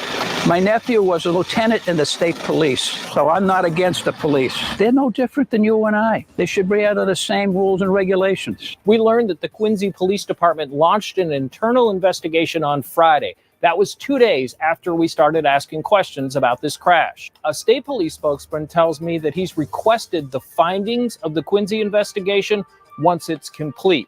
We, of course, made multiple attempts to reach the trooper, but we were unsuccessful. Thanks for watching. For more investigations like this, subscribe to the Boston 25 News YouTube channel. I'm Ted Daniel for 25 Investigates. What if you could upload one mini So what do you AI? think there, Interesting, Dylan? isn't it? Interesting, isn't it? So the bottom line, Dylan, is, there's corruption everywhere, It's everywhere. Sorry, I was just trying to get this up for you, Sean. This is the Brian Albert moment, oh fuck moment. Yeah, there you go. Let's play this for a second then. Any opinion you may have as to what you think the law ought to be. What the lawyers or witnesses may say or suggest about the law is not necessarily the law. That's because it's my responsibility as the judge and mine alone to instruct you. Any opinion you may have as to what you think the law ought to be. What the lawyers or witnesses may say or suggest about the law is not necessarily the law. That's because it's my responsibility as the judge and mine alone to instruct. Yeah, I don't know. But he did look over. He was a little bit uncomfortable there, wasn't he? Yeah, something definitely piqued his interest. Right, hang on very quickly. Present share. Let me get this bad boy back up here. I've just got tabs everywhere going here, so I need to cut some of this down now. Hang on. Right, let me just fire through some of your super chats, people. Crystal Weedby for the G has been here from day one. Love from Billerica. How do you say that? Billerica and Carver. Bill Ricker. Thank you, Crystal. Thank you, Medallion, for the support. Lorraine says, "Don't pull up Aussie Insiders, not guilty versus guilty time frame." I'll have to look at it first, Lorraine, because I always get copyrighted with the Aussie Insider. That's nothing against it. It's just more of a music thing, people. I have to look for it. RM says, "Hey guys, I just have to say I admire the mental and emotional strength of Karen. Unbelievable. Sean, that's a lovely picture, Karen. The whole demeanor changes with a beautiful smile. There you go. Amazing. It's amazing. Thank you, RM, Lorraine, Christopher, for the super chat. And hey, there's a message from Lil G. Our Lil G in chat says, the landmark Bedrow said he enjoyed coming on here yesterday during his break from court. Maybe reach out to him again and see if he can do it today too. He loved talking to you and Sean. There you go. It's a nice message from him. I think he's in court today, I think. So he is. He's a great guy. He's a great guy. If you're back tomorrow, then we might try and get him on tomorrow. I don't know. But that's a shout out to Sean, that is. He's the one that got Mark on. So well, he's got pretty much 95% of the guests on, so shout out to you, Sean. Well, come on now. Jay says, "Why went to Billerica High?" There you go, Jay. Park the car in Harvard Yard. So who walked in? We don't know. That's the thing. We don't know. Yes.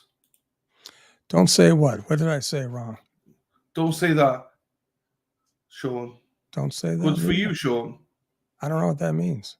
I get like that though. This chat says stuff, and you're like, "What?" And you always doubt yourself. Like, what did I just say though? Especially for me. I'm getting concerned now. Maybe my dementia is getting worse. I don't know. Get the fuck out. Billerica is not far from me. There you go, Kathy. Miss H goes, he said fuck so much through closing statements, but dial calls made him nervous. Oh, you see, Hacksters in the weed somewhere.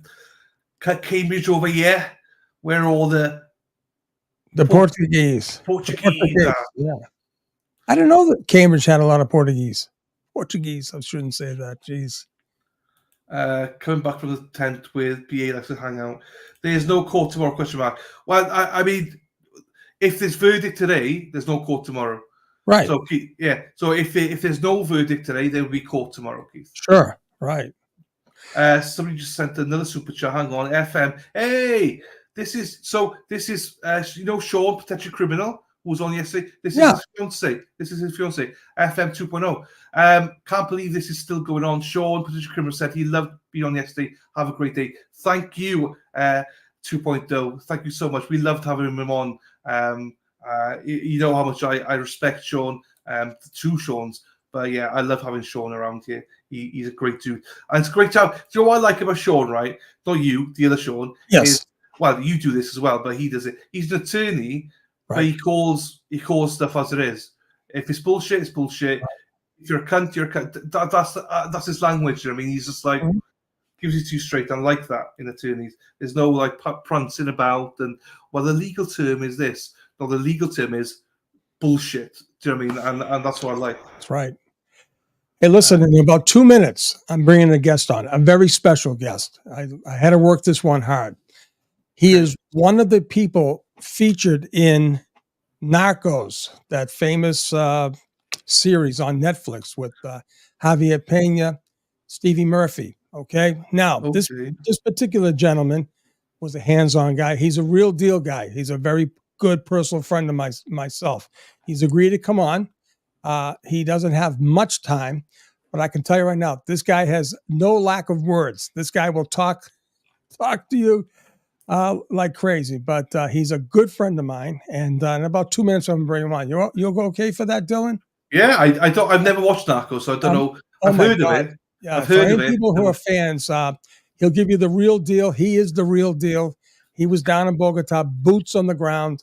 He's got two big roles in that whole thing of hunting. He's been featured in CNN on hunting Pablo. So, anyways, That's come on. You could take the lead on that because I know nothing about Narcos. Yeah, but I want to introduce you to him. Yeah. I'll set it up. I don't believe he knows exactly what he's getting into, but I'll set it up for everyone. And I think this will be nice. Now, he will be on my show at some point when this is over and to feature corruption as he knows it. But I really want him to give everyone a little bit of a highlight as to what he did in this absolutely incredible case that went down in Bogota, that allegedly the rookie agent Coffindaffer took down the Medellin cartel when she was a rookie. So I'm not sure really where she gets this BS, but I'll ask Kenny, were there any FBI agents down in Bogota working with him side by side? And he'll tell you. So anyways, we just Raina's answered it basically. So there's a lot of streamers that came in not believing the Karen Reid case, but yeah, he realized the corruption was real. He mentioned yesterday, Sean did, about the corruption. He's like, no way could it be this corrupt. But right. Now, yeah. Listen, you can see it. Yeah. So that's right. But for a lawyer to come into a thing, it's like, no way, guys, no. Do you know what I mean? But he's like, oh fuck, there's something going on here. It's dodgy. So, yeah. He did mention it yesterday. I asked him the question, and he did do answer it.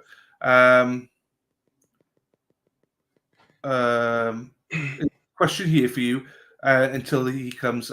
Sean, how many CIA agents did you catch trafficking and release? We really didn't, but trust me. Unfortunately, they have a different platform. They respond to a different customer.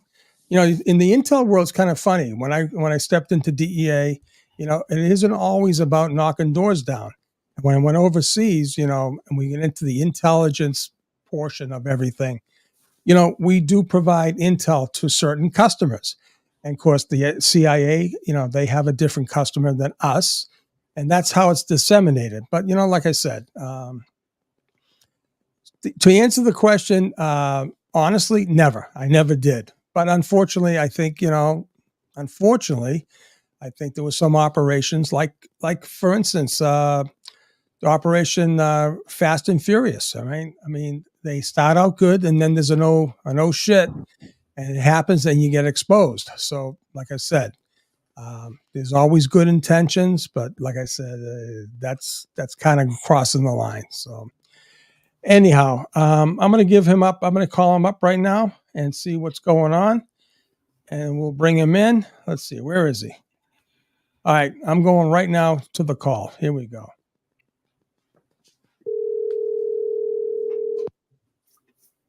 Good afternoon, Special Agent Sean McDonough. What can I do for you today? Ken McGee. Kenny, I want to introduce you to my co-host, Dylan Davies. We are live on the air right now on a YouTube podcast called The Alternate Corner. And we got about 2,000 people in the chat watching us. And I'm so happy you took this call. And I just set up the whole thing. And I want you to say hi to Dylan, number one. And then we'll get into this, my friend. Okay, what's the name of the chat again? The name of the YouTube stream is called The Alternate Corner. Okay. Hey, Dylan, how are you? I'm very well, thank you. Sean's been building you up, so I'm looking forward to hearing more about you, my friend. How are you anyway? You okay? I am fine. I'm fantastic. Are you on this side of the pond or the other? I'm on the wetter side. I'm over in Wales, in the UK. So you're on the east side of the pond. Yes. Yes, he is. And we refer to that Atlantic Ocean as the pond here affectionately. All right. Nice to hear your voice, Dylan. Thank you, my friend, and you as well. My trained powers of observation figured out you weren't from Yonkers or York or Boston. Straight away as well. Okay. So, Kenny, here's the deal. All right. Now, I know you're pressed for time. I know what's going on. I did set this up because we're going to have this interview in a more formal way on my show after the trial. But, I just told this audience that you had played some crucial roles in the tracking down and adventure capture and killing of Pablo Escobar. And I'd just like to have you give the audience here an overview, okay, Kenny, an overview of what your particular roles were, how is the climate there, and the two big things you specifically done that was not highlighted in the series Narcos, but I know the two particular things you did in this incredible story of hunting down Pablo. The floor is yours, my man. Thank you. I appreciate that. And you got all the time in the world, as I sent you in that text message, hanging out at the hospital right now. So there's not much for me to do, except for it's almost like a jail cell. You sit in it and you wait. So that's what I'm doing right now. So no worries whatsoever. Thanks for having me on the show. Yes, the Pablo Escobar investigation back in 1993 was incredible. It was an incredible event to be part of. So to give you a little bit of background, I was born in Michigan. I became a cop in Jackson, Michigan. Then I worked my way to the DEA, worked undercover in Detroit, and ended up doing a drug deal in Detroit where we convinced the Colombians to deliver us almost 600 kilos of cocaine and 9 marijuana to me and an undercover FBI agent. So we worked this case together. Bottom line, it was the largest seizure in the history of Michigan. My supervisor at the time, when I got to Detroit, was a guy by the name of Bruce Stock. Before that deal went down, Bruce transferred to Bogota, Colombia. His last words to me when he got on the plane was, he said, put a little more time on the job and work for me in Bogota. Lo and behold, I put a little bit more time on the job and I applied to go down to Bogota, and it was a ride that I'll never forget. I was down there for 7 years, Sean, almost 7. At the time, it was the longest any agent had ever spent in Colombia. And one of the reasons we, as you know, Sean, that we have 6-year maximum assignments in a place like Bogota with 2-year renewal trials. So every 2 years you renew and you renew. You can go up to 6 years, or they kick you out after 2 years too if they don't like how you're doing. Obviously, I didn't get kicked out. Joe Toff, the country attaché, loved working for me, and I did my 6 years. How did I be 7 years? Because I was on the hunt for a guy by the name of Rene Benitez. On February 9th, 1982, Rene Benitez kept Kelly McCullough and Charlie Martinez from their hotel rooms in the north coast of Colombia, and took them out to the jungles and shot them both. And it was an incredible story of intestinal fortitude and human survival instincts for Kelly and Charlie both to survive this kidnapping and execution attempt. So I was working on trying to find Rene Benitez for years, took almost 6 years, working closely with the Colombian officials. We developed leads, my partner and I, Chris, we developed leads, and ultimately we were able to find Rene Benitez, but received a 6-month and then another 3-month extension to stay in Colombia to work on the Benitez case. We captured him on October 6th, and I was out of the country by October 15th, going to my next assignment. So that's a little bit of the background. How are we doing so far, Sean? Well, that's actually incredible, but I want to get into the real meat. Now, the Benitez case is an incredible case, but let's get to the real meat and potatoes of the hunt for Pablo. Exactly. So now Bogota, Colombia, right? And the very first assignment I got in Bogota was basically a young agent doing some smaller operational details and different operations that we had. And then the next thing I know, I'm working a program, Operation Backlash, which was a cargo smuggling program. So I traveled all around Colombia, into the seaports as well as airports, working on developing informants to provide us information on plane shipments going around the world. And it was extremely interesting. I was doing a great job. And then one day, a couple of years in Colombia, one day they called an all hands meeting. And they said, we're going to do some shakeups here in the office, and people are going to have different assignments. And I'm thinking to myself, I'm golden. I'm not moving anywhere. I'm in this intelligence group, and we are seizing tons of cocaine around the world based on the intelligence gathered from our informants. Well, the first name in that meeting, read off by Jerry Reinhardt, the assistant country attaché, was Ken McGee. You're being transferred from the intelligence backlash operation to enforcement Medellin cartel group, Escobar search team. And my jaw about to hit the ground because I thought, what did I do wrong? So after the meeting, I went and saw him. We were very close, and God bless him, he just died a couple of years ago. And I said, Jerry, what did I do wrong? Why did you transfer me? I thought I was doing a great job. He looked at me and he said, that's why you were transferred, because you are doing a great job and you're no longer challenged.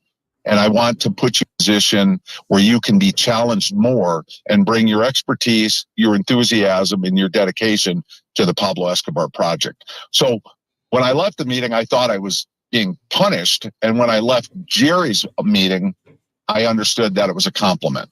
Now, Kenny, I just want to stop you real quick. This is very important. Sure. And that you mentioned the Medellin cartel.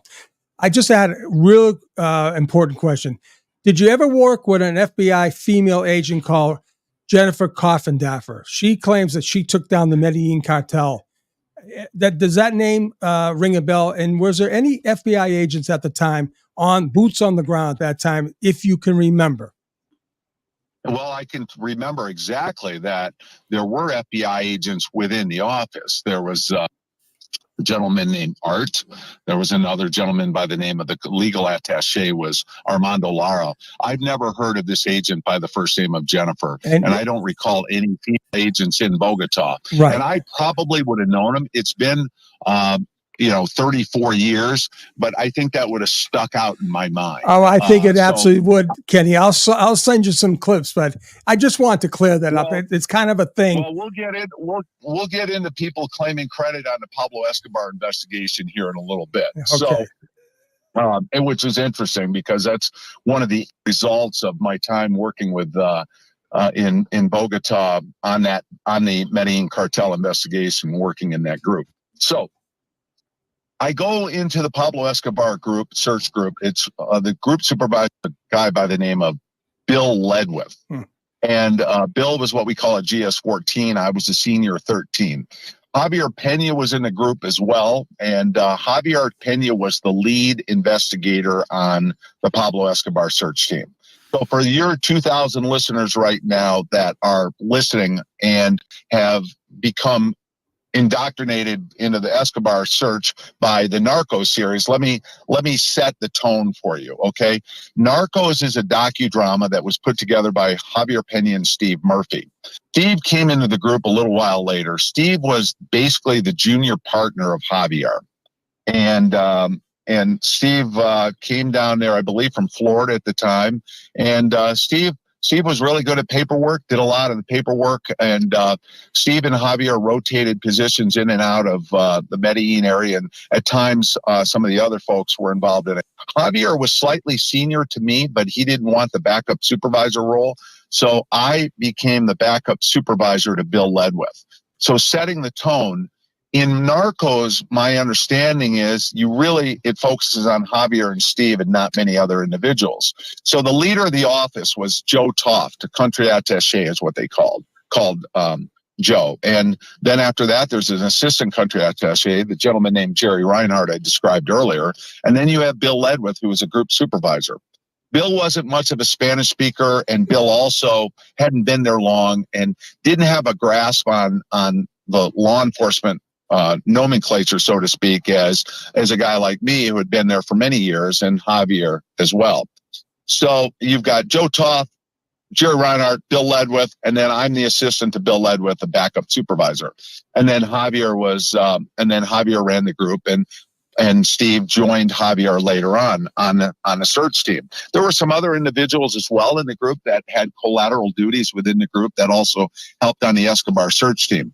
But when you watch Narcos, it looks like it's a two-man operation from beginning to end. And that's what we call a docudrama, and that's Hollywood taking their creative liberties. I don't blame Javier or Steve for that whatsoever. I think Steve and Javier know the roles that I played and some of the other individuals played.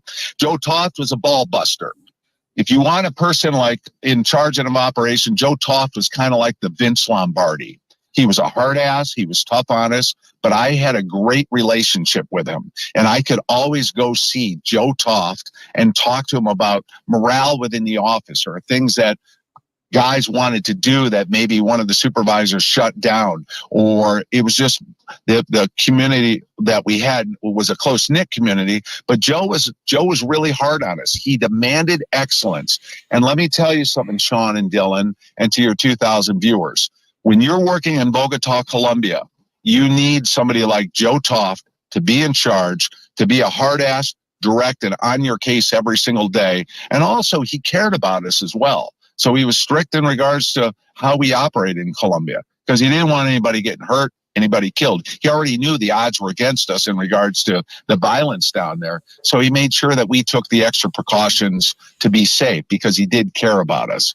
But Joe Toft is the kind of guy that would, if this was football, he'd deliver the Super Bowl trophy to us because he demanded the most out of you, and you didn't want to disappoint him either. Because if you were a slacker, you'd find yourself on the plane going back home and they'd replace you with somebody else. So that's a little bit about the background on how the group existed and some of the things that we did in regards to internally how we operated. Any questions thus far, Dylan or Sean? Yeah, Kenny, listen, I mean, a lot of people have watched Narcos, and I'm glad you gave that the backdrop on that because, listen, I know myself working in Bogota, working in Peru for 7 years, like myself. Listen, two people cannot do the job. But listen, we do know that they do have some serious real life incidents that happen. What I would love to know, did the blowing of the plane happen before Germany or after Germany? The blowing up of the airplane, the Avianca aircraft? Yes. Several years before. Okay, so can you give us the intel on that? Tell us the intel. I got to Bogota on Martin Luther King Day, January 1989. We were in the basement of the embassy at that time. If it rained really hard, our office would flood. It was a horrible situation. And Joe got us moved up to the third floor, and it was much, much better. But what happened was, it was what they call also a continuing resolution where the government didn't have much money at the time because Congress hadn't passed the bills. So only essential travel was needed. And so it was January of 1989 that, it was November of 1989. We had a couple agents that were going to get on a plane and fly to the North Coast. And because the money wasn't available, they didn't fly on that airplane. Wow. And so what happened was Pablo Escobar wanted to kill one person on that airplane, one person. And so he suckered this one guy, one of his hitmen, into saying, look, you're going to be going, I believe it was to Cartagena. You're going to get on this flight, and you're going to utilize this, for lack of a better term, like a boom box, one of these cassette recorders that were big boxes. Mm-hmm. And you're going to take that with you. And when you get up in the air, you're going to receive the instructions as to who you're supposed to assassinate once you land in Cartagena. Well, what happened was this individual followed instructions, and about 15 minutes into the flight, he turned on the boombox, which was filled in with explosives, and it blew up right outside of Bogota, and everybody on board was killed, to include several Americans that were dual national citizens. Right. So that was in November of 1989. Keeping in mind, ultimately, Pablo went down in December of 1993. Now, Kenny, this is a great point.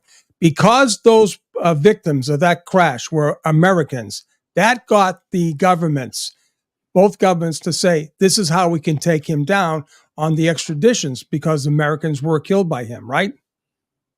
Exactly. And Pablo Escobar and every other narco's biggest fear, their only fear really was extradition. Because they knew they couldn't bribe the American officials once they got to the United States. They knew that they were going to be locked up probably for eternity. So that really pissed off local government and our government. And I remember I had to go to the Office of Vital Records, basically, and get the death certificates of these individuals. Well, not only that, didn't you go up to the crash site? Whoa. Yes, I did. And there was plane parts and body parts everywhere. And it was spread out through a whole area. So the plane blows up in the air, and then when it hits the ground, the impact spreads it even further. Yeah. So when I got the death certificates, I will never forget. It said in Spanish, and I'll translate it. It said death caused to severe trauma from falling from aircraft. Oh God! And it was just a surreal feeling to even just look at that document. Right. So then the world got crazy. The world got crazy in regards to now there's a serious push for Pablo. I'm going to fast forward through a lot of things. Sure. What ultimately happened was Pablo decided he would negotiate with the government of Colombia, and he built his own prison and La Cathedral, and he built his own place, which was like a resort. And that's what he did. And then he ultimately arranged for a surrender. That in and of itself is a 3-hour story. But he arranged for his own surrender, but he could have his own prison, his own bodyguards, staffed by some of the Colombian soldiers as well. And he lived a life of luxury in his own prison. And he ran and continued his billion-dollar enterprise from prison. So when I say prison, your listeners need to understand this. It was like going to a Disneyland resort, basically in the mountains. Right. He had soccer fields. He had large screen TVs. He had jacuzzis. He had all sorts of things. He had in and out visitors. Booze, hookers, right? Everything. You name it. The den of sin, hookers, booze, dope, whatever they wanted, they could have. There was really no rules. It was just he was confined to that area. So it was very unique in that situation. And the one person that was so pissed off about this whole thing was Joe Toft, and he represented our office because he's like, Pablo won. He's defeating extradition, and all of a sudden, he's living this life of luxury in a prison, and he's not going to stay there that long. Pablo made a huge mistake because he continued to carry on his narcotics business and transactions, but that wasn't the huge mistake. He had 2 lieutenants that worked for him that he felt were informants, and he summoned them to have a meeting with them, and basically, he had them murdered. They were tied up. They were butchered. Skin was peeled off them, chainsawed, you name it. They were murdered inside the prison. Word got to the Colombian officials that happened. That became an issue. And the Colombians said, no, this is out of control. We've got to move him. We've got to move him to a regular prison. Right. Well, so the operational decision was made that that's going to happen. And I used to say a small joke when I was down there. I say, how many Colombian soldiers does it take to let Pablo Escobar escape? And the answer is 400. Oh. 1 to open the door and 399 to watch. Yeah, or turn their backs, right? Yeah, it wasn't that blatant, but it was blatant. Yeah. So Pablo knew that they were coming to transfer him out, and he took off. He escaped from the prison. What I encourage your listeners to do if they're following Pablo Escobar is to read a book called My Father, Pablo Escobar by Juan Pablo Escobar, his son. Right. And we'll get into Juan Pablo here in a little bit. But it's not a book that forgives his father. It explains his father. And it's a very interesting book. So now Pablo escaped. And Joe Toft and the team, we're back in action. Right? We're back in action. Back in action. And this was... To be clear on things, I joined the team after he escaped as well. So we're back in action, and we had tons of assets, tons of money behind us. We could pay informants. We set up something with the Colombians. They are something called the Bloque de Búsqueda, which is basically the search block. Right. And that was based in Medellin. And we had DEA agents rotate in and out and in and out and in and out. For the most part, Javier and Steve did a lot of the rotating out. At that point, being in the search block I think it was kind of a boring job because you were just being reactionary, waiting for tips to come in, and you really couldn't at that time deploy with the troops. It wasn't like our jungle operations where we would deploy and go on jungle ops and rappel out of helicopters and blow up cocaine laboratories and things like that. But the search block, for your listeners, was made up of several Colombian soldiers that were what we call vetted unit soldiers, meaning they received polygraph examinations as to making sure that they were legitimate. They were also quarantined, and electronic communications device couldn't be authorized within that area. And when they were summoned to go on a mission, they didn't know, no one knew where they were going except for the head of the group. Right. There's only one person that would ever know. So they couldn't tip off anybody. So we move forward. And one of the key things that's really important to people understand that during this entire time, Javier and Steve and myself, any informant that would come in or call the embassy or meet with us, and Javier spent a lot of time on the road interviewing informants in various parts of the country, various parts of the world, as a matter of fact. And so did I. And there was one informant that kept on coming in, and a lot of them were trying to sucker you. They were trying to, say, I know where he is, give us $500. I need to take this bus ride to go meet with this person. Sometimes we knew we were probably being suckered, but we said, let's give it a chance. Let's give it a chance. You just never know, because we're constantly out there looking for information. But the key part of searching for any fugitive is two main things. Number one, taking advantage of the events that surround you at any given time, shape or time or form. That's number one. And number two is tracking family members and knowing where family members are. In the United States, if you want to find a fugitive, a lot of times what you do is you set up on his house, on his mother's house on Mother's Day or on Christmas Day. And because a lot of times fugitives will visit their mother on Mother's Day or their birthday. We find that out as well. So in the situation dealing with Pablo Escobar, we knew that the key thing was his family. He had his wife, Victoria, also known as Tata, and his son, Juan Pablo, who was 16, and his little daughter, I think, who was about 9. Her name was Manuela. And they were always together, obviously, as a family while Pablo was on the run. But in essence, they became on the run as well. And this is where I got into part one of the two things that you searched for. Number two was the family, but number one was taking advantage of the events. So what happened in Bogota and what happened in Colombia was a group called Los Pepes formed. Los Pepes were loosely affiliated or highly financed with the Cali cartel, which were the competitors of the Medellin cartel. And Los Pepes, P-E-P-E-S, stood for basically persons persecuted by Pablo Escobar. Right. And that's what it meant. And the Los Pepes, I teasingly said to Joe Toth once, I said, we should get T-shirts made with Los Pepes on them because we could probably pay off the national debt with it, because they became they were a vigilante group, but they were also a bloodthirsty group of people that were being financed by the Cali cartel. And what were they doing?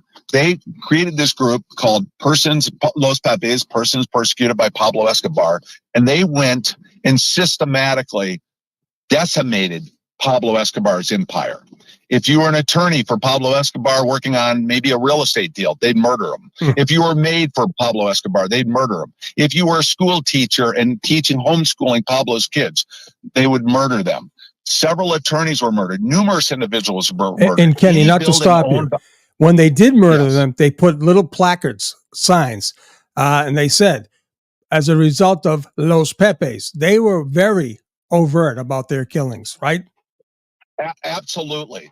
And that's a very good point. I'm glad you shared that.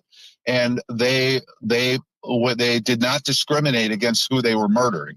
Anybody associated with Pablo Escobar would be murdered. And they decimated his empire. They blew up buildings that belonged to him.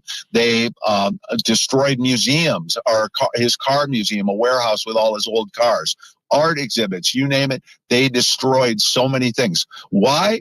Well, they wanted his business and they wanted him out. And then there's also the ego thing, the bravado of, we will now be the largest drug empire in the world. But Los Pepes really played a key role in us taking down Pablo Escobar. And let me explain to you why. I said take advantages of the events surrounding it. We did not endorse the Los Pepes. We did not sponsor them. We did not engage with them, but we definitely watched everything they did. Why? Because it was causing Pablo to move. And when you're trying to find a fugitive, sometimes movement is good. Meaning if you have no idea where he is and he's totally isolated and he moves, that's a good thing. But we were able to determine that he's obviously was very close to his family. and what happened and transpired through time. And you have to understand that the Los Pepes were doing this for months, and we would monitor what was going on. We're like, oh, another attorney was killed or whatever. And obviously Joe Toft and our Medellin Escobar search group are not condoning people being murdered. That's not going to happen. We're not condoning buildings being blown up. We're not condoning people being murdered, and we're not participating in it, but we watch and we see what was going on. And I will tell you this, that we never had advanced information of a building being blown up or somebody was going to be murdered, because at that point in time, we would have interacted. And Kenny, we would have interjected and tipped people off. Right. And Kenny, just to dovetail on that, half the time when I was in Bogota toward the end of my career, we were arresting, extraditing members of Los Pepes back to the United States. So we never endorsed them, and we did take them out. We took the whole regime, head of the regime out, and then got them extradited back to the United States. Well, the Medellin cartel became the focus of all our investigations right after Pablo died. Right. So you're exactly right. And that continued and continued and continued. Right. And I was fortunate enough to be in Colombia when the Orjuela brothers were also taken down. And that was right before I ended up leaving. Because after Pablo went down, I was still there for another 2 years. Hey, Kenny, we're going to be coming up on a hard break here. But listen, can you just give us the details of that critical flight you took? Let me move forward. Okay. So here's what happened.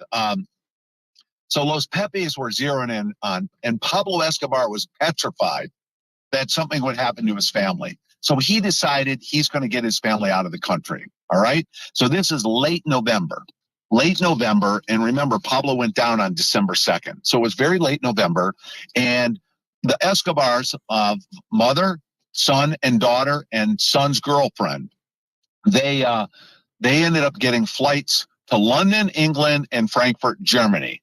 And they had tickets to go in both. And they were escorted to the airport, and they were going to get on one of those flights. We received intelligence. So I met with Javier and Joe Toft, and Javier said, Kenny, can you follow the family to Germany? I said, sure. So Javier handled things back in Bogota, and I handled things in getting on the flight to Germany. So myself and two plainclothes Colombian police officials, one of them's name was Colonel Gallego, who was a legend there. We boarded the Lufthansa jet. We flew to Frankfurt, Germany. We had to stop in Caracas, Venezuela to get fuel. And wherever we went, there were police and army tanks lining the runway, because the last thing the host countries wanted to have happen was something happen to that aircraft while the Escobars were on it and blow it up or attack the Escobars in their country. They didn't want to fall under the wrath of Pablo's anger. So we land in Germany. They stop the airplane halfway down the airstrip. And the German authorities come on board and they take the Escobars off. I stay on the airplane knowing that the Escobars had no clue I was on the plane. And I had a shoulder bag with a camera. I'm taking pictures of the Escobars and with my shoulder bag camera. And when they got off the plane, I also went and searched where they were sitting and found documents that they had written, which made some incriminating statements about the Attorney General of Colombia and some other things. It was very interesting. But to get on, because you are coming up to a break, so we met with the German authorities while the Escobars were in one room. DEA agents, myself, and the two Colombian police officials, as well as DEA officials from Germany, were in another room. The whole goal the reason we were there is to see that the Escobars were not allowed in Germany. Because once they ended up in Germany, then who knows where Pablo might go, somewhere throughout the world. We felt he was in Colombia, and that's where we wanted him to stay because we wanted to get him. So we met with the German authorities, and ultimately they decided that they would not allow the Escobars in the country within 12 hours. And then from that point, the Escobars then filed for political asylum, and that was denied as well. So we jumped back on the airplane within 24 hours. I'm following the Escobars back to Colombia. We had their passports. The Germans sent an immigration official And they gave the passports, all the passports of the Escobar group were with this German immigration official to give to the Colombian authorities. And so I met with that German immigration official. I took all of the passports, went in the bathroom in the airplane, and I photographed every single one because it would have thumbprints on it. It would have photographs and travel itineraries from before. So gathering intelligence. And I'll never forget this. I'm photographing these passports. And when I opened the door to the bathroom, getting ready to go back to my seat, there was Juan Pablo sitting there. And I'm looking face to face. And I said to him, "Excuse me." And he said, no, and like, no worries, no worries. Yeah. And so we now land in Colombia. And the Escobars are again whisked off the airplane, and they took up residency in a Hotel Decandama, which is in downtown Bogota. So the Escobars are now safe in Bogota, so they think. Right. So they think. However, and this is in the books, and people can read about this as well. But what they didn't know is that the phone calls from the hotel were basically being wiretapped. Sure. And Pablo started to make phone calls. He was furious. He's yelling at anybody that would listen. He called his son several times. And basically through a system of electronics, the phone calls were triangulated. And Pablo Escobar was located by the search team. He was seen out of a window by one of the members of the search team. They hit the door. They were met at the front door by a bodyguard named Limon. Limon was shot dead at the door, and they went up and the shootout ensued. Call Pablo what you want, but I will say this. He went out like a true bad guy. He had two guns ablazing, shooting back at the cops, and they were shooting back at him. Pablo Escobar died on December 2nd, 1993 on that rooftop. And an antidote to that story is the word traveled throughout Medellin very quickly that Pablo just went down. It went over the radio. Pablo Escobar is dead. Joe Toff got a phone call from the general. Joe Toff screams down the hallway, "We got him. Pablo's dead." Yeah. And it was a glorious moment. But word spread throughout the village. Pablo Escobar's mother shows up on the scene and says, "They tell me you've killed my son." And she sees a body right at the front door with a sheet over it. She pulls the sheet over the head and she sees the head of Limon. And she says, "You imbeciles, that's not my son." And they said, "Mrs. Escobar." And they introduced Mrs. Escobar to the body of her son. Yeah. And I guess the wails could be heard from blocks around of her screaming and crying. So that's the story in a nutshell, Buddy, very quick, almost like a barroom conversation about Kenny, Pablo Escobar. Kenny and I met in D.C. for the first time, and this is what we did for weeks on weeks. We're on special assignment for members of the FARC, but we're not going to get into that, Kenny. Kenny, you're a great friend. He was at my wedding back in 2008 here in Naples. We've been great friends, and I'll tell you, this man is the real deal. But hold on, Kenny. We have a lot of women in our group, and they want to know, they've named you Narco Daddy, and they want to know if Narco Daddy is married. Asking for a friend, they said. Well, thank you very much. I greatly appreciate that. And yes, I am happily married to the folks, and I appreciate the compliment. And I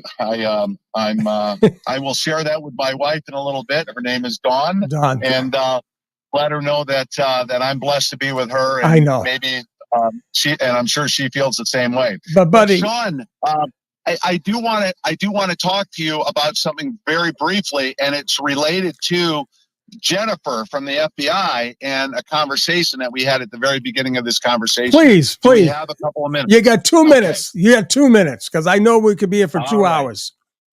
All right. So the day after we get Pablo, I go and I see Joe Toft, and everybody's grinning ear to ear. Our cheeks hurt. We're smiling so hard. We had a party in the office that day. Drinks were flowing. Everything was going great. I go and I see Joe, and I say, I call him Mr. Toft. He tells me to call him Joe now when I speak to him. I said, "Sir, everyone is going to claim credit for this case. You know that, and I know that. The Delta Force will, the CIA will, the FBI will, various other entities will. But and I know it's through the DEA and the Colombian National Police that Pablo Escobar is dead. That's right. And you were the leader of all of it, sir. Yeah. You working with the generals, you're the leader of it all. And I said, those who lead also honor others. And I said to him, I'd like permission for me to create a certificate for you. And the certificate, Sean, I can send it to you and you can show your viewers on YouTube.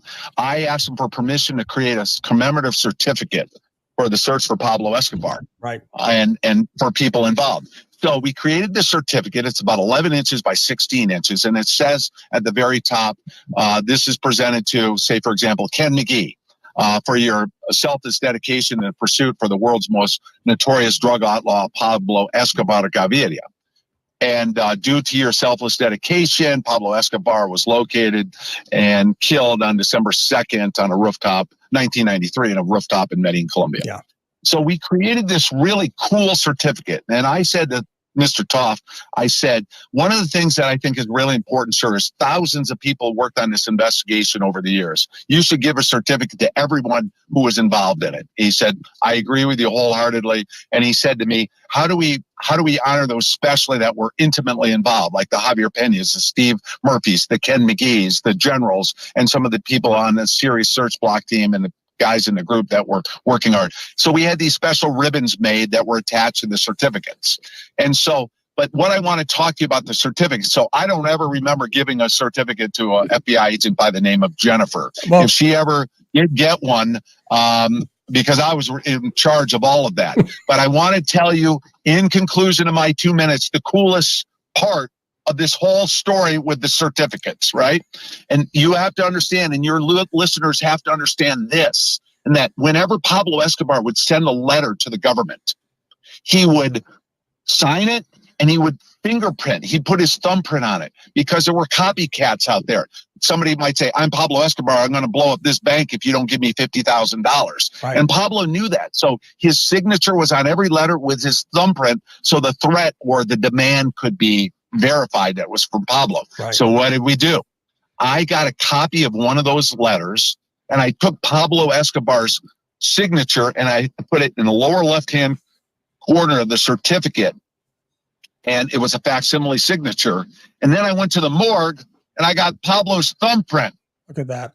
See that? And I got Pablo's thumbprint and we put his thumbprint right next to his signature. And I got the sample certificate. I walked in, showed it to Joe Toft, and I said, what do you think, sir? He looked at the certificate. He looked at me, looked at the certificate, looked at me, and he said, Kenny, I love it. Yeah. Do it.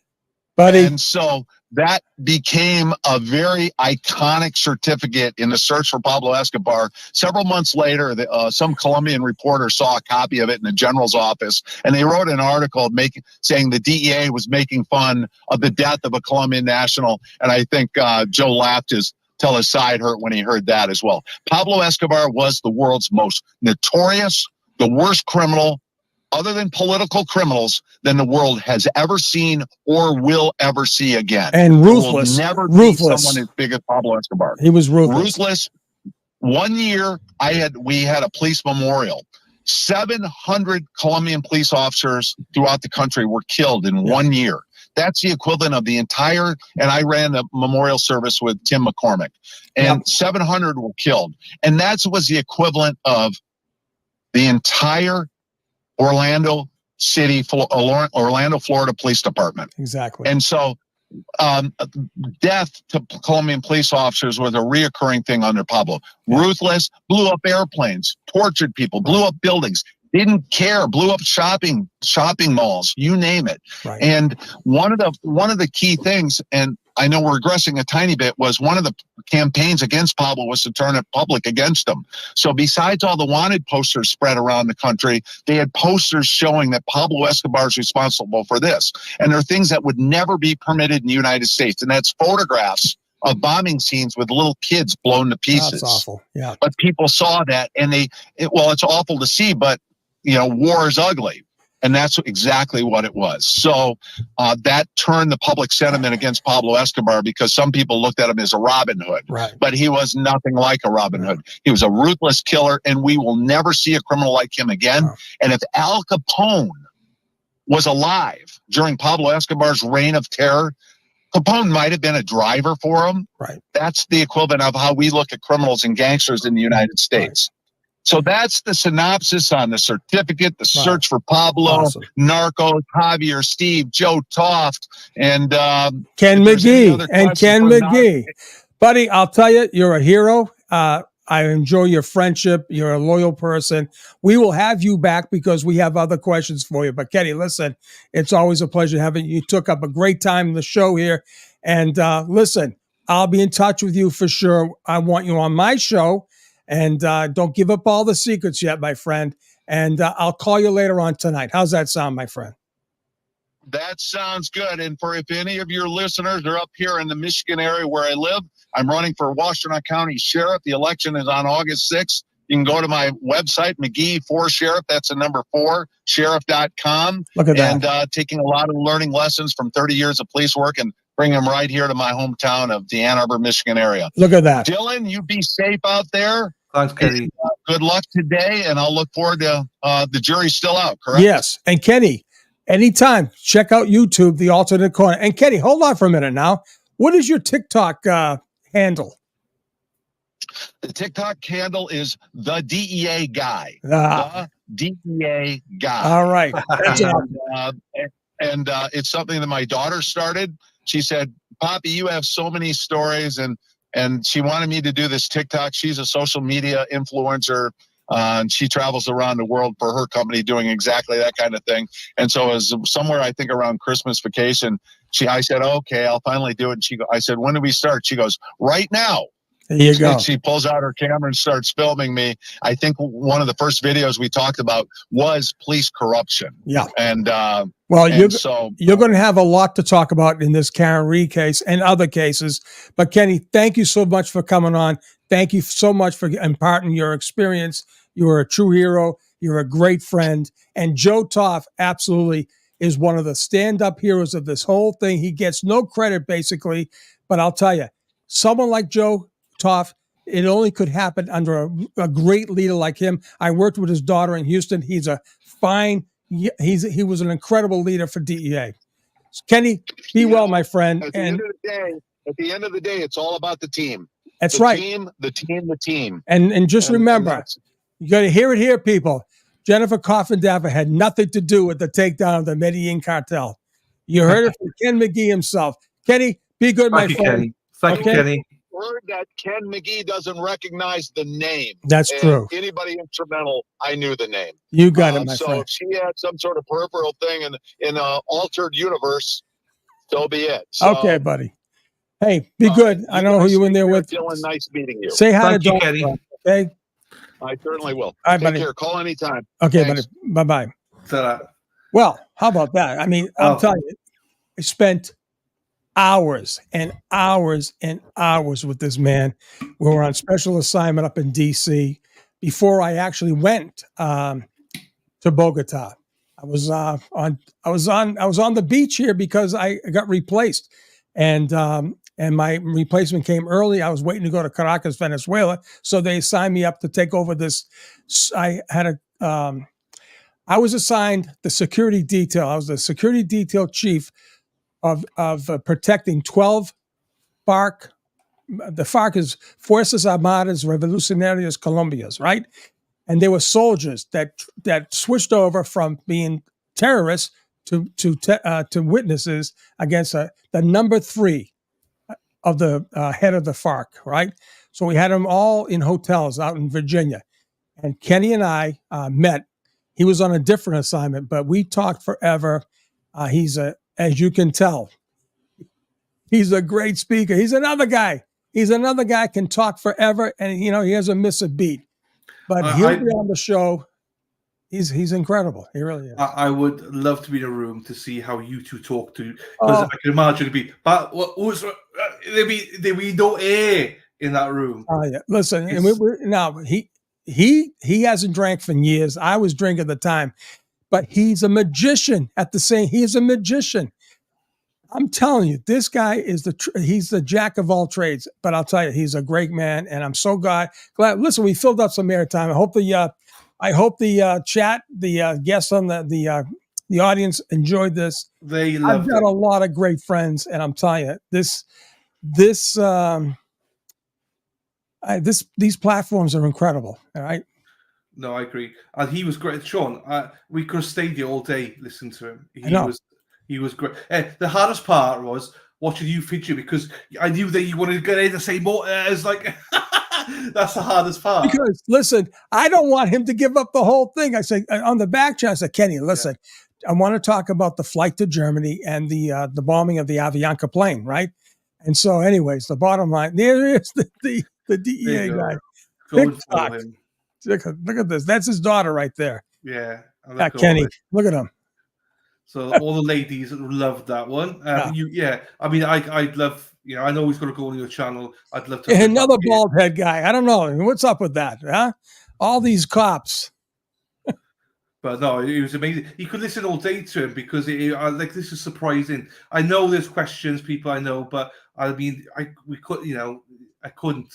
But there are a few questions. He wouldn't allow any questions. He just kept talking. But you might be able to answer some of these questions. So I will try and catch some of this now. Jody Mitchell says, Sean and Ken, you have to know Ingrid Betancourt. Absolutely, Jody. Absolutely. It's an incredible, listen, she has an incredible story. I'm telling you, she's a hero also. Incredible. Derek says, Scooby says, Fear Robin. Thank you, Derek, Jody. Kate says, thank you for this interview. Absolutely enlightening. So sad all your efforts have to have the borders open. Listen. What percentage have been undone? Okay, the borders. Yeah, Kim, listen, us guys, boots on the ground, we know what the deal is, okay? And I'm going to tell you right now, where there's money, there's corruption. And I'm just going to leave it there. This war on drugs could have been ended decades ago, and I'm just going to leave it there. We know exactly what's going on. So, Paige, also, thank you so much. A great story to spend time wasting. Fascinating, thanks. Everyone loved him. The story was interesting.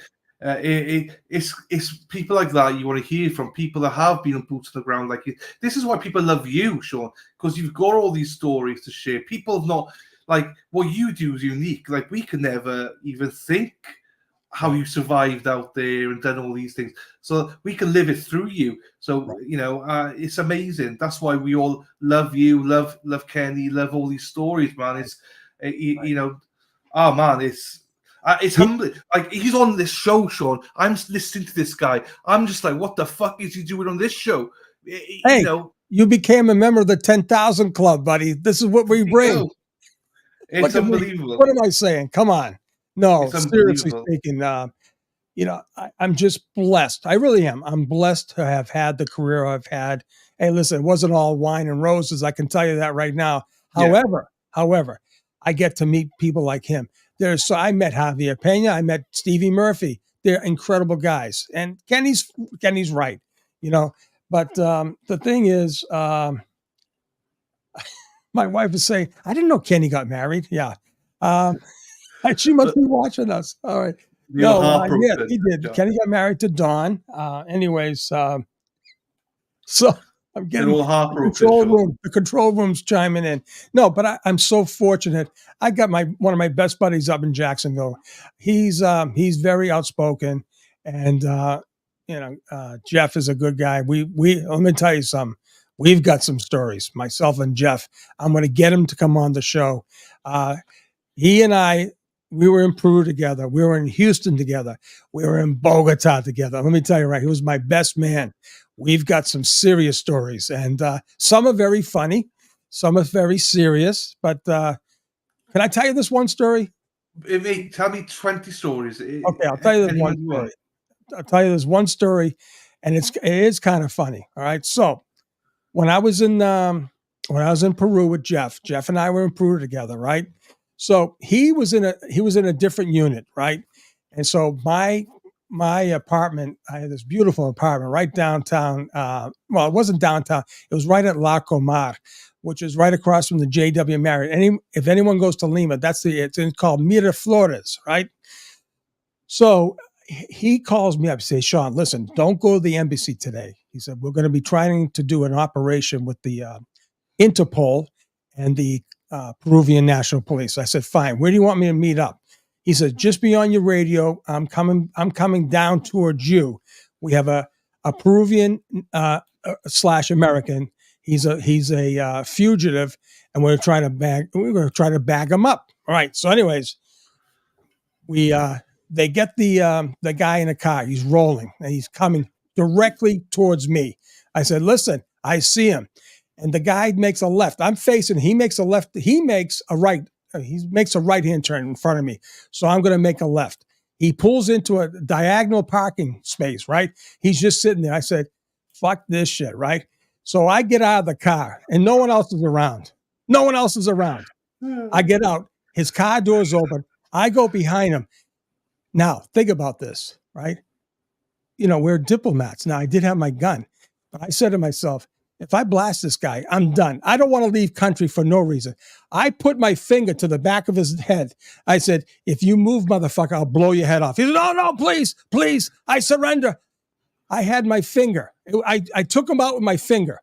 And that was the story. And we took this guy down, right? So we bring him back to the office that had Interpol and the Peruvian National Police. Jeff and I are high-fiving each other. And we get back to the embassy and we tell him the story. And McDonough took him down with his finger. His finger went to the back of the head. We got a call an hour later. He escaped from jail. The guy escaped. All that work, he escaped. Anyway, make the long story short, there was obviously corruption involved, right? But we did all this crazy stuff. But he got caught a little bit later, and I took the flight up to Atlanta with the guy. He always remembers, he said, I thought you had your gun. I couldn't believe you had your finger. I said, yeah, well, you got taken down by a finger. You could add that to your little repertoire. So anyways, stupid things like that. It's, you know, it's not all crazy stuff, but it's things like that you talk about with a bunch of guys, you know, sitting around the table. You've got the stories, man, and that's the main thing. And it's like, it's interesting just to sit here and listen to you, because also I know it has an impact on you because you enjoy telling us the stories. You know, the fact that you can remember it and you don't mind sharing it. It's a joy just to sit here listening to you get all excited and reliving some of them. Oh, you relive it. You got to relive these things because they're actual events. Yes. It must be like Jevin Coffin. Oh, yes, I was a member of the gang task force. And I don't know what I did, but I was there, and I was a firearms instructor, and I did that. Come on, stop it, mofos.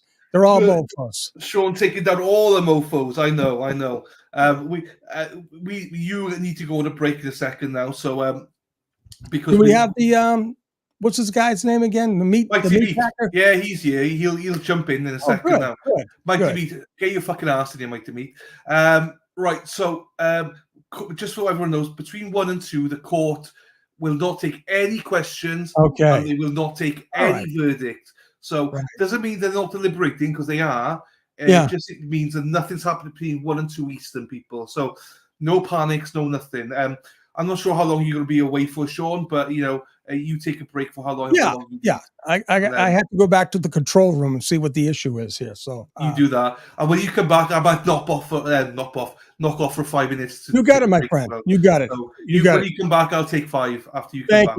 Thank you. And people, like I said, I got more people in line to come on. So trust me, we'll have fun as we wait. Okay, I'll be back. See you in 5, mate. See you in a bit. Right, Mighty Meat, where the fuck is he now then? You're an absolute numpty. Absolute numpty. Brother from another mother. For those of you who don't know, we've got Mighty Meat coming on. He is an absolute tool of a guy, but I love him, so it's fine. Caveman says Sean's a bad mofo. Caveman, you're 100% correct. And then what's this? Paige. Thank you, Paige, again for this. An evidence response team is conducting the search in connection with an ongoing multi-jurisdictional investigation per Boston 25 FBI in the Westport area. Now, unexpected traffic disruptions. Oh, it's all going off. Where's that? So that's in Westport area. Okay. I should have shown that to Sean before we went off, but we'll try and show that to him in a bit now. So, okay, people, so I'll say, perfect time for you guys. We're still going to be live for the next hour. I'm still going. It's going to be myself and my brother discussing. So it's fine. But yeah, absolutely. If you need to go for food, whatever, absolutely do so. Oh, thank you, Christine. Miss goes off to make some dinner. You go make some dinner. Spicy paralegal. I know, he's a fucking tool. Let me tell you. He's been on holiday for a month, and he thinks he comes back, and he just a month being away. Look at him. Who's single now? Reality check. Who's single? Who is single? Who's single now?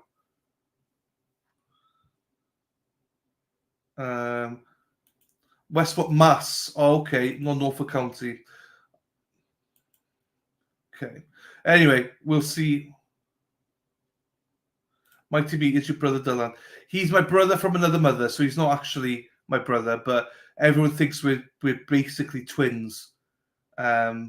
So, which is fair. See a bit, Gary says to Miss H. Gold. Sean is the best, isn't he? It's the best sailor girl. You could just listen to him all day long. I know. Ross's mom is barely breakfast. So you're 8 hours behind me. It's now 6 o'clock here. So 10 a.m. in Oregon. Fuck. Or 5 to 10. Blinking heck. 3 a.m. in Australia. Jeepers, creepers. Have some good night, Lily. Have some sleep for a bit. Right, stop it. Stop with the fucking verdicts, people. Stop, please. I'm gonna start muting people. I know some of you might mean well, but stop. Hang on.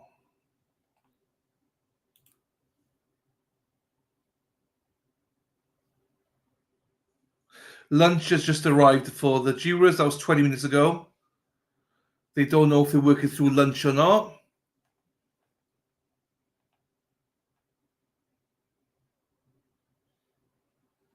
Okay. Again, just to reiterate, former Fall River Mayor and former Bristol County District Attorney Sam Suter is in the house as well. So there we are. Yes, so there is no verdict at 2 o'clock, people. So let's not start this.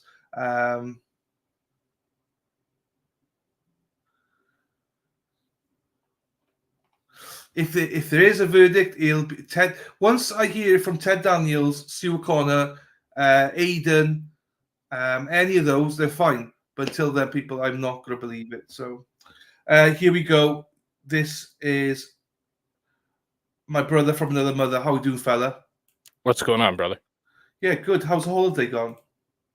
Oh, it was fantastic. A lot of miles. A lot of miles. But tell us a little bit where you went on the journey, because people don't know where you've been. So we were going to go all the way. I'm in Metro Detroit, about 10 minutes away from the other guy. Yeah, interesting. So we were going to go all the way out to Seattle, Washington, and through some of the states that we haven't been to yet. We did not make it that far. We made it to Yellowstone, which is so it's 21 days and about 6,700 miles. So it was crazy, but yeah, we had a lot of fun. Beautiful part of the country, beautiful. So and you and the family, which is nice. Nice to have a break, isn't it?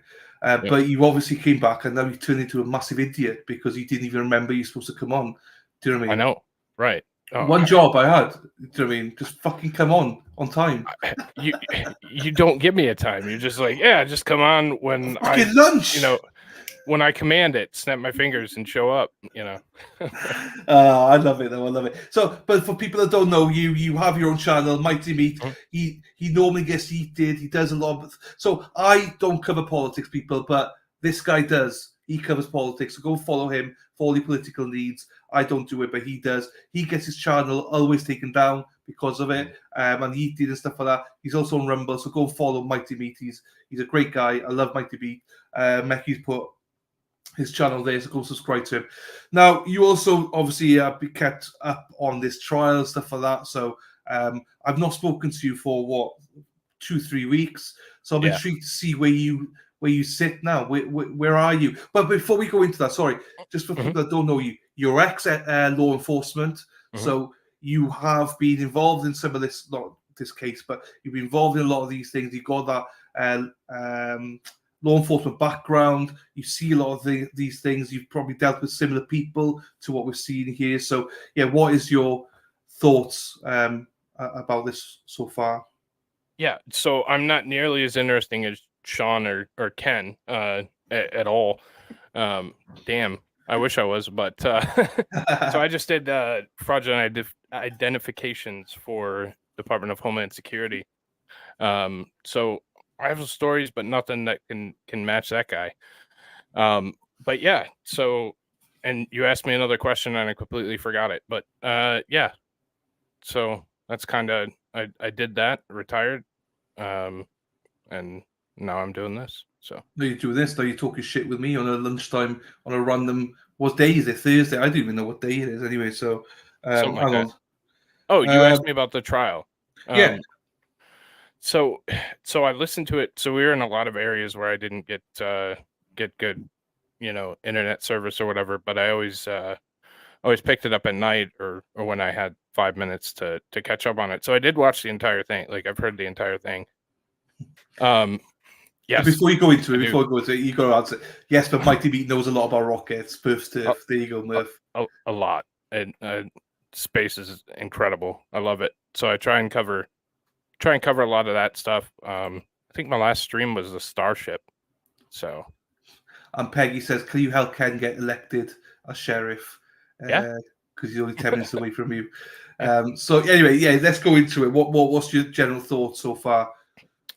So, I think it's probably good that it's taking them longer because, like you put up the graphic earlier, generally a not guilty takes a little bit longer. I still think they're hung up. I think there's probably some holdouts, and as I've said to you, my only concern is compromise. Like I don't like the lessers because then you get compromise verdicts. I'm hoping we don't have that here. But I think the most compelling outcome right now is the hung jury. It's going to be how much is Bev going to push. So. Yeah, because if it's hung, just so people know, if it's hung jury and they can't decide, they will come back into court and let the judge know, let Judge Bev know, we're deadlocked, we can't decide. She will send them back several times. It's at her discretion. Obviously, the defense and the Commonwealth have to agree, and I imagine the defense would maybe push in if they got a feeling that they're nearly there. To go back and re-go, because I imagine they will have a sense of where they sit with this. So if they feel like they have the advantage here, they will not want a hung jury as a defense. They will want them to go back and back and back and back and back. And I think as jurors, they see them for 8 weeks, so they can see the demeanor. And what they'll be looking out for things like, are the jury looking at them? Are they like are they sitting like this a little bit? They'll get a feeling, I think, of how they sit. So so that'll be interesting to see how she deals with that. I know we've spoken offline a little bit, but for me, how do you think then, in terms of, you see, the compromise element?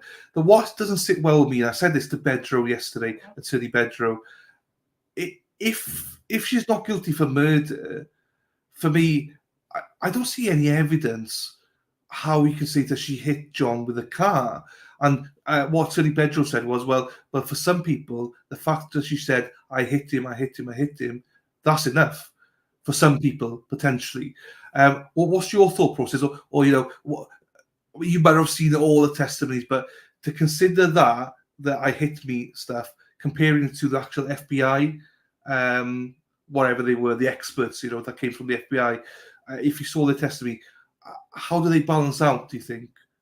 Well, there's a couple things. One, to touch on the hung jury aspect of it, I think Lolly's enough of a piece of shit to bring charges again. So a hung jury is a loss for Karen. Like, she's going to go back through trial. It's going to be the same song and dance, and they're going to try harder to screw her a second time. So that's my concern with the hung. Is Lolly's going to do it again. Like, there's no way he's just going to drop the case and walk away from it. So I disagree, but that's fine.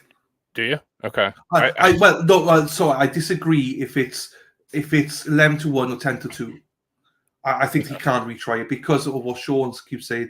Morrissey will be happy and go, right, put that up. We tried it. She is the killer. We did it. The jury spoke. We can't do this again. Taxpayers' money. We're not going to spend your money anymore, people. And if it's hung jury, it's going to be harder for Karen then to sue people because there was no verdict. We've been nice to you. There you go. You got your freedom back, even though she hasn't got her freedom back. That's the only thing I think that they might not try again, because why would they want to risk that? Because if she comes back as not guilty, then where's the murderers?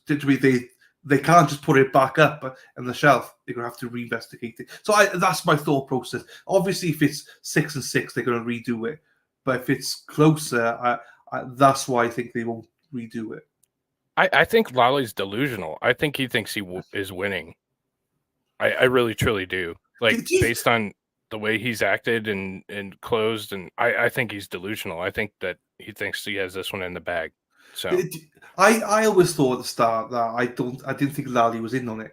I always thought he's just been given this and he's go and do it, because I've never seen a trial of this magnitude, Mighty Meat, where it's literally one prosecutor and his side piece, McLaughlin, there, who doesn't say a word except for a couple of things. If anywhere else of this magnitude of a trial, there would be like 3-4 attorneys sat there. There'd be paralegals around them. There's nothing. Yeah. That's why I'm like, I think he's just been shoved in this and go deal with it, potentially. Yeah, and very well could be, but I truly think that he thinks he's on top of this and gonna pull this one out. And I don't know, man. Like he's boring as all hell, but he seems confident. He seems confident in his conviction and the way he's saying things. He's just boring as hell. So yeah, and also Luby says Morrissey wanted to see what they have on them, and he achieved that. Will they really be another trial? Good luck finding a new jury. That's also true. Yeah. That's also true, in fairness. Lorraine says, Mighty Meat, did you do a podcast with Wayne County Life? I might be thinking of someone else. Go Lions. No, I haven't. I'll check them out, but no, I don't say there's anyone else looks like you and me, for fuck's sakes. I know, right? Come on, triplets. That would be trouble. Anyway, so we digress in here and everything. We jump from one thing to the other, the hung jury bit. But going back to the whole, like, I hit him against the expert, forensic experts. What's your thoughts on that? So the thing that, so when we get into this, and we're 3 days into deliberations, or 2.5, whatever we are, people start to think very critically. They're like, oh, well, they have to get information from somewhere, so it has to be that I hit him in evidence or something like that. A jury doesn't have to have evidence. They don't have to prove it could be as easy as, we want to go home. You're not going to vote for murder. We're not going to vote not guilty. Let's meet in the middle, and there's some horse trading and a compromise. There's no justification. You don't have to write a report and say, this is why we chose this. You can essentially do whatever you want. So so juries don't have to be as structured, and I think that's where people lose it sometimes, is like, oh, they have to have something to prove this, and that's often not the case from interviews and stuff that we've heard after juries. There's often something, that some kind of negotiation or some kind of deliberation that takes place, and it can not be based in fact at all. So that's true. Perry makes a good point as well. This wouldn't be Morrissey and Lally's first shady vehicular homicide case that they've lost. I think they've lost I know. Amy says, a jury I served on, I was the holdout for not guilty. They came around because they wanted to go home, but a defendant is not guilty until the prosecutor proves it. Yes, and this is something that happened yesterday. I mean, everyone was getting a little bit pissed off yesterday because the jury left. Like, so they're going to leave at 4, whatever happened, but they finished like 3:20, 3:30 instead, and people are getting antsy. My thought process on that is, let them go home, because what you don't want is people to be cranky. Like Amy says here, people just want to go home. And if you're going to deliberate and stuff like that, people just go, oh, fuck it, then let's just, do you know what, let's meet in the middle and people, let's just fuck it, like manslaughter is, fuck it, just put it that manslaughter. You don't want that. You want them to, because if I'm in there with a not guilty crowd going from 9 a.m. until 3 o'clock going, but she's fucking not guilty, Joey, if you're battling, you just need a break. You just need to get away from it all and just go, fucking hell. So that I know people will be like, but it's Karen's life and her justice. But it's good for Karen if they go home early. It's really, really good for her because they're deliberating, they're taking time, and they're taking a breather. You need a breather, because you don't want people like Amy was saying that people just change their minds just because they want to go home. Can you imagine if that was the case here and people just went, fuck it, this, as you say, let's compromise and say, fine, she's guilty of manslaughter. We do not want that. So take your time. What's your thoughts on that? Yeah, so I think it's perfectly fine that they wanted to go home. You have to place yourself in that situation, and if you've never been in that situation, there are people that are taking it very seriously. There are people that want to go home. There are people, with all different kinds of pulls to their attention. So they're going to want to do something that benefits them. So I have no problem waiting 2 weeks if the if the verdict is something that it should be, which is not guilty on all counts. Then trying to rush something and being like, nope, you have to stay here till 4 or 4:30 or 5 and getting some kind of pressure for some kind of compromise. I'd rather take my time and get it right. So, and that's what we're hoping they're doing there. Man, it's. Do you see the debacle yesterday by the judge with the not guilty on the verdict forms and stuff like that? That's the. I don't lose my temper for no reason. I lost my shit yesterday because of it. That was the first, well, not first one, but that was the moment I was like, if she does not change this paper verdict to make it clearer for the jury what they can vote not guilty for all the lessers as well, then this is the corruption's in. Do you know what I mean? It's ridiculous because the way she spoke to Karen, I did not like that either. I thought that was disgraceful, especially, I know Peggy O'Keefe's lost her son, but you cannot be there crying in front of the jury, laughing as she's been doing as well, not being very animated, and then you go after Karen. It's like, go fuck yourself, Bev. I'm not going to go in my rant again, but I can feel myself going back up in my level. Oof, that really pissed me off. What was your thoughts when you heard about that? Yeah, so I thought it was completely uncalled for that there are other ways to do that are much more artful. Go to her attorneys, call her up to the bench and be like, hey, this isn't the place for that. Or just leave it alone. I mean, yeah, again, we're all humans and we all react differently. And if I was in that situation, I'd be laughing my ass off just because that's the kind of person I am. Like, I'd be laughing at everything or trying to, especially if the jury's not there, like, hey, I don't have to be stoic and, blah, blah. So I can let myself go a little bit because I'm in a truly stressful situation and everybody has emotions and thoughts and feelings, and to think somebody's going to just be there and just be stoned for what, 31 days, 32 days. Like, fuck off, Bev. Yeah. As far as the verdict form, I wish that Bev would have went all the way and stuck with it, or just fixed it, because we know it's an error. We know it's a fixable error. Just fix it. But then she goes half-ass and doesn't fix it, and then comes back. What was it? 2 hours later, hour and a half later, and no, we probably should change it. I think it's the best thing, because I believe, and correct me if I'm wrong, but there was a jury question about the verdict form as well, like after they met, correct? There was I don't remember that. No. Okay.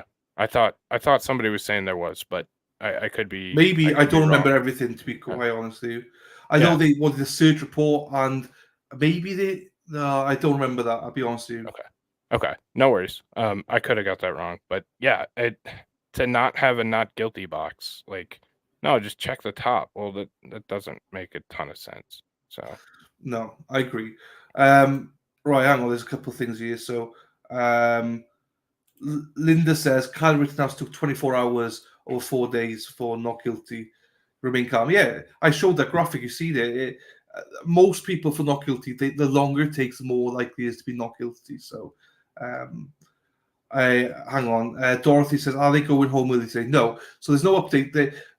It'll be up to them. They might go home early. We don't know. But the plan is they probably stay there till about 5, half 4, 5 o'clock. But we don't know. It's up to them. I think Bev would cut it off at 5. She might cut it off at half 4. But the jury might decide to go home at 4. I don't know. But again, I don't. Again, I'm one of those. Maybe I don't care if they. I just wanted to. I know that can come across as wrong. It's not that I don't care. I trust the jury that if they're tired and they're like their mind's gone, I'd rather than go home and come back fresh next day. This is probably the best tweet the tweet message of the day. I hate the Lions. Thank you, too, Greg. That's probably the best one of the day. Thank you so much for that. Hey Tim, how are you doing? It's read like a multiple choice selection with crime she was guilty of. Yeah, basically she was guilty of a crime. Do you choose which one it is? No, she's not guilty across all of it. Amy says, "Thank you for keeping us company, Delaney. It helps my nerves." No problems at all. Thank you for being here, everybody. Okay, hang on.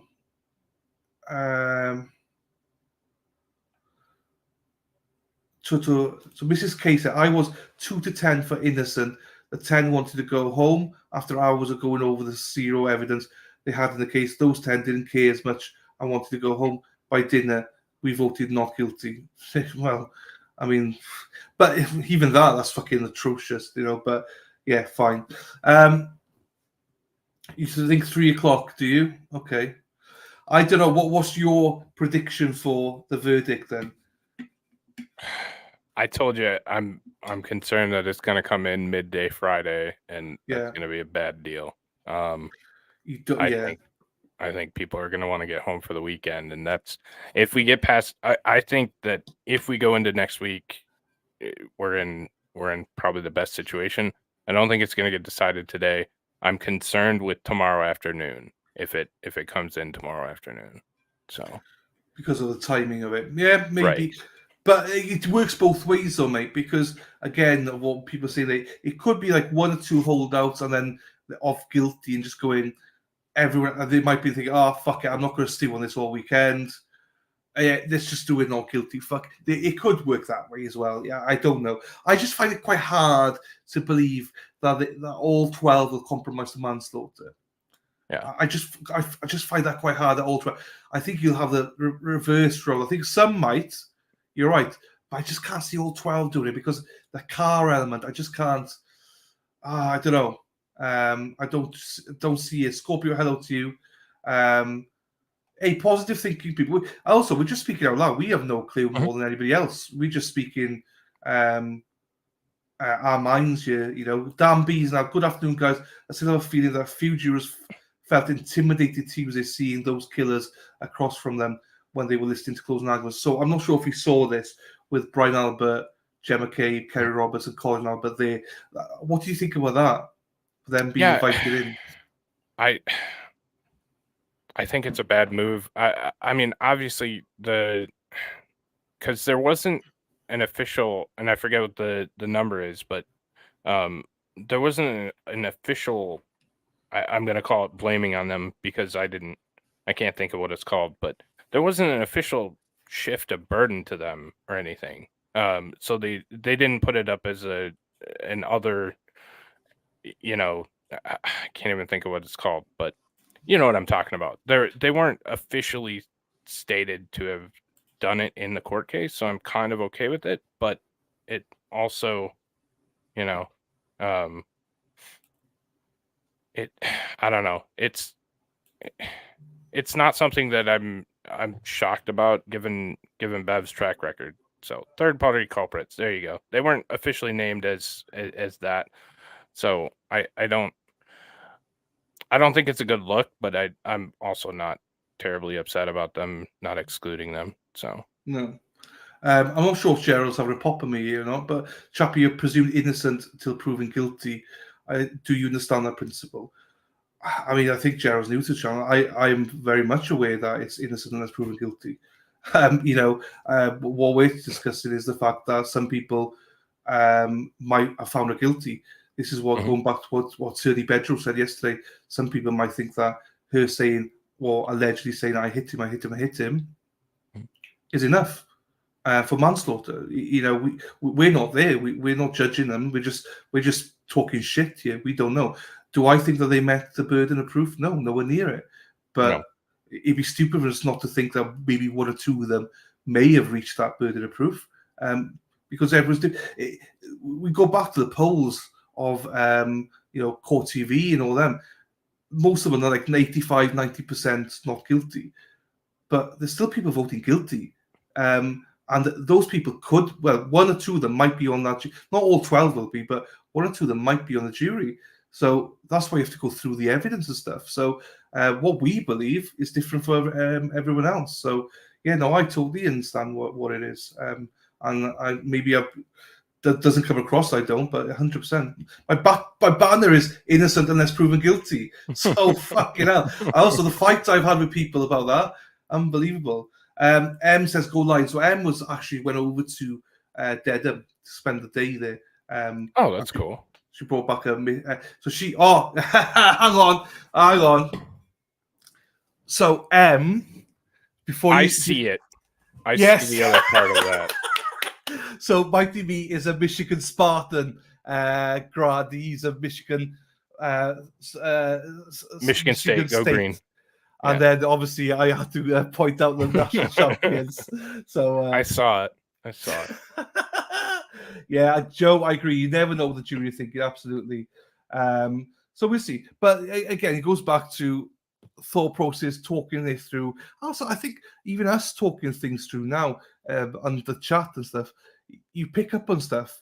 And what we need to remember is the jury are totally reliant on their notes. Okay, they can see some of the evidence, the videos, but they don't get the transcript.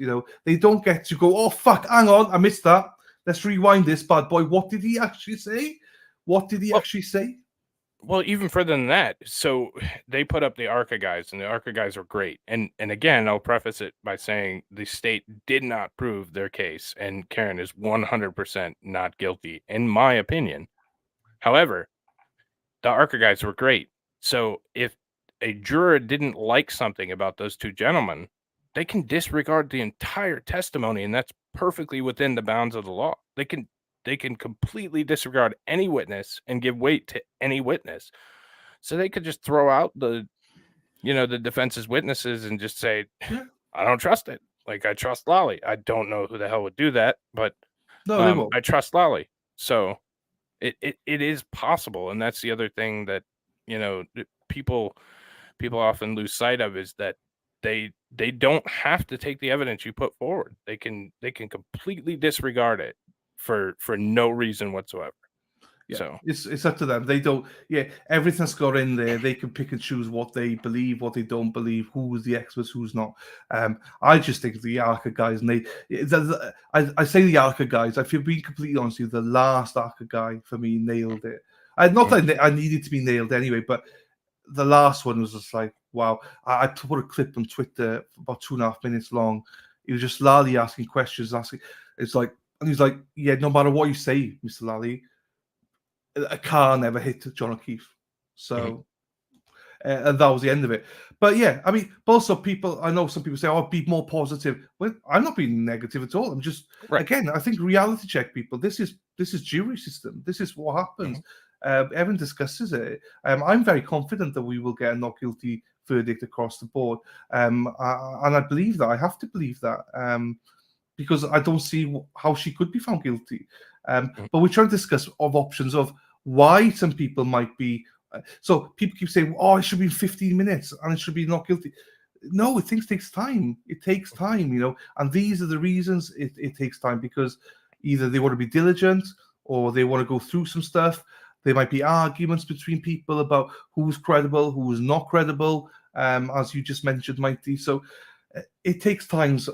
As we say, Kyle Rittenhouse took 24 plus hours. So, and a lot of other cases did as well, because they want to go be due diligent. All I do know is I do not for 1 second believe there will be a guilty verdict across the board. I know what you're saying about the whole manslaughter thing, but I still don't see how 12 people could find a guilty manslaughter. I just don't. I don't like the involuntary manslaughter. That's the one thing that scares me. One, I'm a pessimist, like always, always have been. Also, YouTube has branded me harmful disinformation several times. It's the reason why they keep taking down my channel. So don't take anything what I'm saying. but no, juries are such an odd system, and it could be the smallest thing. It could be somebody doesn't like, one of the attorneys on Karen's defense, or could be, I mean, you've heard people like Sean talk about it, other Sean, don't like the color of their shoes, or, the shoelaces were on top. Like, it could be the smallest thing, and somebody just doesn't like somebody for whatever reason. And, but on the flip side of that, we should want juries to do due diligence and take time to go through things. This is what we should want. So yeah, because I guarantee you, if they came back after 15 minutes with Karen being innocent, people would be like, "What the fuck? No, they didn't do their jobs." Blah blah blah blah blah blah blah. So no, I saw a post here. Hang on, where was it? I think it was Lou. Lawyer, saying jury gone home. No. I think that's an old post. I think no. So Lou, that's from yesterday, my darling. That's yesterday's post. Them going home, not today. So they're still there. I wish they'd tried this in different army as well. They should have been tried here. Okay. You being harmful disinformation is the reason why I watch you, my TV. Yeah, I mean, look, it is. I don't know what the F. Yeah, no, it's an old post, people. It's an old post. It's fine. Lou is a legend. She just saw it from yesterday. That's fine. So we don't know if they're deliberating. The clock says we're in hour 12 of deliberation. I think that's a bit too much. I think it was more like 11. But they're having lunch now, but we don't know if they're deliberating or not. So we just don't know. They haven't announced that. Only jurors will know if they deliberate on. They probably will be stretching and eating, and they probably take 15, 20 minutes to eat and then just get back to it. But the important bit is between 1 and 2, the jury are not going to, they can't, they can request a question and a verdict, but nothing will happen until 2 o'clock, if that is the case. And the other thing is, just a reminder, because yesterday people were going crazy in chat when they're like, "Oh my god, the defense team are back at 3:30." They were going back at 3:30 because they're supposed to be back at 3:30 no matter what. So today at 3:30, people, when they go back again, just chill your tits, people. Right? It's fine. Now I can understand as well. There'll be people here, Mighty, that are a little bit. We watch trials. And we've seen some verdicts where we're like, what the fuck? How did they find it guilty? But there's been also trials where we're like, yeah, they got it right. They got it right. We got. Me and Sean were discussing this about. Were you surprised that the defense only used 6 witnesses in their defense? Because obviously they had 78 people on the list, and they only decided to use 6. Was that surprising to you, or was that just normal? That's about right. It's generally normal to use a limited amount of witnesses, especially when you're pretty confident in your case. We've seen missteps and errors with that, as I've talked to you about before. It concerns me when you're so sure of it that because like I told you at the beginning of this case, this is the playbook right now in courts across America. You throw in 30, 40, 50 witnesses of total nothingness, throw one in the middle, and then people naturally have this inclination where, oh, the state put up 40 witnesses and the state is, right, and there's got to be something here. And then you look for something to add to that. So you're already starting to get to the point where you're looking for something to add to that, because the state's not just going to sit here and waste everybody's time, and that's the presumption that people have going into it. So it's always concerning to me. I think that this one might buck the trend or be outside the norm, because I think Karen's defense is fantastic. Yeah. But we've seen it so many times where like, no, we're gonna call 1, 2, 5 witnesses and just let it go, and then we see, you know, a verdict that we don't agree with coming out of it. So it's always concerning to me. But as I say, this is a different one. But Mama Yeah. Ames, so they're leaving the elite again today? No, we don't know yet. So no matter what time the jury are leaving, guys, the defense have to be back there by 3:30. So Judge Bev has made it clear to them they have to be there before 9 every morning, and they have to stay until 10 o'clock in the courtroom. And then every evening, no matter what, at 3:30, they have to be back in the courtroom and stay in the courtroom until the jury leaves. The jury might leave. They might leave at 3:30. I don't know. They might leave at 4. They might leave at 4:30. They might leave at 5. I have no idea. No one knows yet. What do we have here? Lali said, can we think of the 2 alternates sitting alone that weren't dismissed? Yeah. Also, they might be separated as well. So they might be on their own. And they're without their phones. They got nothing. I imagine, because you can't be on your phones, or because you can be searching stuff, unless there's a trust thing. I don't know, but I don't know. I'd actually know what the alternates would do, but my understanding, do they normally stick them together or separate? I don't know, actually. Do you know? I know that they can't discuss the case, so they couldn't discuss the case if they were together. But I don't know that they would keep them separate. But so yeah, No, probably right. Come crime with me. Do you like that song? Come crime with me. Yeah, it's not a Christmas song, so I'm good with it. Come crime with me. What do you mean Christmas song? I don't do Christmas songs. You're subscribed. Press the like, press the like, press the like, please. Press the like and subscribe. It would mean the world to me if you liked and subscribe. Like and subscribe, everyone. Let's fucking go. That's that your one fault. right there. That's your fault. If you hadn't said anything, I would have played it. So Come Crime With Me says, I've watched true crime for a long time now, but this is the very first one that's made me stressed and anxious of all trials I watch. And trust me, it's a lot. I'm addicted to true crime. Yeah, look, I cover trials every single day of the year pretty much, and Mike Beat does similar stuff. And yeah, we got you. I understand. It's all good. It's very stressful, especially when you believe something so passionately as well. So, and for the record, I'm in the same boat, and I specifically wanted to stay out of this one. I've been busy as hell at work. I knew I was going on vacation. Like, there was a lot of things that I wanted to just stay far, far away from this. Dylan just sucks you in.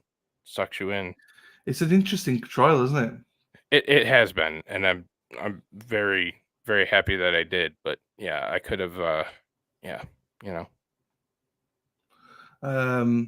Chat is, I don't even know what chat's talking about anymore. So, I mean, it's one of those things. Do you know what? You could probably get this with chat as well. It's one of these things where you say something and then people start answering you, and it's like, well, that was 10 minutes ago. I don't remember what the fuck I said. So it's chat. I'm just gonna go over it because I don't know. I saw that. Yeah, I don't even know what that means, but VFW Hall in Dedham. Ready for a party. I mean, look, that's fine. Eric, I agree. So many people say she's guilty, say that people who think she's innocent believe the conspiracy 100%. We do not need to know what happened to know. Yeah, do you know what? I don't even know what happened to John. I'd be totally guessing if I told you. All I know is the car never hit him. I couldn't tell you what happened, who did what. I don't know. With certainty, that is, So I agree with it's like that. All I know is that Karen did not kill him. What happened to John? No idea. So I'm not buying into the conspiracy of it because I don't know what happened. So Yeah, so what Wicked Sykes said is true. You don't have to buy into the whole conspiracy to think she's not guilty. You just got to logically think of it and go, right, Well, she didn't do it. And I think that's why I'm the perfect person to opine on this, because I didn't do any of the front end work. I don't listen to you, so I don't listen to any of the commentary. I have only watched the trial, and I know that this woman is not guilty, and that's it. And I haven't watched any of the outside, and that's generally how I like to do it, because I like to know what's going on and not all the other. Whatever comes into court is what I base my opinion on, for the most part. And she's just not guilty. The state didn't prove it. So I agree. And you can blame Mighty Meat for this. That Christmas jingle you keep doing makes me want to throw up my laptop. Hey, that's his fault, not mine. If he hadn't said anything, I would never have done it. Yeah, no, they're separated. But the question was, what were they together? And all the two of them. It's fine. If I was an author, I'd get a lot of reading done. Bookworm, I know. One drops out, the author must have to be up to speed. No, I don't think they're there for the deliberations, Charles. I think they're in a separate side room, essentially, because they can't be influenced. So if one of the jurors drops out for any reason, they have to restart deliberations with the new one in. Yeah, from scratch.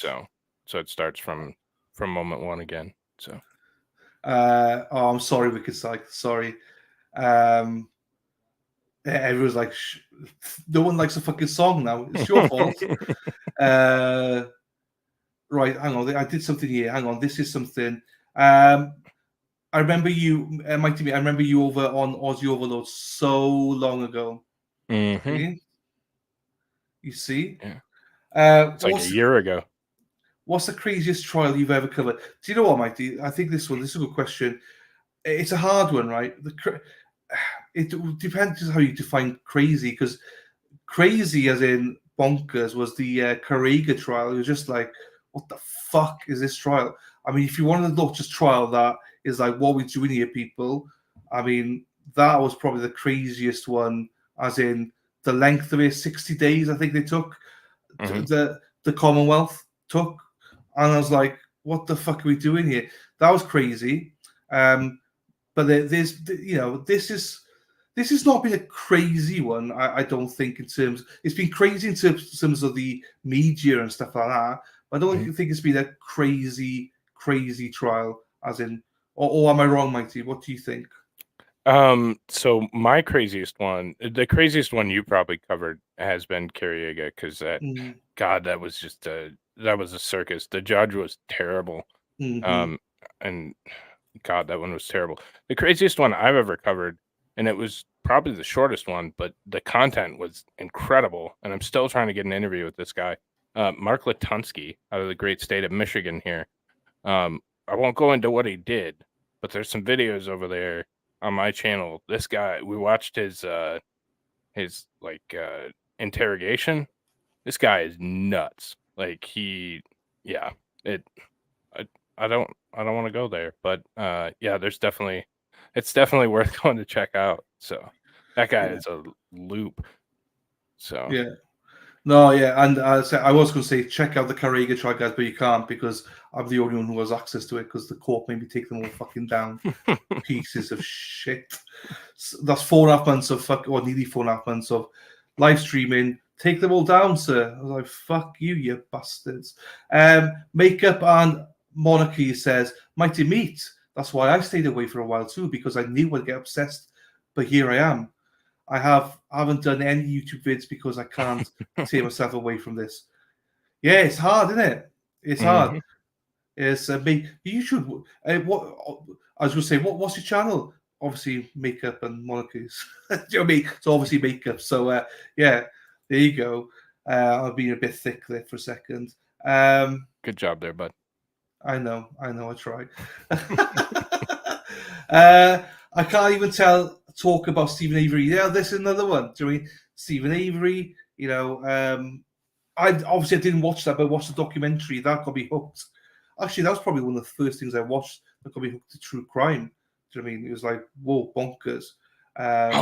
There's one that started this morning. Sorry to cut you off. There's one that No. started this morning here in Michigan. This allegedly this woman got intoxicated and ran through a birthday party and killed 2 children. And I was watching the I forget what they call it, but the beginning hearings. God, I can't think of I still have vacation brain. But the preliminary hearings, they started those today, and that one's going to be tough to watch, but I'm interested to see how it turns out. So Yeah. Helena says, "Why is everyone yelling?" I don't remember yelling. To be quite, this is what I mean. Were we yelling? Maybe we were yelling. I have no idea. Could have been. Maybe I have no idea. This is the problem with these kind of live stuff. I have no idea. Right, I need to go back. I'm skipping everyone now.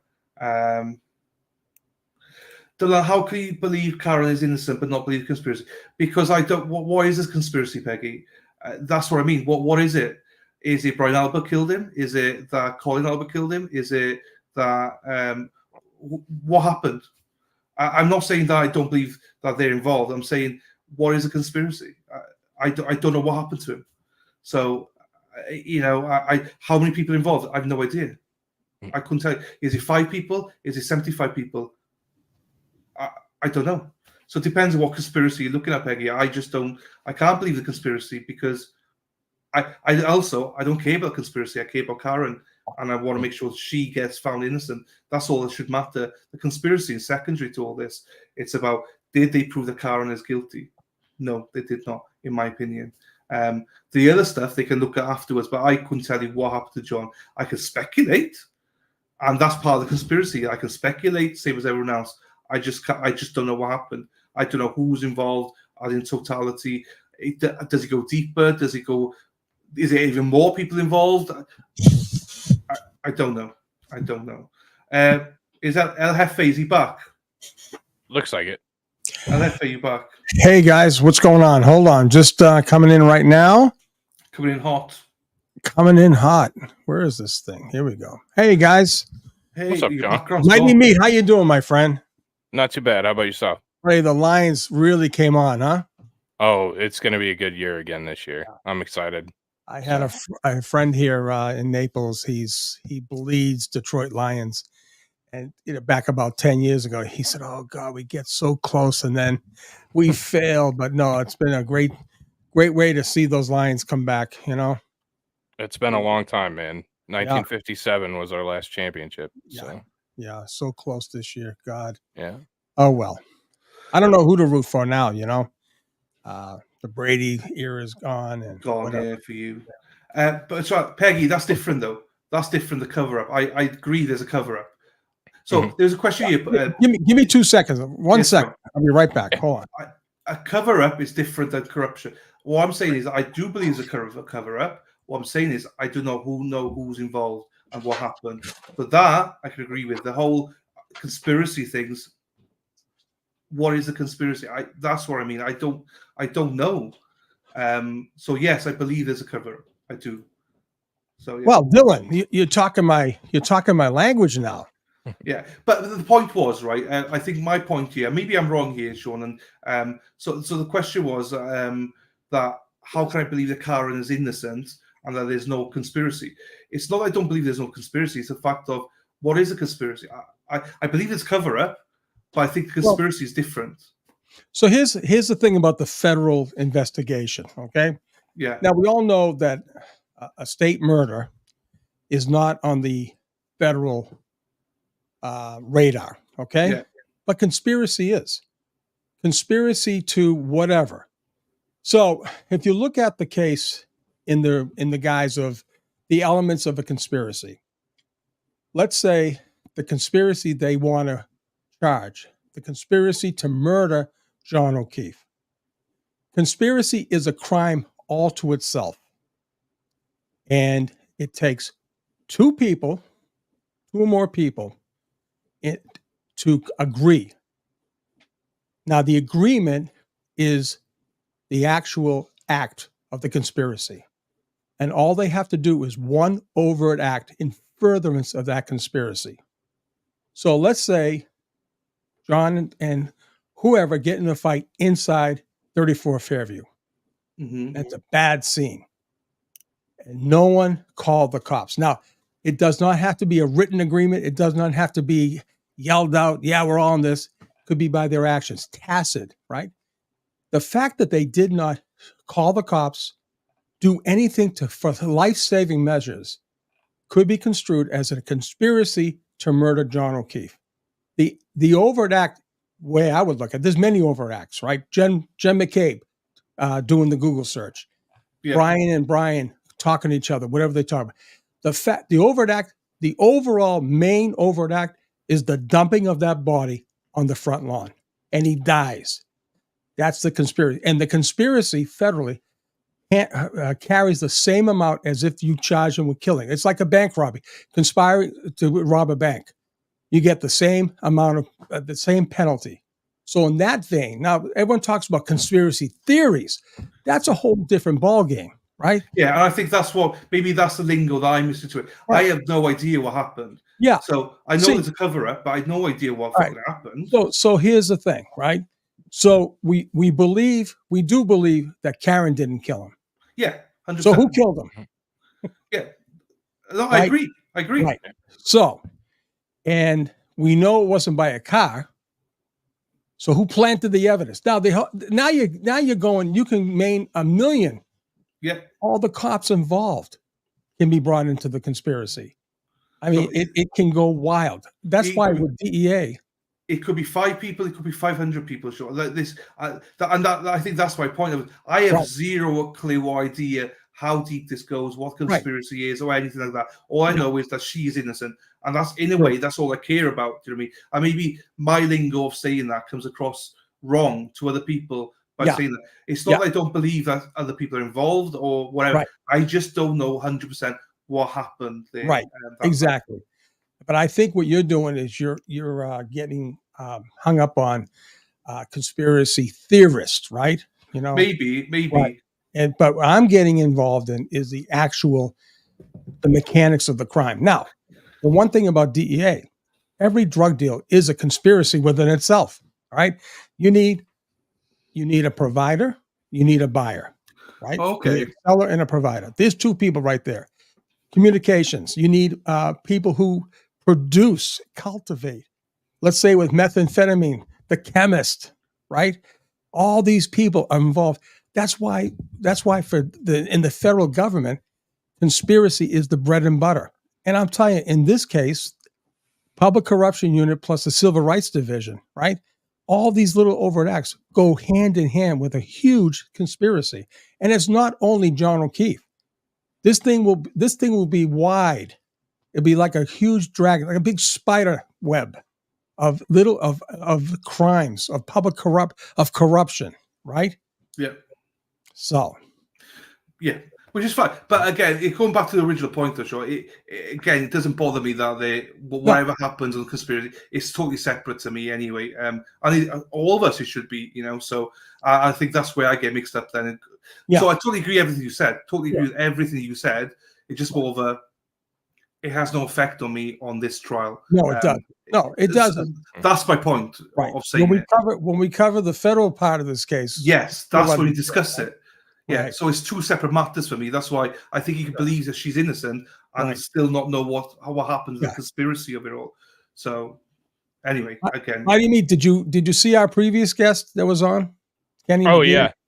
I live about 10 minutes from him. I was going to say, Kenny he bleeds blue. He's a University of Michigan. He was a former chief of police there too after he retired. So he is huge. He bleeds green. I'm that school up Michigan north. State? Yeah, Michigan State. I'm a Spartan grad.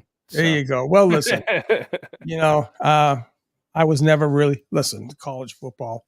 I was a Boston College and a Notre Dame fan, but that's it, But after meeting Kenny, he knows the Sean Blanc, Bo Schemblacker and all that. He knows all these people personally. He has a memorabilia store. I think he co-wrote a book, all on Michigan,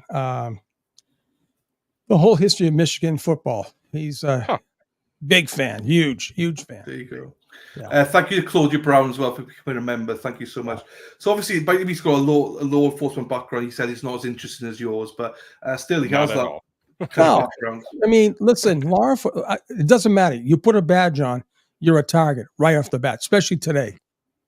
These cops that put a badge and gun on today are a definite target. And I tell you, even though back in my day, I loved it. I couldn't wait to go to work. I'm telling you, it wasn't work for me. It really wasn't. It was about the hunt. You just look at people. You know what I'm saying? You get that look and you say, "Oh man, he's dirty. That guy's dirty. I know what he's up to. I just know he's dirty." And then all of a sudden, you watch, and boom, there you go. They do something. Thank you as well to Bombast as well for becoming a member. Thank you. Appreciate you for that. Hey, can I leave you both for 5 minutes? Absolutely. Absolutely. Sure. Hey, Sean, don't take any shit of that guy, right? No, just put him in his no. place. Put him in his fucking place. All right, catch you in a bit, boys. Thank you very much for that. Yeah. All right, buddy. So what do you think, my friend? I mean, how did you think this whole thing went as far as the trial for you? So like I said, I tried to stay out of this trial really hard. So just because I had other stuff going on at the time.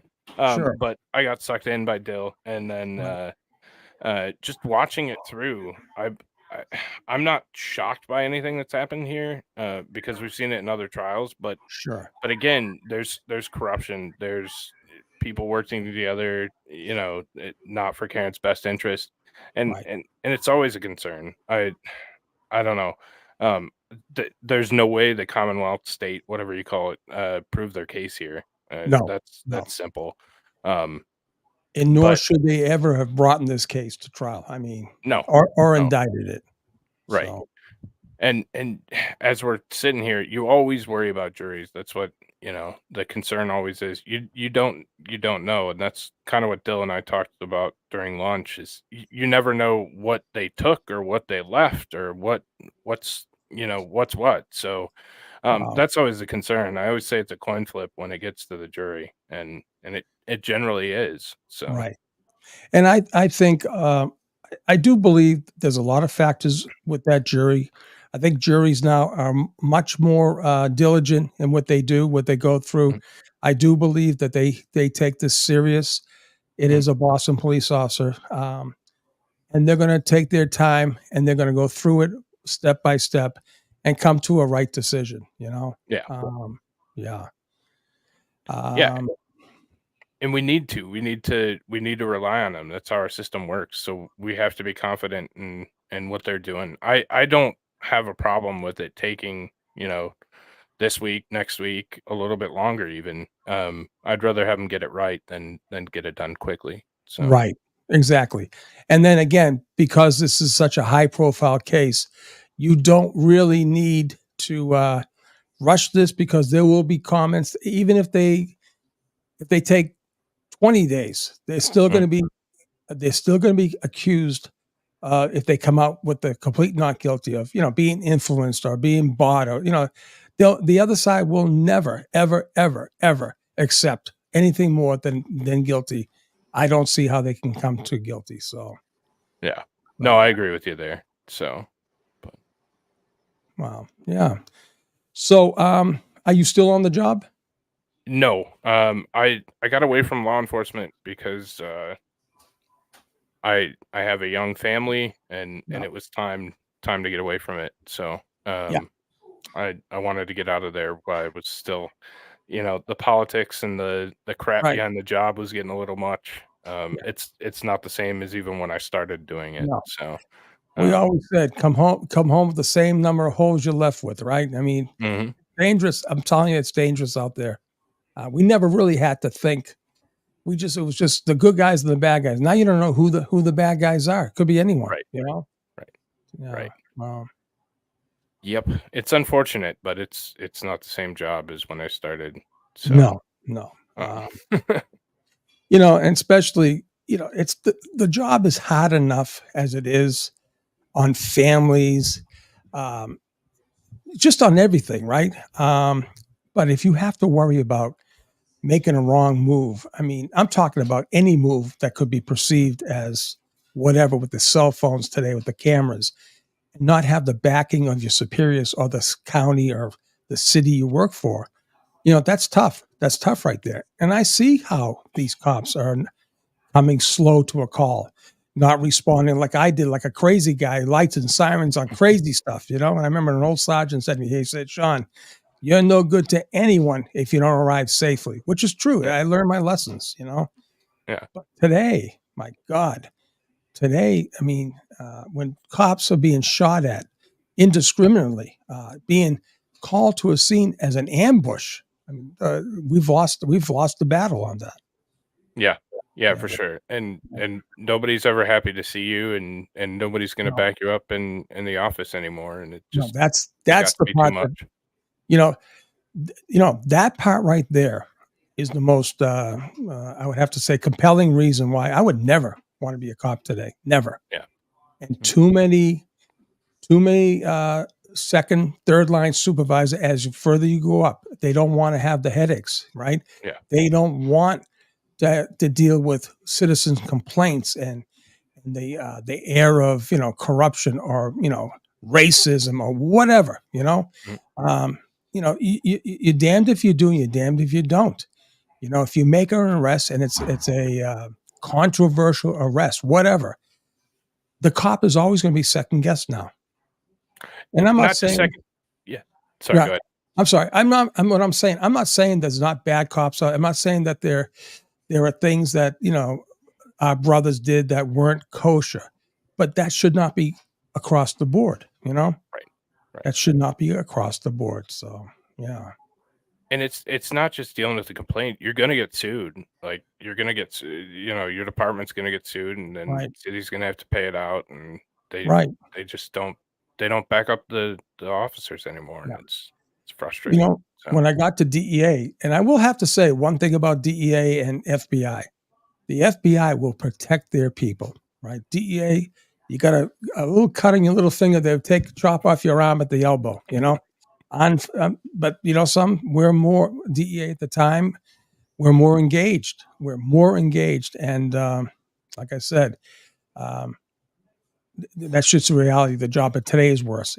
You got cops today. New cops today have to deal with the public and and their officials. The officials that they're sworn to back them up, to have their back. If you don't feel you have the back of the people that you are working for, then what's the point? Right. What's the point? So. Well, I like I said, what's your first name again? What do you go by? Mighty Meat? Just Mighty's fine. Yeah. Okay, Mighty. Yeah. Okay, yeah. It was someone else. Mazza Media. I said, what do I call you? Mazza Media? No, Mighty. So this is good. Yeah. I'm one of these guys. Mighty. No, I appreciate your honesty, because I'll tell you, as if I'm 66. If I was in my 30s or 20s right now, I'd say, the hell with this. Yeah. The hell with this. It's not worth it. It's not. Yeah. Sean, read the chat. Okay, hold on. What's the chat? See, the problem is I can't click it. I can't. Hold on. Meat. Absolutely. Hold on. What do you want me to read here? Jackie McGee. Hold on. I want to see John Costello, though. John, how the hell were you a seminarian at St. Angela's? Were you on, and then you're a retired cop. John, tell me when you were at St. Angela's. I graduated St. Angela's School in 1971. All right, saw that one. Who else? A lot of OG DE agents were that's true. You're absolutely right. That's true, Sea-Dog. You know that. Sea-Dog. I think Sea-Dog and I would have a great conversation. Somehow I just think that. Darcy, what's Darcy have to say? New Jersey has a lot of nonsense and corruption. Well, of course you do. You guys are from Jersey. Sean, please read my... Okay, hold on now. Where the hell is your car? Oh, was it Auto DW? How would I find your car? Oh, John, you were there in 1989 as a seminarian. Then you became a cop, right? Or did you do it the other way around? All right, I got to find Auto CDW. Sean, read my comments. All right, hold on. I got to find. Oh, wait a minute. Here it is. There's another one. Sean, please look at my comment. Okay. I don't. Sorry. Oh, here it is. Sean, please answer me. I think they have a plant in the jury. Bev did something, and why are they deliberating when they know she is innocent and witnessed liar and witnesses lied and corruption? Yeah. Okay. I mean, we can, right, Mighty? We can speculate, right? At this stage, 2.5 full days into deliberations, I would like to err on the fact that, okay, they want to have at least the perception, okay, that they're doing their due diligence, okay? Oh, wow. So I want to believe, right? I want to believe that right now they're going through the evidence and they're doing things logically, right? I don't necessarily know the makeup, the ages of the jurors, all right? I know, like Mighty, I know younger kids today, right? Young people, they have a whole different way of looking at things than say I would or yourself, right? We would probably make a very quick decision, right? But I want to believe with my whole heart, right, that they are going through the evidence one by one.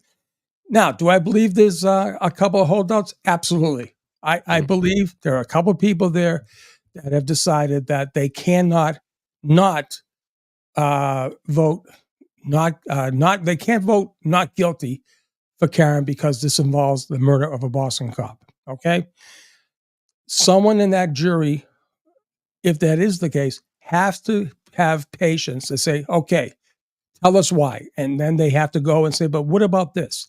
Do you remember this? It's a process. So 2.5 days in the process, I say, okay, give them time. Now, we get to 5 days, 6 days, 7 days. Well, now we got a problem. We got a problem. Somebody's hell-bent on not going with the flow. And I'm not saying that has to be that way, but I said before, a hung jury is a victory for the Commonwealth. They get to say, we gave you the evidence. Say it's 10 not guilty, 2 guilty, right? That's going to say, well, we're not going to try this case again, right? If they did their best against the best that the defense has, then they're probably going to say, hey, we did our job and it came back hung. We're not going to do this again. Imagine if they have to do this again. What's going to happen is, if they do it again, the evidence supporting Karen is going to get better. That's the issue here. The evidence that the Commonwealth has won't get better. It's done. It's that you can't change what they have. However, the evidence for Karen will get much better, because I actually believe that even though Dylan doesn't want to, see the conspiracy for what it is. That's what my game is. I know the federal government backed Karen for a specific reason. All right. And anyways, that's my thing. I hope Auto CW, I hope that answers your question. All right. So 1989, John, is it Castile? You were a seminary, then you became a police officer. That's pretty good. That's really good. I think I want to become a seminarian now. Now, I'm just kidding you. No. Hey, I will say, okay, I was in the 8th grade, I was in the 8th grade at St. Angela's, and the seminarian came to my house, and they said, Sean, we understand you're going to high school next year. You're going to Catholic Memorial. Why don't you come up to Lenox to La Salle Seminarian? Have you had any, John, you love the story. Have you had any callings that that you might, like maybe God had reached out to you and called you, baby Jesus Christ? I said, no, I haven't had any calls, right? Now, my brother, Brian, believe it or not, my brother, Brian, says, hey, I get up there to go for a full week up at Lenox, Mass, and eat and drink, and he took the trip. he's a gangster. But anyways, at eighth grade, he decided to go up there that summer for a week. Anyways, I didn't get the calling. So it's kind of funny. Wait, hold on. Wait a minute. I must be missing this stuff. Yeah, I heard that the Alberts are down at the VFW in Dedham. All right, celebrating in court, prancing around. Well, I don't know what they're celebrating for. They don't have any information. I can tell you that. So, yeah, I was watching Tom's CPU when I was having lunch, and they did say that the Alberts are down there having something at the VFW. So, that's good. Well, so like I said, Beverly is not going to tell these guys to go home with a hung jury. She will make them go. She'll make them go back several times until they can't go back again. So, yeah, and just to address another part of that comment, like why doesn't Bev step in and pretty much decide it? I mean, jury verdicts are king. There's not a judge in the country that's going to step over a jury and be like, no, right. They're going to let the jury decide. So sure, and she had that opportunity at when the government asked. I mean, when the defense asked for a directed verdict, and she said no. She had her chance, and I believe because it's such a political it's a political thing. Hold on for 1 second. no worries. I don't know if I could take this. I can't take because I know this person would not want to. Did you hear the call come in? Yeah, I heard the music. Yeah. I don't think she would want this call to be taken. I know she wouldn't. So, anyways, I don't know why my phone is doing this. So, anyways, she had her chance, and I think politically, because she is a judge, it's a political thing. I believe that she probably said, Morrissey, hey, Morrissey, you brought this stuff to my courtroom. You fix it. And he didn't. And she said, fine, I'm not going to get involved. I'm not going to be the judge that says an accused cop killer gets free, right? Prove it or don't prove it. And I think that's the position she took. She knows what the evidence, she knows there's no evidence. She knows it. So she's going to say, let the Elizabeth, it was Brian. Yeah. Can you believe that? Brian, of all of the brothers, he was the one that went to the seminary. I'm sorry, Mighty. No, you're good, man. Yeah. Because I'm reading these things and you talk about ADD. This is a person with ADD's paradise. The comments are all over the place, but yeah. Why the hell is this doing this? Anyways. Wow, look at this. 1 second there. Oh yeah. So it looks like the renter man filed a $200,000 suit against Helena Rafferty. So her crash. No. No. My brother Brian went to the seminary, not Brian Albert. No, Jesus, no. No, I don't know. I was asked to go to the seminary, and my brother said, "Shit, I'll take a whole week up in the boondocks." He did, and he had a great time. And he said, "But I'm not going to become a priest. See you later." Oh God. Oh, that's funny. So what do you do now, Mighty? If you can talk about it, you went from law enforcement. You didn't go to the seminary, I take it, right? No, I didn't. So I became an engineer. So I went back to school and became an engineer. So now I beautiful do math and stuff. So yeah, that's good though. That's good. Now you get the big bucks and you're safe. You know, that's the good thing. The safe part for sure. Yeah. Well, like I said, we didn't go into law enforcement for the money. That's for sure. So, it's all different. I don't know why that is. Oh, is that you? I think it was. Sometimes the Bluetooth acts up with this machine. So, gotcha. But I'm glad we got this little thing going. I can take phone calls, and reach out to people, which is nice. So, Yeah, the phone call thing's neat. I haven't it is. figured that out, but Yeah. So I have I have that Rodecaster Pro 2. Okay. And it has a Bluetooth what's the thing I'm looking for? Capability. So I just marry my phone to that and I can make phone calls via the Bluetooth. I probably should hardwire it to I could put, a USB-C with my my iPhone. That'd probably be the better way. So it's a cool way of doing it, though. what did you think about the okay, so did you watch the trial at all? Mikey? Yeah, I watched the whole thing. So, Oh, good. Yep. Yeah. Yep. So yeah, how about what'd you think of the engineers at the end? You must have loved those guys.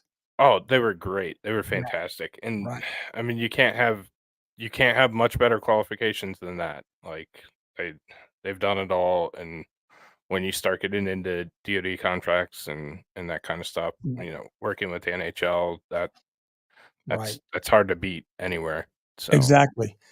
And the fact that, I mean, this is a huge tip, but the fact that it was paid by, the whole thing was paid for by the Department of Justice. Like I said, what the hell was this district attorney thinking about? He knew this. He knew this going in. And he decided for whatever reason, we don't care. They think Trooper Paul was the guy to bring the case down. I mean, I don't know. I think he's that arrogant. I really do think that Lolly's that arrogant where he thinks he's winning. I really do. Just by the way he carries himself and acts. So Right. There was a part of me that really believed that he was a victim in this and that he had a gun to his head. You're going to do this case whether you like it or not. I don't know. It just seems that as an assistant district attorney. Now, at the beginning, he probably said, "Oh my God, if this is your evidence, right?" Okay, so they had probable cause, easily probable cause with the statements and everything else, and the fact that they're telling him, the state police is telling Lally, yeah, we found the tail light, we found this, she's making statements, blah blah blah. Okay, fine, but when it became apparent as the case went on, well, wait a minute. I mean, light bulbs had to be going off, right? And even when it became apparent that the FBI had investigated him and his boss and his investigators and the witnesses, well, that's a huge belt. I mean, they should have taken a second. They should have taken a second step back and say, "Hey, guys, what do we have here? What's going on?" But he didn't. He didn't. Nor did his boss. So, and that's what we have. Yeah. Yeah, it makes you wonder. It makes you wonder what kind of cases they're generally prosecuting. Are they normally this? I mean, because Dylan and I have seen that the attorney makes all the difference. I mean, right. You guys talked about Matt earlier. Matt had a great attorney. If not, he would have been guilty. And I believe that. Even with the lack of evidence and everything that's going on, I think had he not had a great attorney, he would have been guilty. So. Right. Matt Moore, yeah, 100%. Hey, hold on, buddy. You take it's all good. right now. I gotta. What the hell's going on? No, I got you. You go sort the dogs out. Who let the dogs out? El Jefe. Who let the dogs out? El Jefe. Here he is. Hold on. Hey, it's fine. You come back. Hey, I'll mute you. It's fine. Let me mute him for a second. Yo. What we doing, people? Let's go. Mighty's in the house, brother from another mother. We fucking love it. So yeah, I'm so happy to have you on as well because you know how much I respect your opinions as well. It's good. I don't know what I only caught like the last couple of minutes of you two talking, but I know that your style would mean that you can't even get a word in edgeways with Sean. So you'd have been happy as Larry there, just sitting there listening to him. I know you would. It's great. It's great. He let me talk a little bit. He asked me a couple questions, but yeah, There you go. I mean, it's great to sit there and listen to There him. you go. I mean, it's been fun. So he's a hella interesting guy. Sean's style. So Sean, me and Mikey are quite similar, right? Obviously I'm better looking, but apart from that, we're very similar.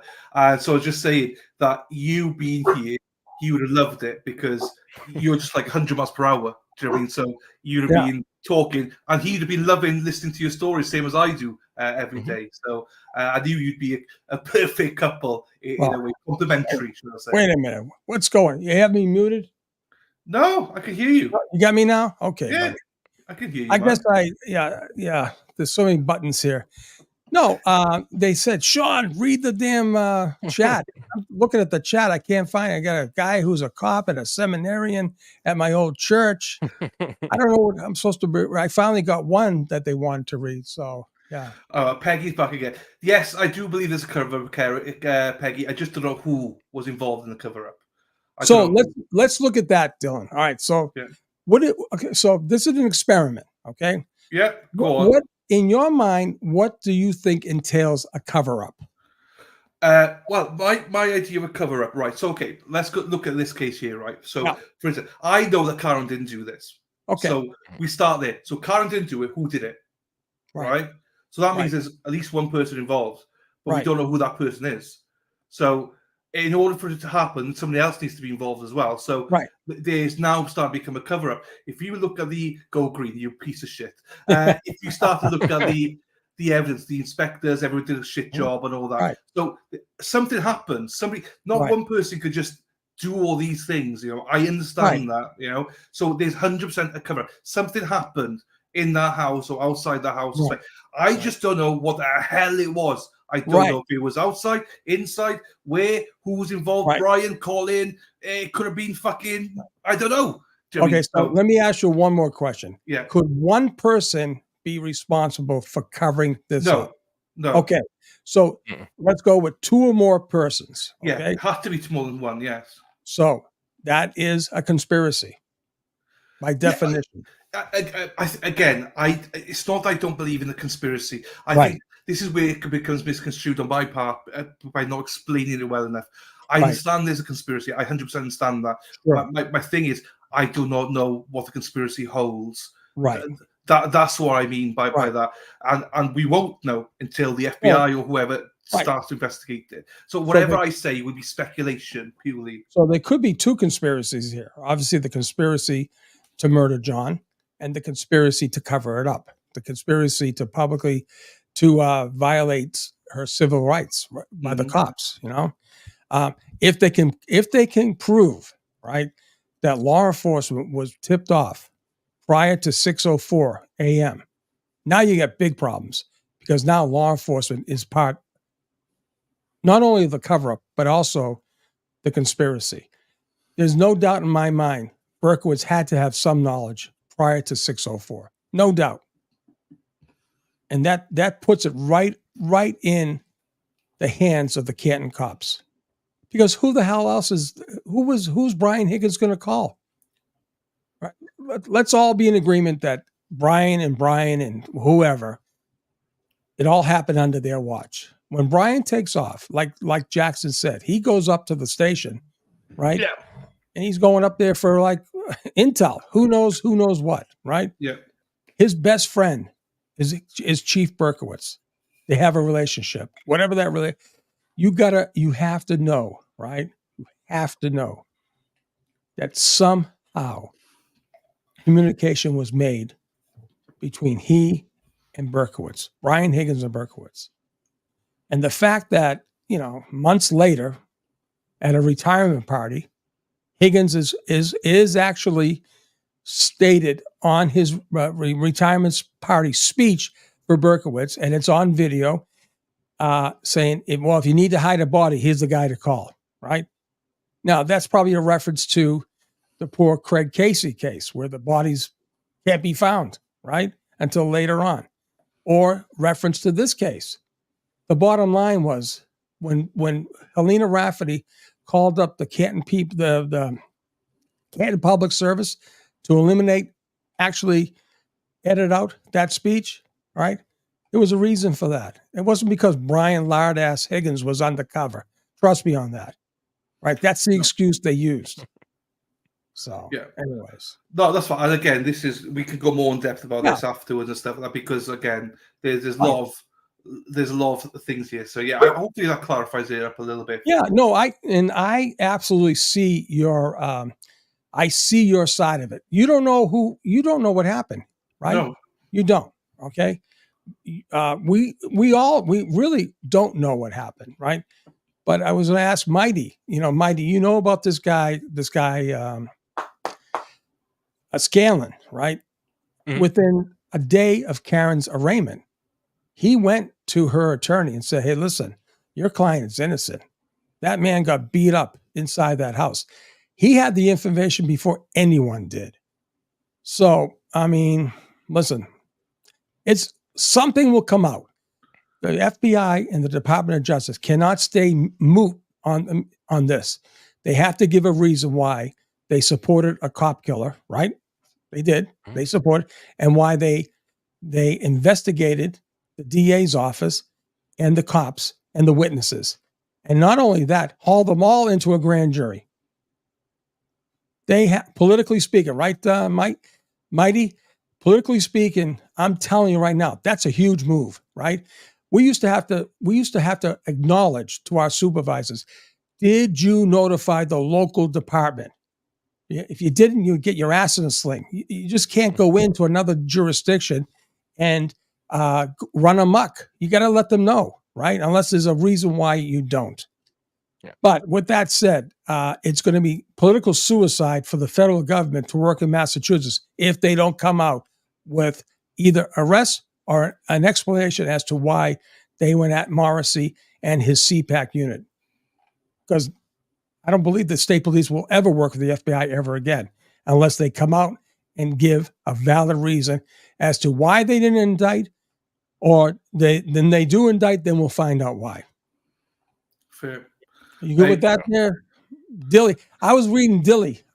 Dilly. My buddy and I, when I was drinking, we used to call it Dilly. All right. Dilly, I know people call me Dilly. I saw Dilly in the thing. I said, "Who the Christ is Dilly?" And of course, there it's you. Lou's got it. Yeah. No, Lou, you spot on, Lou. You spot on. You can speak on my behalf, Lou. Yeah. Right, just a couple of things. Peaches, thank you so much for becoming a new member. And Nico, Judge Bev, and Morrissey are very good friends. Thank you for the super chat. Sea Dog, my friend here. Do you think the feds have Berkey's calls, Calvin Albert's calls? Yes. Yeah. We do. Absolutely. There's a good question about Miss Lynn. I know people say, look at this question, look at that question. Guys, and refresh your people, put it in again, because I can't go looking for all the time. Miss Lynn says, Sean DeLong, do they announce lesser charges for first when announcing? Just want to prepare people. Now, this is different for every state. So when Nikolai Mew came in, they just announced that he was guilty for the threshold he was guilty for. He was up for 4 counts, and they came straight in on the count that he was guilty for and skipped all the other ones. So you're going to have to listen to it. She might say, again, I don't know what masters, do they go through it one by one, or do they just go straight to not guilty, or do they go straight into the guilty of this charge? I don't know what they do in mass. Right. But that is important by Miss Lynn, though, because you got to really listen to what she's saying, because she might say guilty and you'd be like, what the fuck? For murder? No, it might be for one of the other thresholds. Right. So yeah, I don't know, because I don't know what masters, but every state is different people. So Miss Lynn, that's a very, very good question. Now, I would imagine she would go through it, like not guilty for this, guilty, not guilty, not guilty. I would imagine. But I know, like in Wisconsin and all those areas, they just go straight to the charge. And if it's not guilty on all counts, it's not guilty on all counts. Or if it's guilty on one of the 4, they just go straight to that one. So I'm smiling because sassy bartender. What the hell is in that duffel bag? No, listen, I'm telling you, it's confirmed. We don't know if it was a part of this investigation or not, but I can actually confirm what happened that evening happened, right? Maybe someone in Canton go up and ask Craig McDonough. I don't know. But he gave up a duffel bag and they all spun away. Who the hell knows? I see people say, read Natalia's message. Guys, Natalia's messages is probably fucking 500 messages up. So, I mean, I don't know what her message is to people. So, Mighty, I think I corrupted this young man. Hey, he's swearing like a trooper, man. He's swearing like a sailor. hey, I like know, Sea Dog. right? Like a Sea Dog. Look at him Like a here. sea dog. There he is. Hope for Proctor getting fired after the verdict. Let's hope After so. the verdict, he should be fired. He should have been fired last year. 2 years ago. He should have at least been suspended. Absolutely. At least. You know, Mighty, listen, you in this day and age, you cannot do what he did. Right. There's no way. And he admitted it. He admitted it. That's an IAD's, that's an Internal Affairs Inspector's greatest thing. He admitted it. Get him off the job. Yeah. Now. No, I agree. Thank you, Miss Lynn. That's a very good question. Wicked Sykes said, if the people possibly involved in this, I would give them the same presumption of innocence as I do everyone else until hearing. Yes, you have to in a way, because it's the same level again. Because even if we know a few different things, it's only till you look at this. It's only unless you see all the evidence you can make that judgment. We could all guess and we could all whatever, but if so, for instance, if Brian Albert is accused of it, he goes to court and there's some sealed stuff. I want to know what that sealed stuff says, you know, before I can 100% say that mofo was fucking guilty. We can all speculate, obviously, and all that. So, yeah, but yeah. Now the thing is, you're right about that. You know, everyone has the presumption of innocence until proven guilty, right?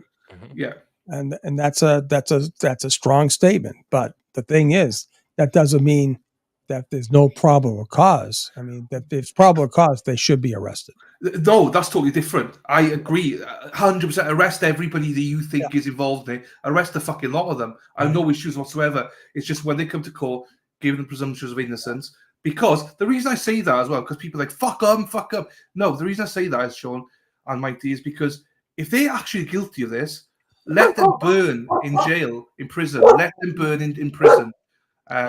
I don't want any appellate issues or anything like that. Look at that. We let the dogs out. And you're telling me that German Shepherd didn't bark? I know. Come on. Right. They're barking at a squirrel. So my point here is, you want every defendant to have a fair trial, because if they don't, and there's appellate issues, they could get off. A murderer could get off because of an appellate issue. That's why they have to have a fair trial. Whether we like it or not, they deserve it. They should get it. And if they are found guilty, which they probably would, fucking burn them. Do you know what I mean? Let them rot in prison. I don't give them second chances. Do not give people second chances. So do it right the first time. There's no second chance. So that's my opinion on it. So no, I agree with you. I agree with that too. I do agree with it. Right. But yeah, arrest the we fucking can't be lot of them. hypocrites, because when they do get rounded up, we're going to have to say, well, we're going to just make sure that they're proven guilty before we judge them, right? Because it's going to be impossible. But also, you could have a piece of evidence within 30 minutes and you go, well, fucking hell, guilty as fuck. It doesn't take much to find them guilty. You know, that's not what I'm saying. It's just like, we don't actually know the full story yet. So, like, I'm just playing devil's advocate here now for an instant. Just bear with me. But Brian Albert, they could try Brian Albert, Brian Higgins, and Colin Albert at the same time, for instance. That happens. Yes. And one of them could be like, oh, hang on, I don't think Brian Albert actually took part in this. Right. He might have known about it, but he actually didn't cause a murder. He might have been like part of it afterwards, you know. So although he's still guilty of something, but it might not be for the actual thing. That's what I'm trying to get across. We don't know the full facts until they're presented. The problem for those guys now is that they're at least on record now at a state grand jury, at a federal grand jury, maybe once or twice. And now they're locked into their statements during a trial, right? That's the problem that they have with their stories, you know? Are you telling the truth now, or were you telling the truth back the 3 times you went before and swore you'd tell the truth back then, you know? Well, but this is why I want to listen to those grand jury testament. You know, we've not heard them. So we want to really go into them. Once we've seen them, jeepers, creepers, I can only imagine what we find out. Right, hang on. You know, Brian Albert, he's cute. He knows how to play the game, right? He played, you know, Mickey the Mope a couple of times. The other kid, Tristan, You know, it could be Tristan. You never know. That could be his car. You just don't know. You just don't know. That's the whole point. You just don't know. You don't know how deep this goes or anything, you know. It could be, as I said, it could be 5 people, it could be 50 people, it could be more. You don't know. They may all know. Let's put it like this. Let's put it like this. Everybody in that house knows that John got killed in the house. Yeah. Right? They may already know what we don't know. And they're just saying, okay, like the mafia people, right? John Gotti knew what the hell he did. He knew what he said in those social clubs with the baseball bats. He knew exactly what. But you know what he did? He went in there and said, "Hey, fuck it, man. Prove that I'm guilty." They bought a juror, right? The thing is, they know. I'm telling you, they know what happened, and they're just being like, okay, you know, take your best shot. What else are they going to do? They're not going to cave. Like Morrissey, he's not going to cave. Prove it. Well, I think Josh Levy said, okay, pal, we're giving you 3,000 pages to look over. You want to take your chance? Go right ahead. So they know what's there. They all know what's there. They all know what's there. Yeah. I don't know what. Again, this is what we had earlier on. We keep saying stuff, and I don't know what we keep saying because Crochet Crowd says, "El Chappie, we watched the entire trial, and that all the jury knows so much reasonable doubt because not guilty." I don't know what that's in reference to. I don't think I've said that she's guilty. I'm 100% yes. Yes, you are. I mean, yeah, I don't know. I'm not going to even speculate. I don't know. I don't know what that's about. Hey, Dale. Yo. I'm going to jump off. Cool. Kids are home, so thank you, mate. Yeah, I wanted to address something. Buzzing for Truth asked about the verdict in the Oxford parents trial. No, I disagreed with it heavily disagreed with it, and I wanted to get back to that. But yeah, tonight I'll be doing the debate coverage, despite what CNN says. So very good. So very good. Join us. But other than that, pleasure to meet you, Sean. Hey, Mighty, awesome conversation, man. Hey, thank you, buddy. It was a pleasure to meet you too. Yeah. There you go. And always do. Yeah, Mike. So we got another channel. So please go subscribe to Mighty. Me and Mighty have also got a second channel called the Almighty Sports Twins. We talk about NFL and stuff like that. We need to do. Me?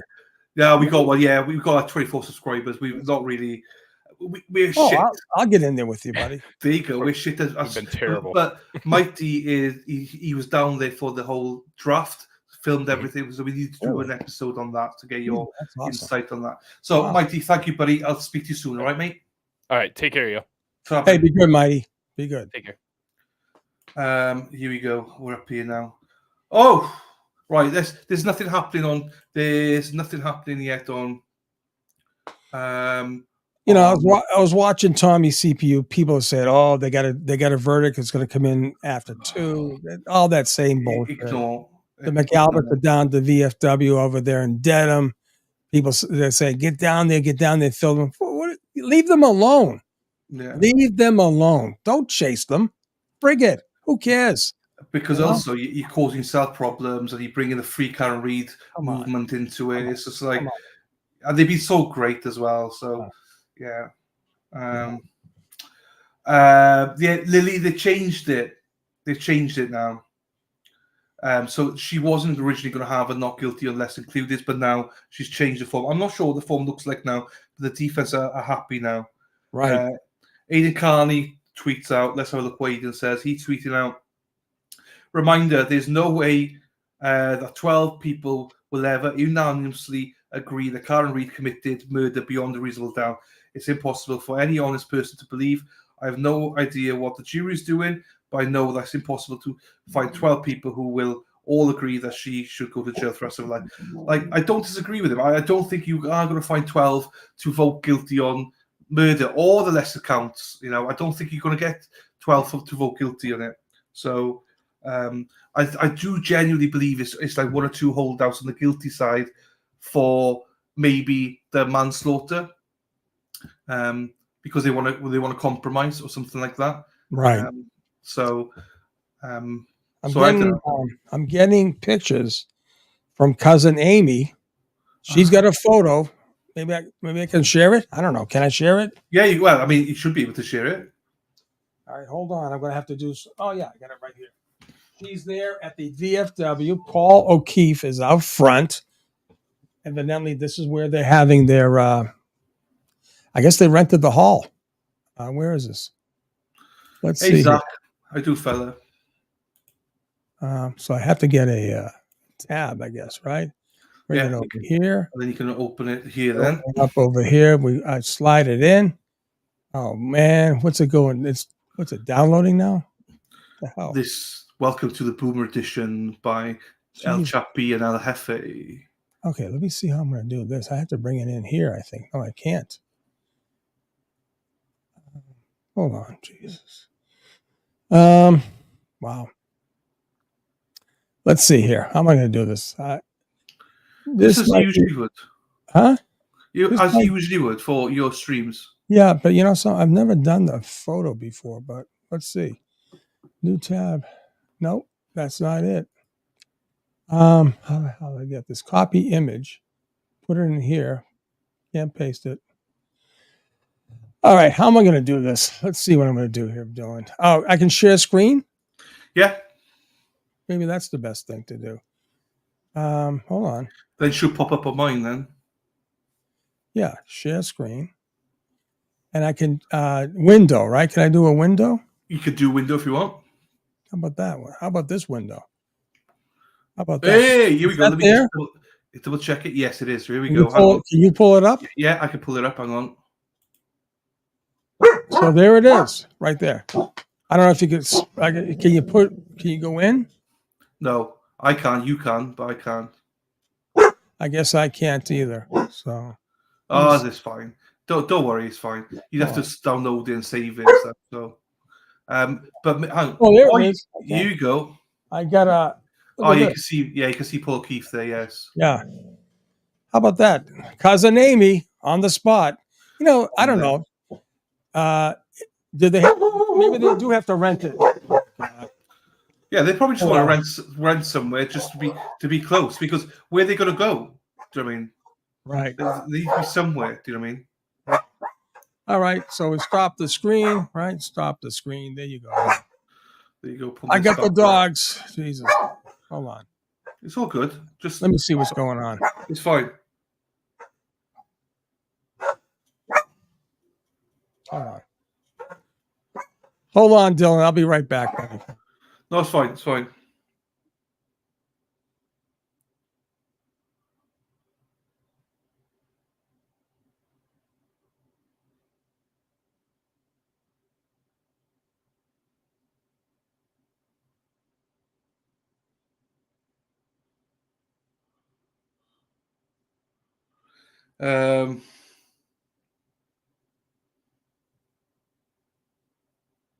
Right.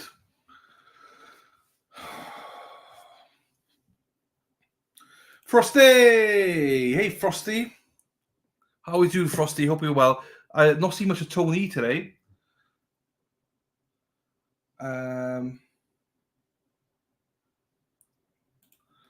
What's going on? Yeah, I mean, as I say, they have to go somewhere, people, so it's all good.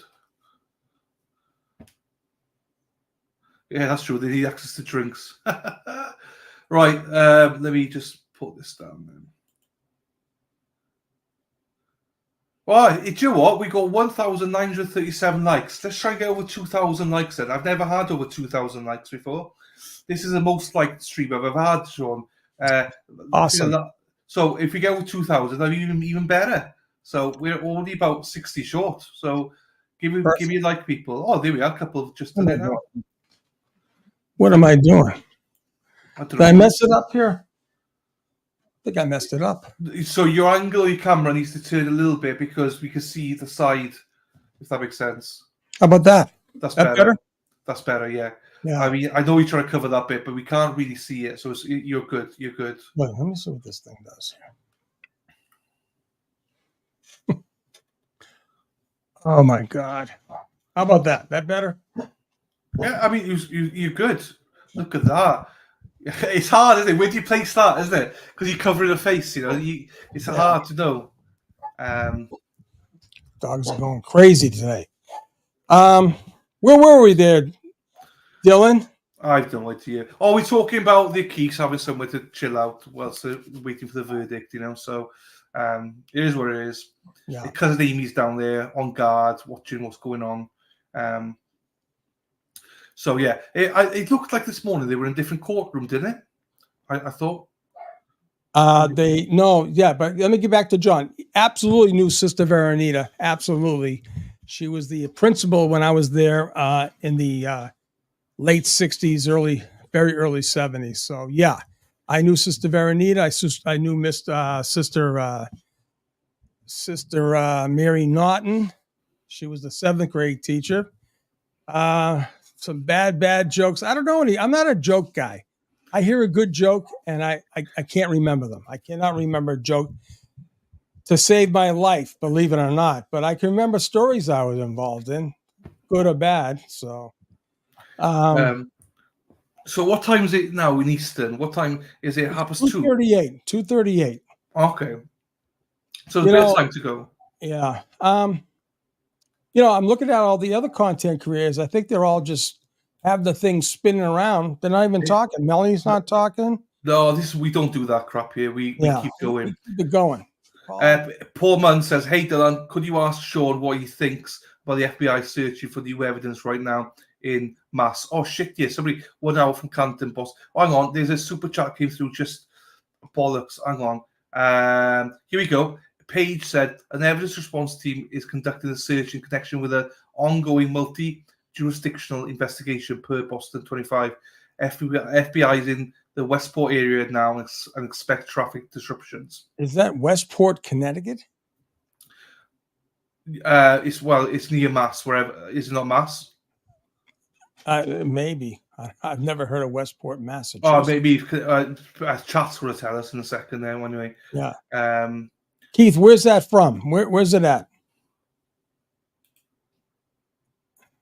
No, I know, Keith, you did, but it's because Sean wasn't here. We didn't see it. Right, but is it Westport, Mass? Wow, that's pretty funny. Sure. It's in Westport, Mass, a fancy area. Where the hell is where is Westport? Where is it, Patriotic? North Shore, near Dartmouth. Okay, South Shore then, huh? Garden Girl says, "Sean, are you going to have Joan on again?" Yes, I am. I definitely will.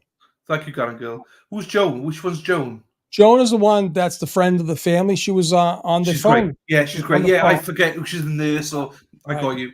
Yeah. I got you. I believe Joan's in the chat, to tell you the truth. Is she? Hello, Joan. How are we doing, my darling? Horseneck Beach area, Keith says. Really? Okay. Well, I don't know what they're reporting. Maybe that's no, they can't. The duffel bag is in their hands. I don't know. It's probably not has anything to do with this. Who knows? This duffel bag, man. Everyone keeps asking about duffel bag to you. It's like you address it every time. It is intriguing, but I did speak to main store. In fact, the person called me. They were in Orlando, and they reached out. And somehow they were told that I was talking about it, and I said I need to hear from the real person. And sure enough, the person called. So it was pretty good. It was there. 2, 1, 3. No. Wow. Oh crap! Hang on. There may be trouble ahead. Oh.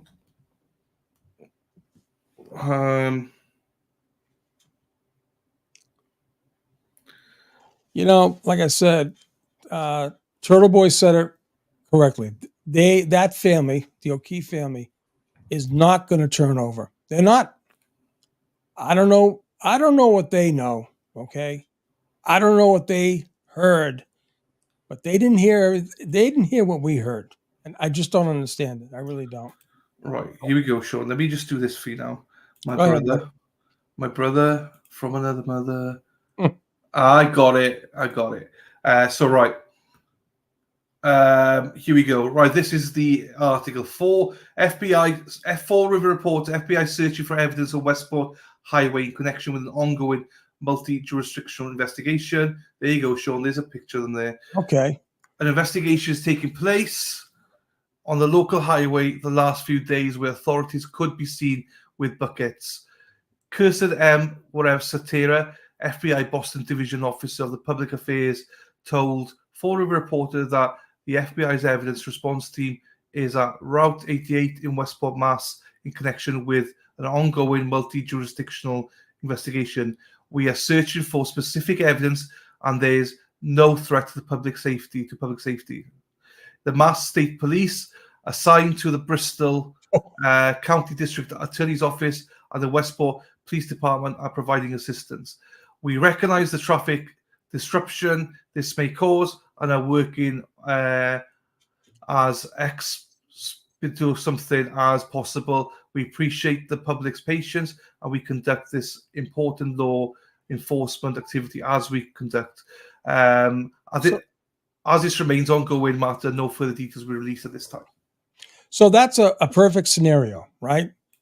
The FBI, are they the lead in this? I guess they are, right? Yeah, I would say so, yeah. They're utilizing services of the Mass State Police, okay? It's a very delicate subject now for the FBI. We know now the FBI hauled in Proctor, Tully, what's his name? Yuri, and I think one other. Fanning? Who knows, right? And they went after witnesses in a state police investigation, all right? How can they not have tension between them?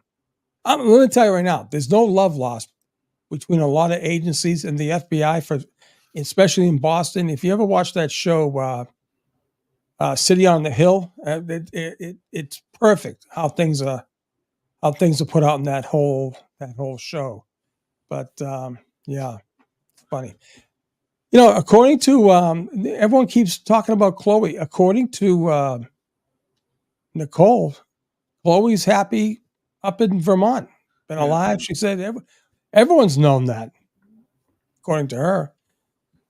So, no, the bag, the duffel bag, is in the hands of the federal agents. If that was what it was, you know. Here's some questions. Here we go. There's no stupid questions, people.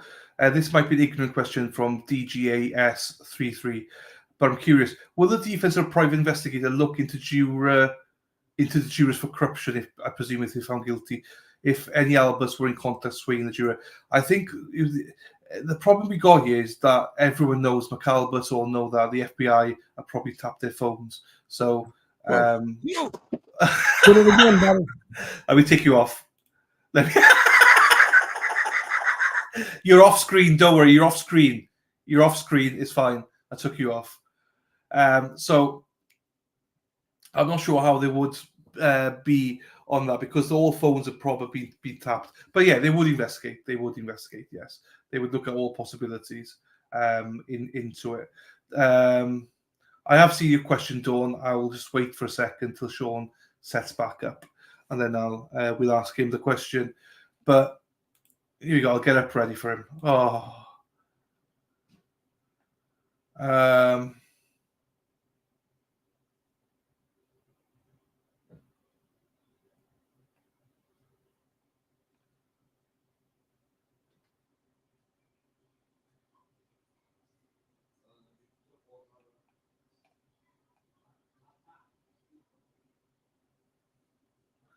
He's trying to set up. I'm watching him setting up. It's funny.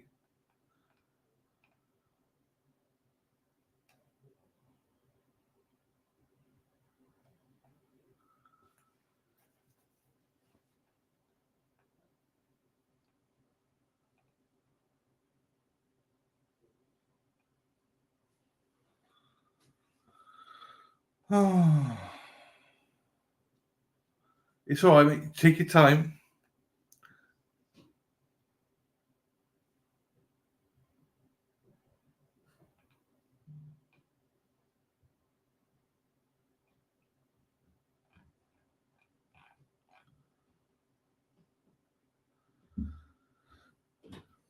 You're off screen, so we can't see you. It's fine. Hey, sorry, I'm just that was quite entertaining, if I'm being honest.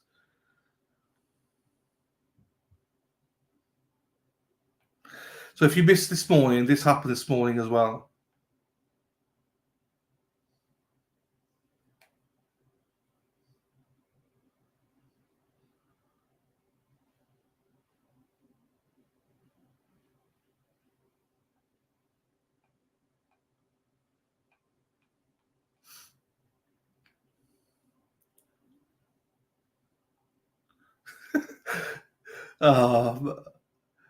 Compose yourself, and when you're ready, just give me the thumbs up.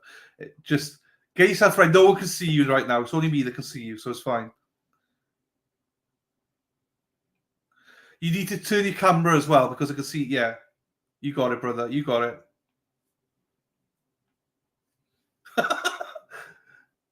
Yeah. Okay. Hang on. Breath. Breathe. Breathe. Breathe. Here you go.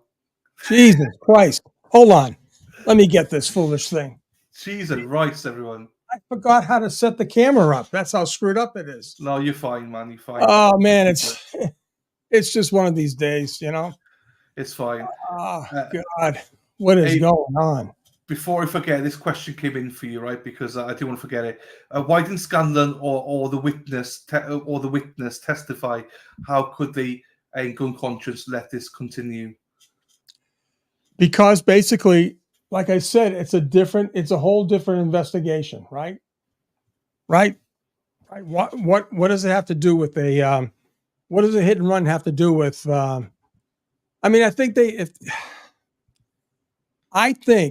they went further in to putting John in the house, right, it would expose a lot of more. It was expose more than the FBI would want being exposed. I think that's what I think. There you go. That's what I believe. I need to get that out. So no, it's there. That's why. Oh, bollocks. Now I lost my spot. It's a cheese and rice kind of day. I know. It's cheese and rice kind of day. Oh, horrible. It's happened to me several times, Sean. I know. Yeah, and then I couldn't figure out how to put the stand back onto the monitor. It's crazy. Well, Eagles fan, hello to you, fella. Wouldn't OG Officer John O'Keefe's Apple Health data show when he died? Well, this is something that I was surprised that didn't come up. We know there was reports about airplane mode. I don't know why it never came up. We know there was reports of that phone being put in airplane mode for multiple minutes.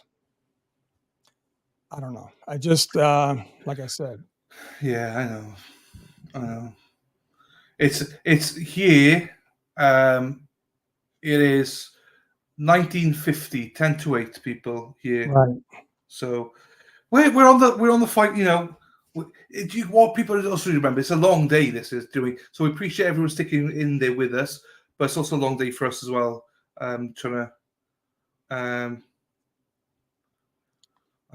Sorry, Sarah P. I literally just got your message, Sarah P.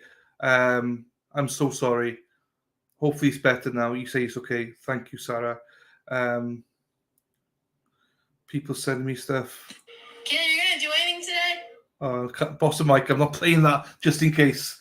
What is that? Boston Mike sent me something. I don't trust. I love Boston Mike, but I don't trust him. Oh man, he is amazing. He gets these things. All right, I gotta find this. This is something I want to play. Hold on, I don't even know if I can or not.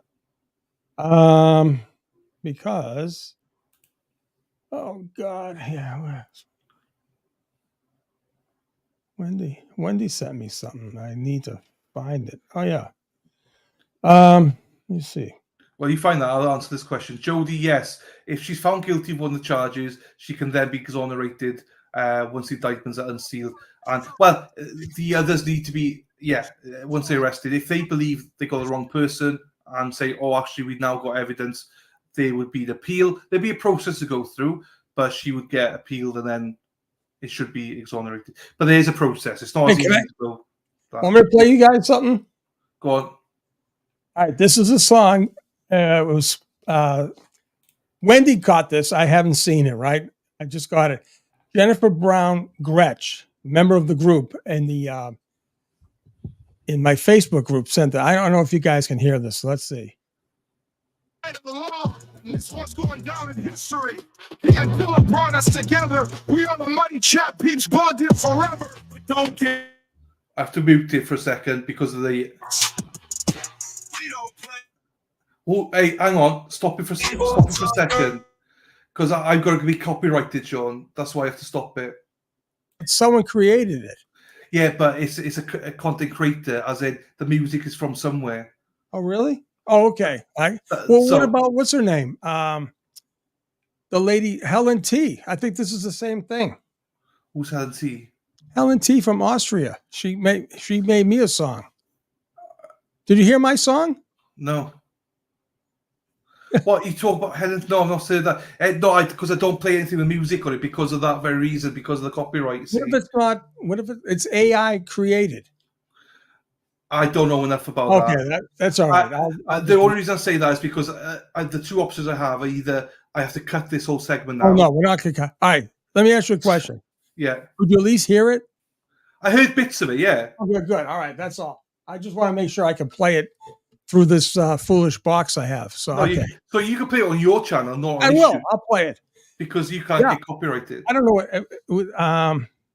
The lyrics are with it too. It's pretty wild. So, anyways. Right, people, Dylan and Sean, please keep us positive. I'm losing faith. Do you know what? I'm not even losing faith at all, people. The reason I'm a little bit, I'm just tired, Sean. I'm not losing faith. I'm just like drained. Yeah. Oh, hey, wait a minute. Hold it. That was created by Fartbox McGee. Jennifer. That's who it was.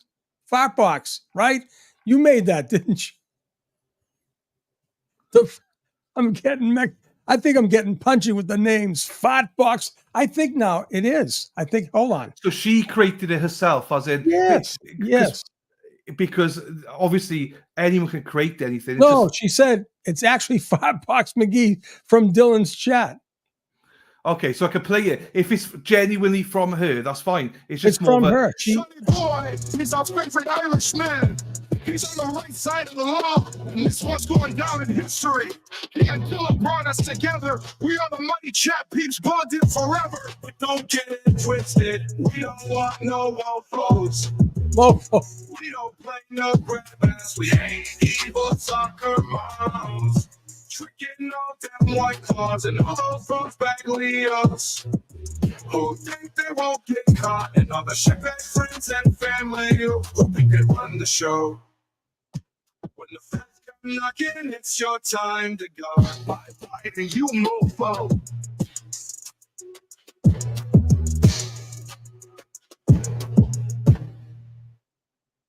We don't vote, we don't play no grab. We hate the sucker moms, drinking all them white claws, and all the Leos who think they won't get caught, and all the shitbag friends and family who think they run the show. When the feds come knocking, it's your time to go. Bye-bye to you, mofo.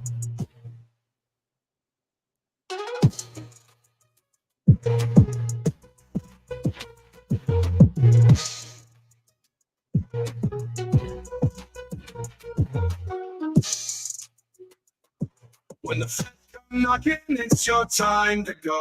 Bye-bye to you, mofo. Bye-bye to you, mofo. Look at that. There you go. How about that? Sonny boy, oh, he's our favorite Irishman. Microdots. How we doing, Microdots? How we doing, Fartbox. Thank you so much. So many things that came in. And I just said, wait a minute, where's that song? So thank you very much. This is I'm getting burnt out. I'm telling you, I'm getting giddy. I know I'm getting burnt out as well. I know. So we're still positive. People say I don't understand. Guys, trust me, I get copyrighted every fucking day. That's why I'm so careful. I get at least 5 or 6 a day, people. So you will be surprised what they get copyrighted for. As long as I know it's genuine, it's been created by somebody, it's fine. Right. It's called By Mofos. Shawty boy, he's our favorite Irishman. That's fine. As long as it's Farbox McGee, that's absolutely fine. As long as she's created it, that's fine. If it's from music from anyone else and I don't have a license for it, I just have to fucking, honestly. Like, for instance, people keep telling me, play Aussie Inside, play Aussie Inside. I can't because I get copyrighted all the time. It gets stricken all the time. So I can't play her stuff. Even Microdots. I had to play one of Microdots videos and I got copy stricken, so I can't play his videos all the time. I have to play them on mute. So it's unfortunate, people, but it's all good though. I still play them just on mute. That's all. That's beautiful. Yeah. What was Farbox McGee's real name? Stephanie? Jennifer. Jennifer. Yeah. Thank you, Jennifer. Right. So yeah, for people, we are 100% positive people. It's just more of we're just tired. That's all. There's a little bit more left to go.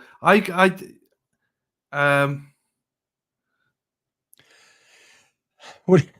There you go, Microdots. So you see, Microdots can play any music he wants because he doesn't make a penny on them. So Really? he doesn't monetize himself. So fair fucking play to him.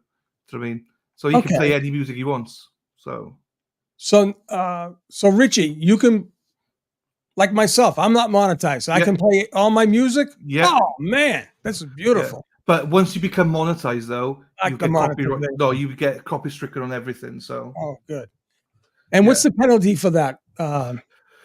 So it depends. So the first one would be that the third party would want your. So basically, if it's found that you've used someone's copyright, they will take all the money that you've made on that video and take it from you, basically.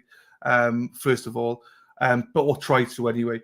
But if you got a license, it's fine, but if it's consistent thing, you get stricken. 3 strikes, you're out. Basically, you lose your channel. Is the end game. That's why everyone's so worried about it. Lily Rose, that's awesome. That's awesome. Right, Eric Hack says, have faith, chat. Some of you are kind of losing it. Step away. Yeah, people, step away if it's too much for you. Honestly, step away. Because take a deep breath, people. It's good.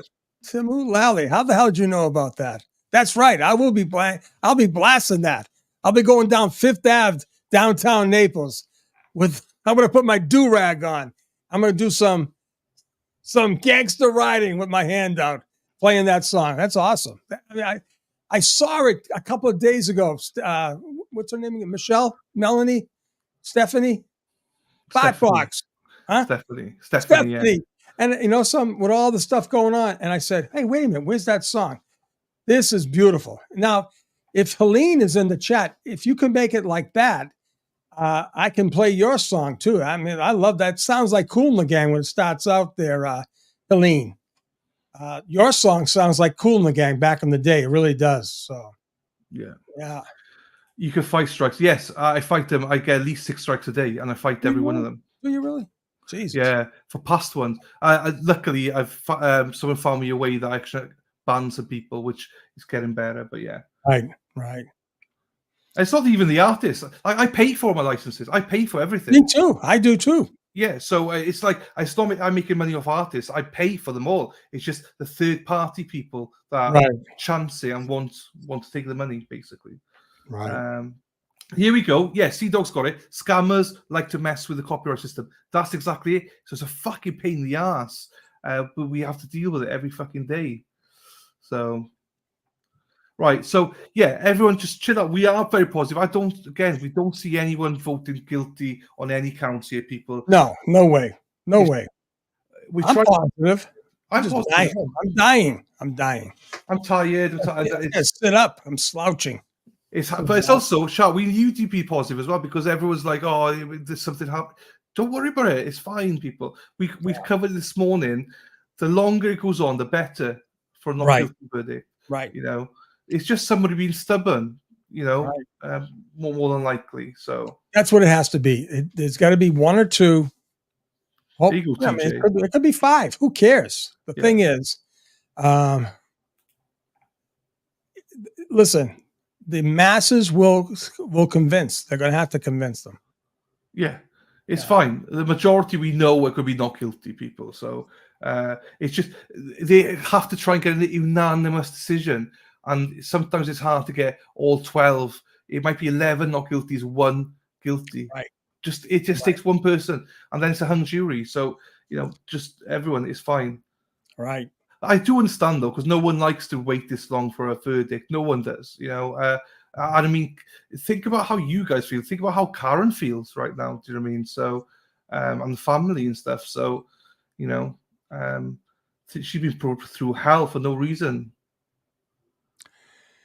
Yeah. I just saw that one, that person said that they think the jury wants to charge her with something.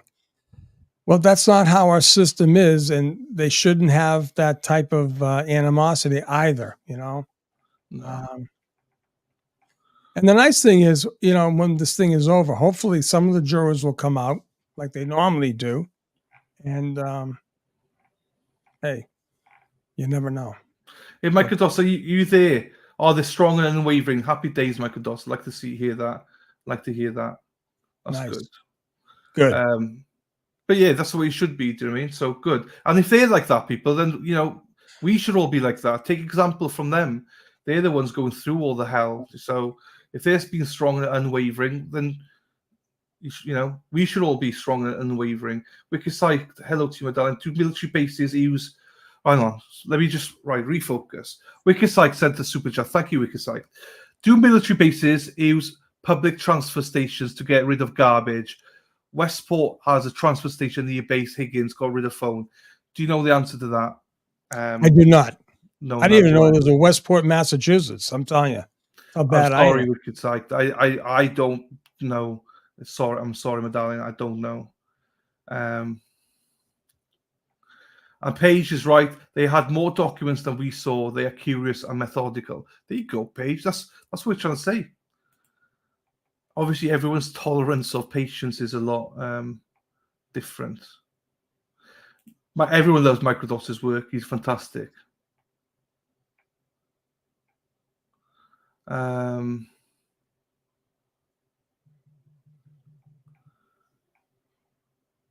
Lauren, you're right. We don't know what they're thinking.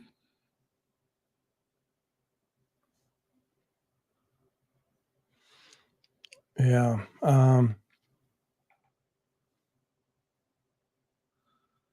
Pippi says the judges should keep them longer. I disagree, Pippi, because if the jury want to leave at 4 o'clock, leave at 4 o'clock. The last thing you want to do is for people to be there and not want to be there. Right. Because they're tired. Like, be sure, we're knackered, Sean, right now, right? The jury are going back and forward amongst themselves all day. So, and the last thing you want is for a jury to go, fuck it, then I'll give in. Just go for manslaughter. Fuck it. I don't care. I want to go home for the weekend. Yeah. You don't want that. I don't want that. No. No, you don't want that. So do not pressure them to stay. Let them. They know better than us. So I always say, let the jury decide how long they want to stay there. As frustrating as that is, it's better for Karen. You do not want jurors to make decisions on when they're tired or when they're angry or when they're emotional and stuff like that. Little G said, Aaron Hack, yes, there's nothing to be freaking out about. It's been 13 and a half hours. I don't even think it's been 13 and a half hours, to be honest. It was 8 hours going into today. So that's 10, 11, 12, 1, 2. I think it's 3 now, isn't it? So 8, 9, 10, 11, 12, 13. Oh, it's 14 hours. Sorry. So I was wrong. Minus lunch, maybe. Yes. Do the jurors get paid? Yes, they do. I think it's $50 a day, I think. Is it that much? I think it is. With most places, it's like $10 a day, and that's including your lunch and your parking in that as well. So yeah. Yeah. Well, so that's good to hear. I'm glad to hear that you're getting kind of, into that overload, mental overload, Yeah, it is. Mate, I don't know how we do this. Christine says, this has been hard for me because I'm usually very active, but I can't. I appreciate that as well. It's just, what I'm trying to say to you, just take 30 seconds, breathe this. It is hard. Everyone's dedicated so much time into this and everyone's passionate and everything. I just sometimes think our passion, gets the better of us sometimes. We all believe, I think majority of people here believe that Karen's going to be exonerated, everybody. So, it's a process. It takes time. And Microdots being here to say the family are steadfast and they're fine. That makes me happy. You know what I mean? Because they are priority. You know what I mean? So, Lauren says they might be going through all 70 witnesses. Yes, I mean, look, I got friends that are very much like, you know, they would have to tick every box in their heads, or some of them, the jurors probably have like 2, 3, maybe 4, 5, what do you call them? Books of evidence. They probably want to tick everything and go, right, yep. Yeah, you never know. You never know. If the issue is, will they remember what each witness said? Yeah, well, yeah. That's the thing. Hey, Jenna Tolles, absolutely. Happy birthday, Jenna. I wish I had a rant for you, but I'm really, you missed the big rant of the day early in the morning. I had a friend, Kimmy, a friend, a foe, I guess. I don't know. But yes, a big shout out to the birthday girl today. And there's another one also from yesterday. I hope she got the rant. But yeah. There you go. You know, would I be okay working for $6.25? You know, if I didn't have a job, I don't know. Listen, what am I going to say? You got off somewhere. I don't know where you are looking. You got off a chat. I got chats on the street. Where you going? Some person asked me, would I be happy working for $6.25 an hour? I don't know. I don't know where you are. You see me? I see you. I mean, in the chat. I don't know. I don't know. Oh, you're at the bottom somewhere, aren't you? I don't know where the hell I'm scrolling down. I don't know where the hell I'm at. I'll get up on screen. Don't worry. Should we go? If they say not guilty, do they have to pick a lesser one? I thought if it's not guilty, that's it. No, it's not guilty for each one of the counts. It is. So if it's not guilty for the first, move down. Right. The big ticket was the murder too, obviously. Yes. How am I quite the magician? Kenny McGee is the magician. He is amazing, this guy. He's called his magic thing, his magician alter name is called Sandy Wedge. You gotta look him up. He's amazing. I should have taken videos when I had the chance. Right, I'm just going to skip. Right, hang on. We got a couple of super chats here. Hang on. Paige says, in recent years, we have grown to have instant news answers not at all our fingertips. We wait for nothing now, but deliberations are still a slow and traditional talking through process. You know what? She's explained that beautifully. We're so used to getting answers right now. Google it, do this, do that. People have lost the patience. People can't be patient anymore. So I agree. What a great way to say it, Paige. Thank you so much for that and for the super chat. We got Michelle Roy watching from Lin Lin, the city of sin. I watch your handsome men every day. Thank you, Michelle. Thank you for all you do. Free Can Read and Justice for John O'Keefe.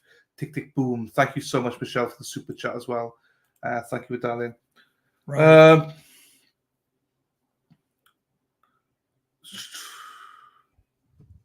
There was, I'm not sure, maybe they are. What did this person hold on. I got to see this guy. Why did Sean say genitals? Did I say that? So I say genitals? I didn't hear you say that. Genitals. I said genitals. No, I have no idea. No, I'm not sure if maybe they are allowed to take their notebooks. Maybe not. I don't know. What if I have something written in my notebook, you don't, and now there's a problem, right? Yeah, they can take their notebooks. They can. Okay. It's up to them then what they argue. They'll all have different notes, so they could have interpreted different things. So they could be arguing about that as well. Yeah, that's true. Welcome, Angela. Where's Angela? Welcome, Angela Anderson. Angela Anderson. Yes. I don't know what. Hey, Father Remy. Hi, Sean Keith, WSC sister here. Thanks for your commentary through this and your honest input. Much appreciated. There you go from Valerie Remy. They have the notebooks. Good. That's good. They'd have to. All right. Now they say no notebooks. I don't know what they have. No, they 100% have notebooks. They 100% have notebooks. Okay, good. That's across the country. They're allowed to take notes except for during opening and closing. They 100% have their notebooks. Notes. All right. They 100% have their notebooks. Ah. They can rely on their notebooks. They can't depend on them as facts or evidence. So, you know, whatever they got down there, they can't go against what is being put in, as in an exhibit or something like that. But they can definitely refresh themselves and stuff. So, yeah. Did you hear that Helena Rafferty's getting sued for $200,000? no, I heard somebody wasn't. I didn't know it was her. Yeah, from that accident, you know. So, yeah, I wasn't sure if it was her personally or whether it was the, you know, whatever police department. Happy birthday, genitals, Hot Billy said. Okay, hang on. I think somebody said we reached 2K. So we got over 2,000 likes. We got nearly 2,100 likes, people. That's that amazing. is awesome. So that's amazing. Thank you, everybody. And how many subscribers have we got now, Sean? Let's have a look here. We have got 10,190. Fucking There hell. you That's go, buddy. There you go. way more than I thought. So thank you, everybody, for liking and subscribing. I really do appreciate it.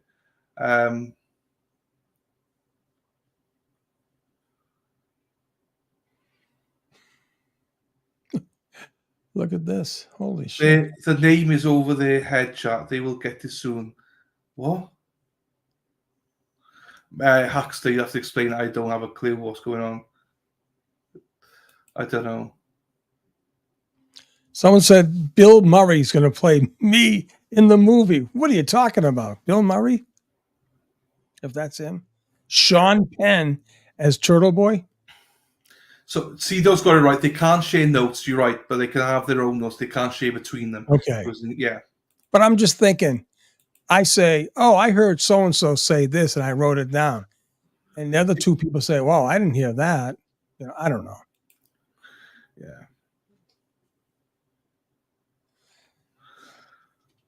Yeah. Kari says notebooks. I meant previously every night they. Yeah. Oh, I'm with you. So yeah, okay. So Kari says because every night they have to leave their notebooks on the chairs. So the court officers and every night would pick them up and lock them away. Could the court read them? They could. Of course they could. Shouldn't, but No. they could. Yes. That's the trust we have in a judicial process, isn't it? So. How about that? This Susan says, my first job was minimum wage was $3.35. I was so excited when I got raised to $4.50. Jesus. Wow. Yeah. They can't take notebooks home or anything. No, you're right. So Casey said, well, I was on the jury for 1 month in March. We could use our notebooks and got paid £50 after the first 3 days. There you go. Since 2020, 2000, they paid that out hundreds of, yeah, I can imagine. Dana, by the way, Dana, nothing's happened since you've been away, my friend. Nothing's happened. So, hey, buddy, somebody clipped the video of me dropping my camera on my page. They're laughing up a storm on this foolish thing. Jesus. Jill Rogers had back treatment recently, now standing up doing the exercise given by chiropractor whilst watching TV and reading the chat, multitasking. That well done you. Well done you there, Jill. Hope you get better soon, my darling. Miss Reed, someone on Twitter just posted a defense motion to amend form regarding the jury verdict slips, hence Bell moving quickly yesterday to correct them. Oh, okay. So they put a motion in. Okay. Okay.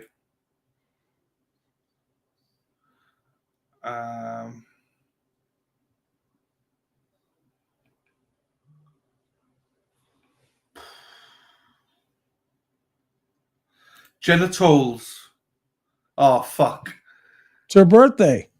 No, you're both full. Do you know what that is? I got it now. Oh, God. Yeah, but didn't she say it was her birthday? Yeah, but it's genitals. Genitals. Oh, like Dixie Normus. Oh, I got it. I got it. I didn't even see it. So yeah, I gave her a big happy birthday. And then, Eliza, yes, everyone to return by 3:30, but that's every day, Eliza, every single day. That's not just for today. That was yesterday, day before. That's every day. Right. Well, it makes sense. They, by the time they get into the courtroom and they do all their stuff and they get to the bus, then I don't know if they can get ahead of the traffic because traffic is up there all the time. So, yeah, we'll see. Oh my days! Oh, I tell you, the eyes are, these lights kill. You have lights on you? I know mine's gone off. I mean, I don't. I've got a ring light there, but I don't put it on. Yeah. It tires me out. So Right. I That's need to the put. thing. I need to put lights on. I'm starting to get dark in here now. Yeah, we are struggling, but I would say, chatty, keep us going by. I'll be honest. No. So you can see if you're stricken. Stricken? Yeah. What do you mean stricken? Did you get a strike? What now? Oh, okay. I thought you No, said no. Only afterwards I'll get told. But I'm getting strikes, not strikes, but copyrights from 8 months ago. Oh, wow. So they'll chance everything. They're crap mofos on YouTube. I got all the licenses. That's why I'm so careful about what's played, because I don't have licenses for that song. I don't have a license, so that's why I had to make sure there was a genuine, legit. People can laugh as much as they want, but it's my fucking channel. Like I could get stricken, so sure. Yeah, I'll then lose my livelihood. So that's why I'm very pedantic about it. Sean, nerding out. Question, Sean, do you know the saying OFD, originally from Dorchester? My dad is from the Dot, and think you ran in the same circles. Well, of course I know nerding. My license plate here in Florida is OFD rat. Rat? Well, they call people from Dorchester dot rats. So I have originally from Dorchester, rat. I couldn't get dot rat. Someone else took it on the East Coast. So I got OFD rat as my plate. There's a rat in my kitchen, what you gonna do? There's a Dorchester rat in my kitchen, what you gonna do? Love that. I didn't know that. Dot rat. I'm learning something new every day. Yeah, you're a Dorchester rat. I mean, I don't know. Honestly, I have no idea why they say dot rats, but they do. Okay.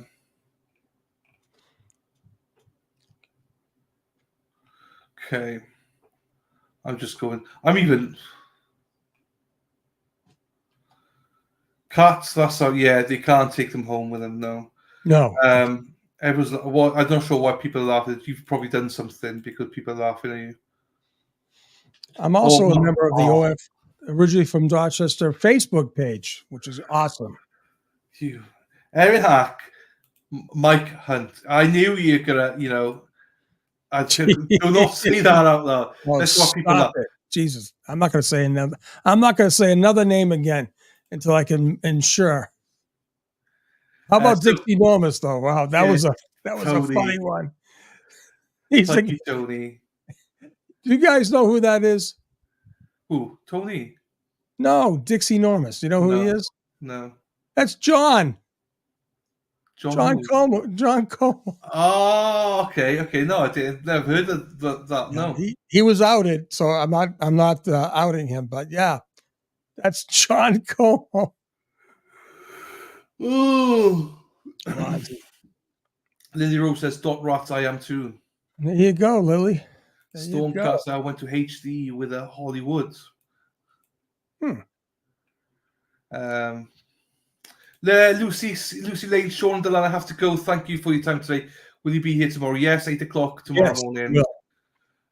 No one wants a verdict more than us. Let me just tell you that much now. I'm telling you.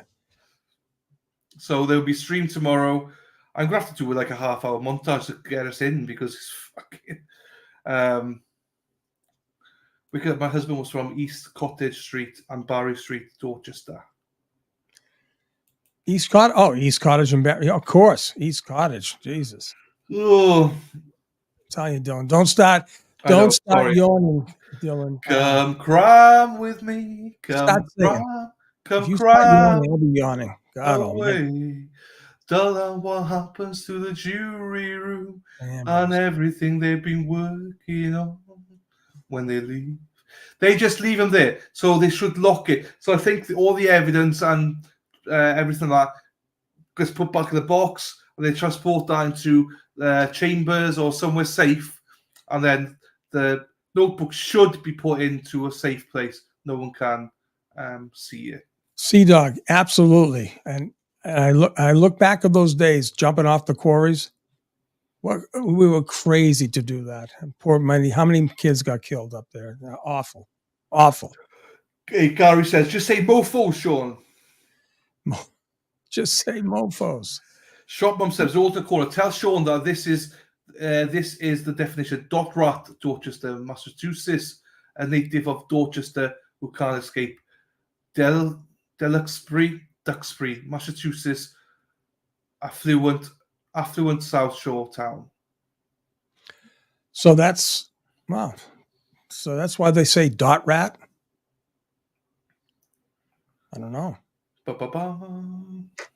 don't know. I'm gonna have to. Can I ask you a question? Yeah, of course you can. If I play this, can you hear it? Yeah. You hear it good? Well, I can hear it. Oh, but does it sound muffled and messed up? Slow in, out, a little bit quiet. How about this? I can hear it louder than it goes. Oh quiet. yeah, I don't know why the hell that's doing it. It does it on mine, or where I used to do stuff as well. Yeah, that's why I had to do this instead. Like for the celebration, I had to do.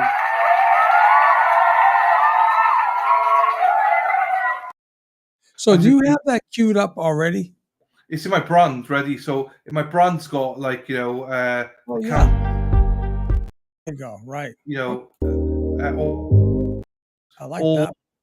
The intros. Besides this is obviously going to be this. You want to know. That one. How long ago was his trial? March 2023, August 2023. Oh, okay, it wasn't that long ago. Yeah. When was he first charged? I think it was like March 2022, something like that. All right. He was in jail for 15 months. So, hey, hang on. Let's have a look. Let me just find it. If I can find this, I'll play it. Right. Sure. Hang on.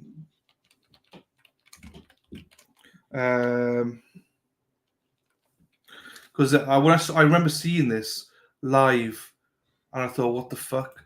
Hang on. Let's see if I can.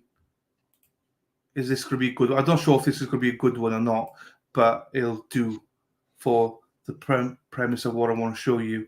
So, share screen. So this is Mark getting arrested. So. Before midday, I'm Audrey Hassan. We begin with video just making its way into our newsroom showing the arrest of Matthew Moore. He's the man arrested for the death of his wife, Emily Noble, more than a year after she was reported missing. Hands over your feet! Can you see him good? His elbow, I can see him good. Coming up on your left. Look. Matt, use your left hand and unlock the door. Only your left hand. Do not move. Yes, sir.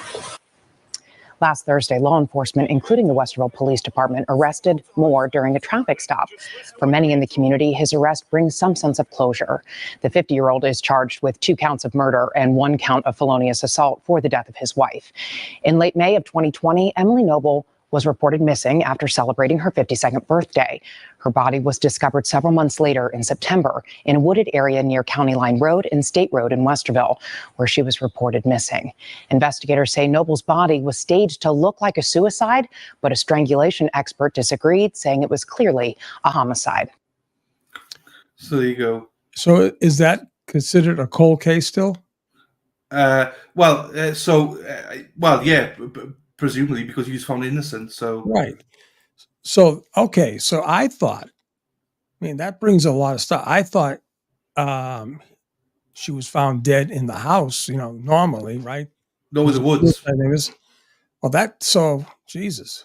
What's his theory? Suicide. So she went to the woods and killed herself. Yeah. Okay. Wow. And that's what they all came to. But the police were like, no, he did it. This is why he's so close to Sandra Birchmore. It's the same kind of technique they both used.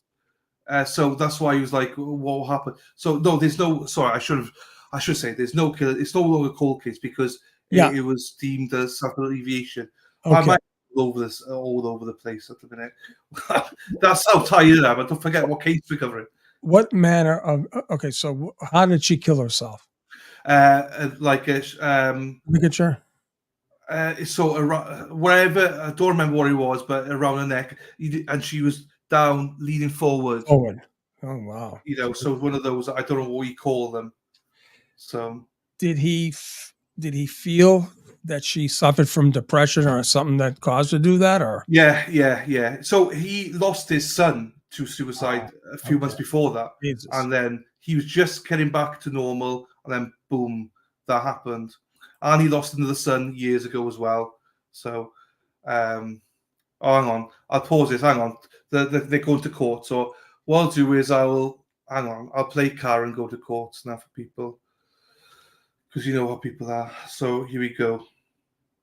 It's people. It's okay, Tom CP. I know people. I know it's all good. It's all good, people. So she's coming back to the. Yeah, she's just coming back. It's all it is. It's coming back to the thing.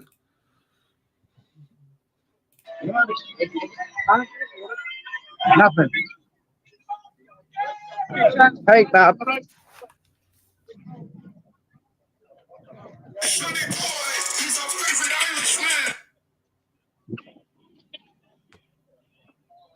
The hell was that?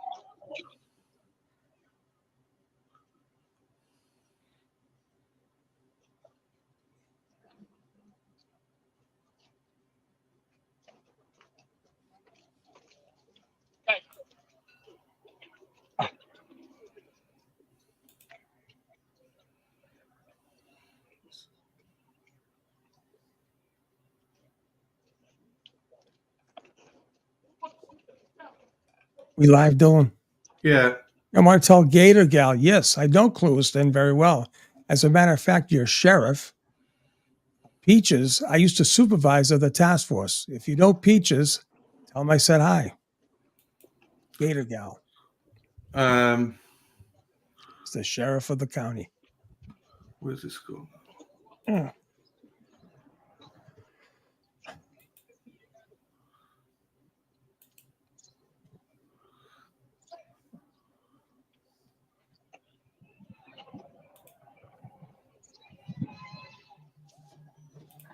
Tommy, you do not have a la carte in here. You get it?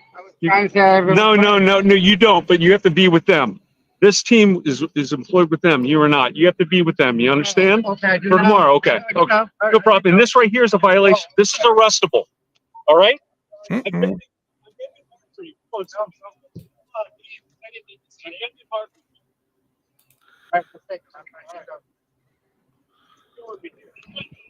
need to see you with your shirt on. They're getting a bit tighter now, aren't they? An arrestable offense. For something he's wearing something.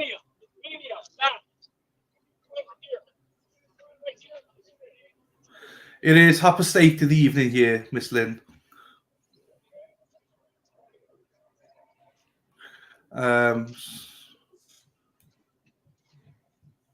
So there you go. That was Tom CPU. Big shout out to Denise Knoll. Denise sent a PayPal to me. Thank you for your content. Watching you and Sean today really lessened my nerves. Congratulations on your 10,000 subs Free Can Read. Thank you so much, Denise, for the PayPal. I really appreciate it. Thank you very much. Let's present. Let's go back into court. Just remember, people, this is just normal. The judge wanted them back in by 3:30 every day, so it's normal. Right, we had a couple of super chats come through here, Sean.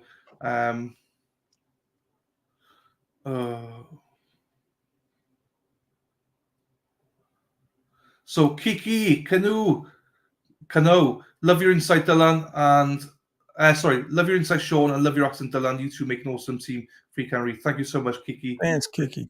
I appreciate that. Thank you very much. Let me put this back up here. Wiser Time, thank you so much for the 199 Wiser Time. I appreciate you. Thank you. And again, whoops, doubles. Last one was blank. Sean, do you know who the PI was? Makowski from Melrose on the defense list. Yes, I do. There you go. Paul Makowski.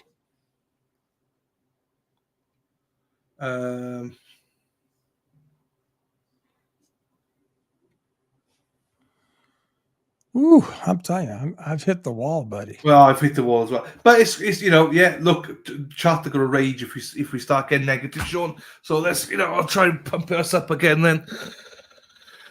I'm myself up to go splash it in the pool right now. Jeez, I go water, I might fucking chuck it all my face. Just think, oh shit, I spilled some. Watch out for the devices. I know. Well, it toppled all of my cables the other day. Well,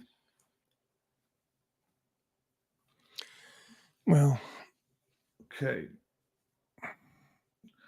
Why are we watching one fan? Well, Helene, this is a court, so when it's live, you can see it's live. Because if I don't do this, people start shouting, going, "Court's live, court's." Well, yeah, I know, court is live, so that's why, Helene. Did he 2.1K watching together? Free Can Read, absolutely. Come on, people. Awesome. Shout out to the mods as well, Trish. Mods have had a hard time today, to be quite honest, with the people in chat. So shout out to you guys. And apologies if you're having so much shit. 99% of people have been great, by the way. It's just that 1% that are giving some shit. It's fine. It's fine, Mary says, Dylan, Sean, my husband, retired Ellie, and some current police sergeant, both are horrified by this investigation and the corruptive actions by the Ellie involved, and are hopeful Karen will be free. You and me both. Yes. As well as I do, buddy. I know. A nice tea, and I'm debating on whether or not to have some I'd love some peanut M&Ms right now. I'd love some. Sarah P. Trooper, all good. Sarah P. don't take any shit, man. I'm gonna have to get a couch here. This is crazy. I used to have a couch. Yeah, I know it is. This is why I got a recliner. Yeah, I had a recliner right here, but I don't know. Oh, Mama Mains. I'd be falling asleep. Sorry to hear this, Mama Mains. My father-in-law passed away yesterday. I'm using your chat as a distraction. Thank you and Sean for keeping us positive. Oh, sorry about that, Mama Ames. So very sorry about that. Yeah, I'm sorry to hear that.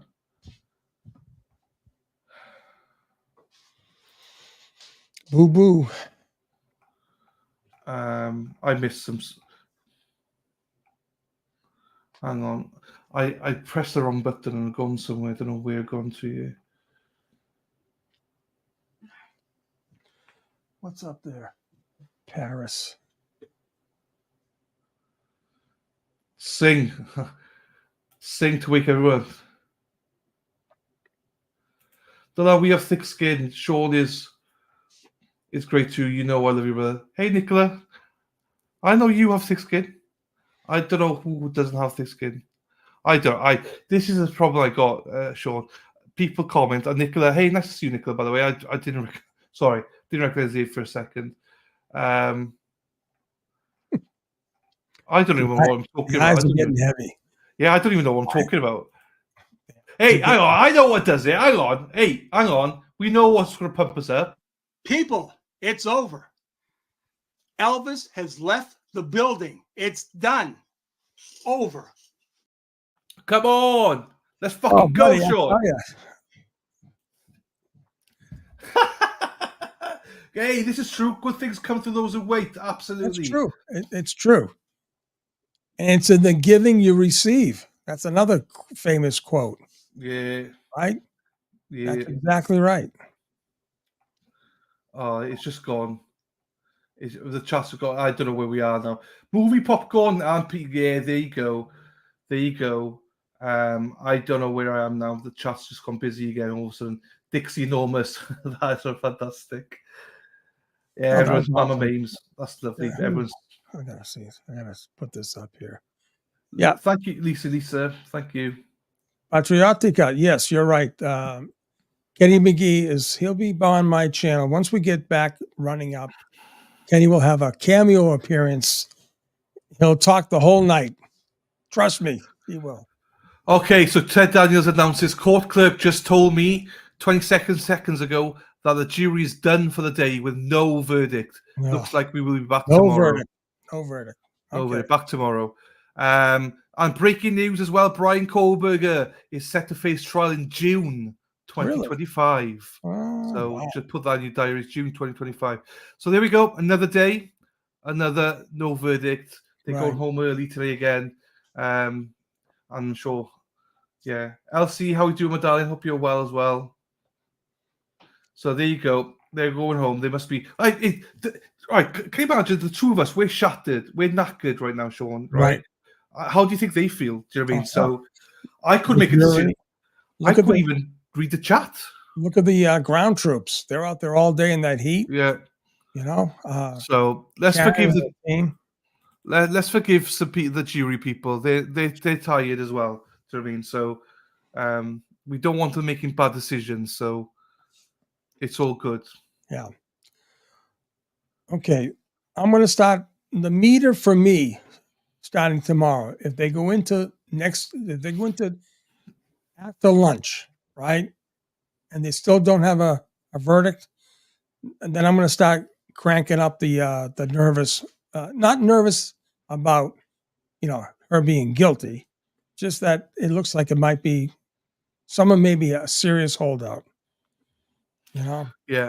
Yeah, possibly. Well, I think by tomorrow afternoon, if it's still like this, we might be getting we're stuck or something. Based on the evidence. I mean, this wasn't even close.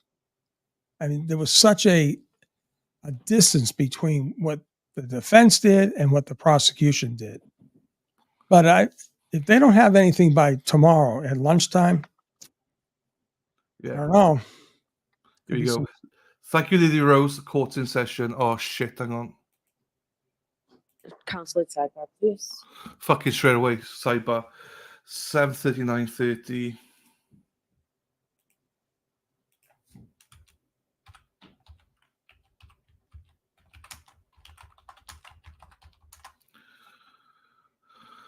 Oh.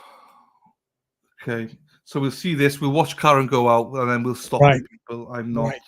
Obviously you can jump off whenever you want, Sean. But No, after, I'm good. I'm good. After the court, but yeah.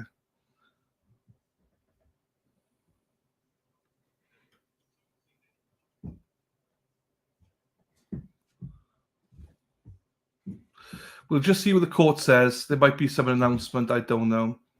No hung jury, no verdict. Look at Mr. Keefe. Oh, they're still in the same courtroom then.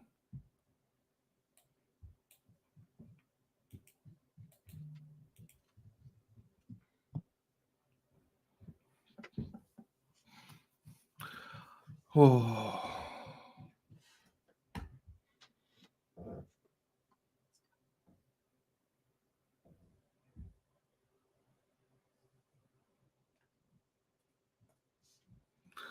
We'll see Nathan there as well. Who was next to Nathan? Who was our young lady next to Nathan? I believe that's his wife. I believe. I thought I wasn't sure. You see, I wasn't sure if it's Karen's friend. Cat Cortell. I'm not sure. I shouldn't say that. Yeah, I don't know. With another sidebar. Jesus. Yeah, they come back though. See, Boo Boo. Okay, Boo Boo. Positive vibes, yes. We'll be back fresh tomorrow, Yes. people. Jim. Jim, get a gin going, Jim.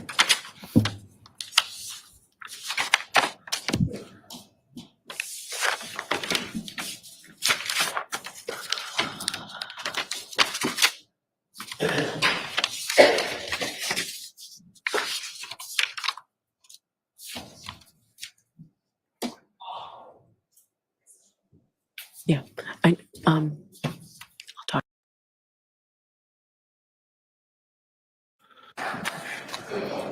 Hot Mic by Bev.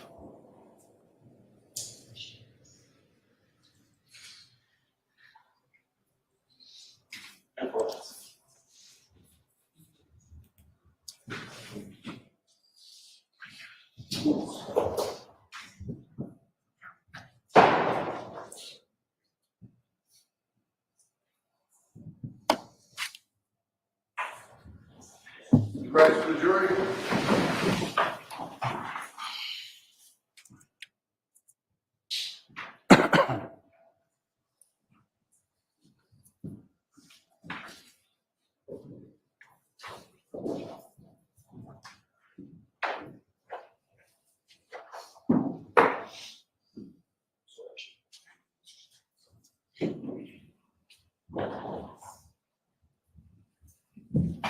Jimmy? Suppose the judge would be seated. Hey, jurors, we all appreciate how hard you've been working, and I understand you'd like to stop for the day, so we will certainly do that. We appreciate everything you're doing. I do have to give you those same precautions. Please do not discuss this case with anyone. Don't do any independent research or investigation into this case. If you happen to see, hear, or read anything about this case, please disregard it and let us know. Clear your heads. We'll see you tomorrow. Good, all rise. Hurry up.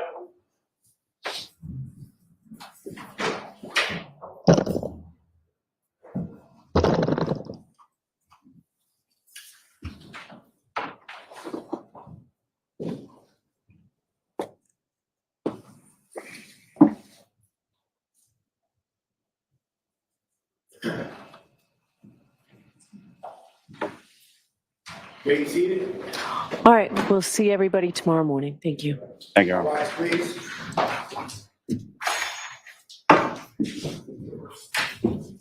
All right, okay. Let's get Tom's up then. I don't know what to say. Oh, mother. Right, he's gone. Right, he gets me every time. Right, hang on. I'm jumping to Tom's now. Yeah. Any final thoughts on your behalf there, Sean? Like I said, I think if they don't have anything by tomorrow afternoon, I think we need to start wondering what's going on. And I'm saying just based on the evidence that's been presented. You know? So it's about 14, 15 hours deliberation now. So tomorrow, 21. They're within the realm. I mean, but tomorrow you get into 20, right? You will, yeah. You'll get into the afternoon. You'll be in 20s, yes. Right. And for Kyle Rittenhouse, right? That was a big trial. I mean, there was video, there was there was both sides. This was, a lot of prosecution bluff. The defense called 6 witnesses, right? That's all they had. So I don't know. Oh, let me unmute this. Well, thank you to everyone in chat today and everything. Yeah. It's been great. I know we've been on a lull. We're on the way down, on the way out here, but we have. I hope people. I think most people will appreciate we've given everything, Sean. Shall we? We've emptied the tank, shall we say? I want to get a bunch of call-ins tomorrow. Yeah. Call-outs. We can stimulate the crowd with some callers. Yeah.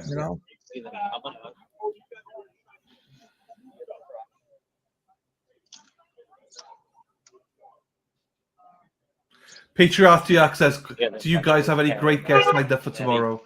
We'll get some guests. Darren, how are you doing? Alan, how are you doing? Any reaction to them continuing? Karen, are you nervous that they're taking this Well, long? they're going a different way. Greg, how you holding up, Greg?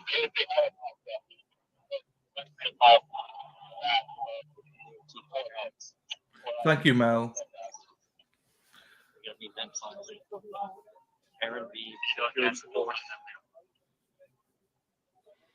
Thank you, Stone Chat. Okay, so there's nothing. Imagine that. Great job. Killing it, bud. Killing it. So, thank you. They're running around now. Tom's probably running around. Wait, hear what he just said? What did he just say? I don't, Tom, don't leave us hanging, Tom.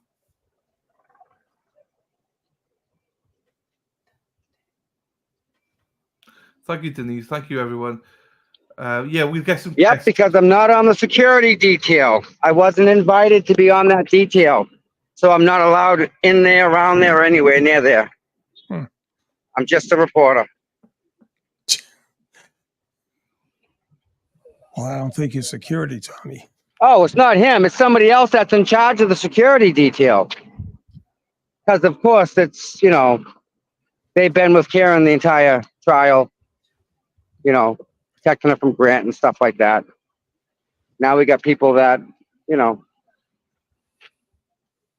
people are protecting.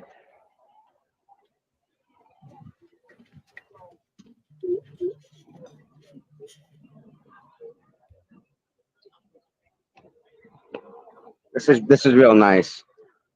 This is all we're getting right here, guys. Huh?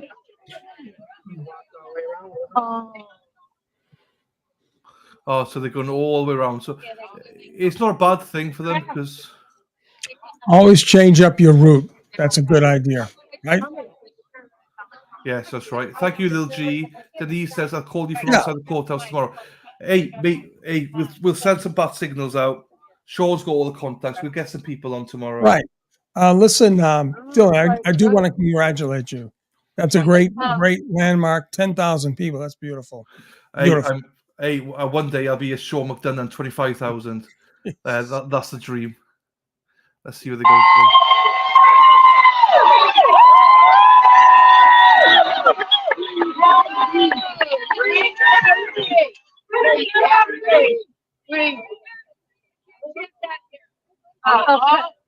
No, sorry. Took them 10 weeks, but they finally got the route down with They got it security. down. Jesus. We can end that there. Well, buddy, Hey, I'm going as well. I think we had another you. great day. I hope everyone enjoyed themselves anyway. Yeah. So Kenny was great. We had some other callers that came in. We had Peter. You know, it was nice. So we'll try and get some.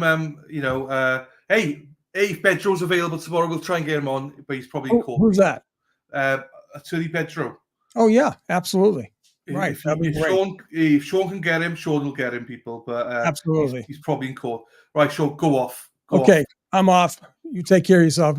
Chat, thank you for your patience. Thank you for your attention. Thank you for your jokes. What was the thing? Tolls what? Tolls what? I forget what it was. I forgot. Yeah, I know. I forget what it is. But Larry's in the chat. Larry's here. LC. Hey, LC's there. Look at him. All right, buddy. Hey, catch you later, buddy. See you tomorrow, buddy. All right. Ta-ra, buddy. Bye, chat. Thank you, Linda, for the super chat. Thank you for all you do. Oh, fuck, where have I gone? There. Okay, that's where I am. Thank you so much, my darling, for the super chat. Thank you, everybody in chat. I'm going to play the montage on the way out. If anyone hasn't seen it, it's a 10-minute, 12-minute montage of photos that I play on the intro that you might want to see on the outro. I'll play the outro and then the photos if you want to see it. If not, it's the same photos as this morning, so don't worry if you've already seen it. Everybody, love you. I am knackered, cream crackered. I am love to you all, honestly. I don't want to whinge at all on it. I've loved it. It's just, yeah, it's a lot. But no one's more frustrated than we are. So, hey, everybody, thank you very much. And with that, let's play Mexi Texi and then the photos. Now you think I'd fucking line it up already, but I haven't. Take care, everyone. Bye-bye. Love you. Ta-ra.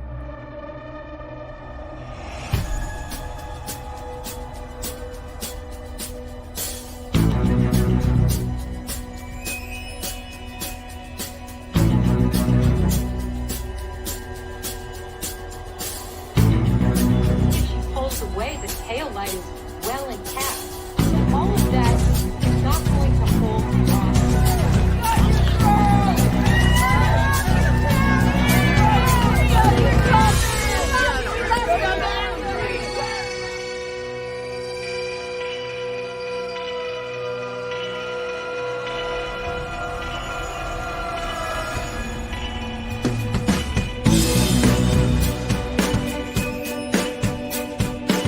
Elvis has left the building. It's done.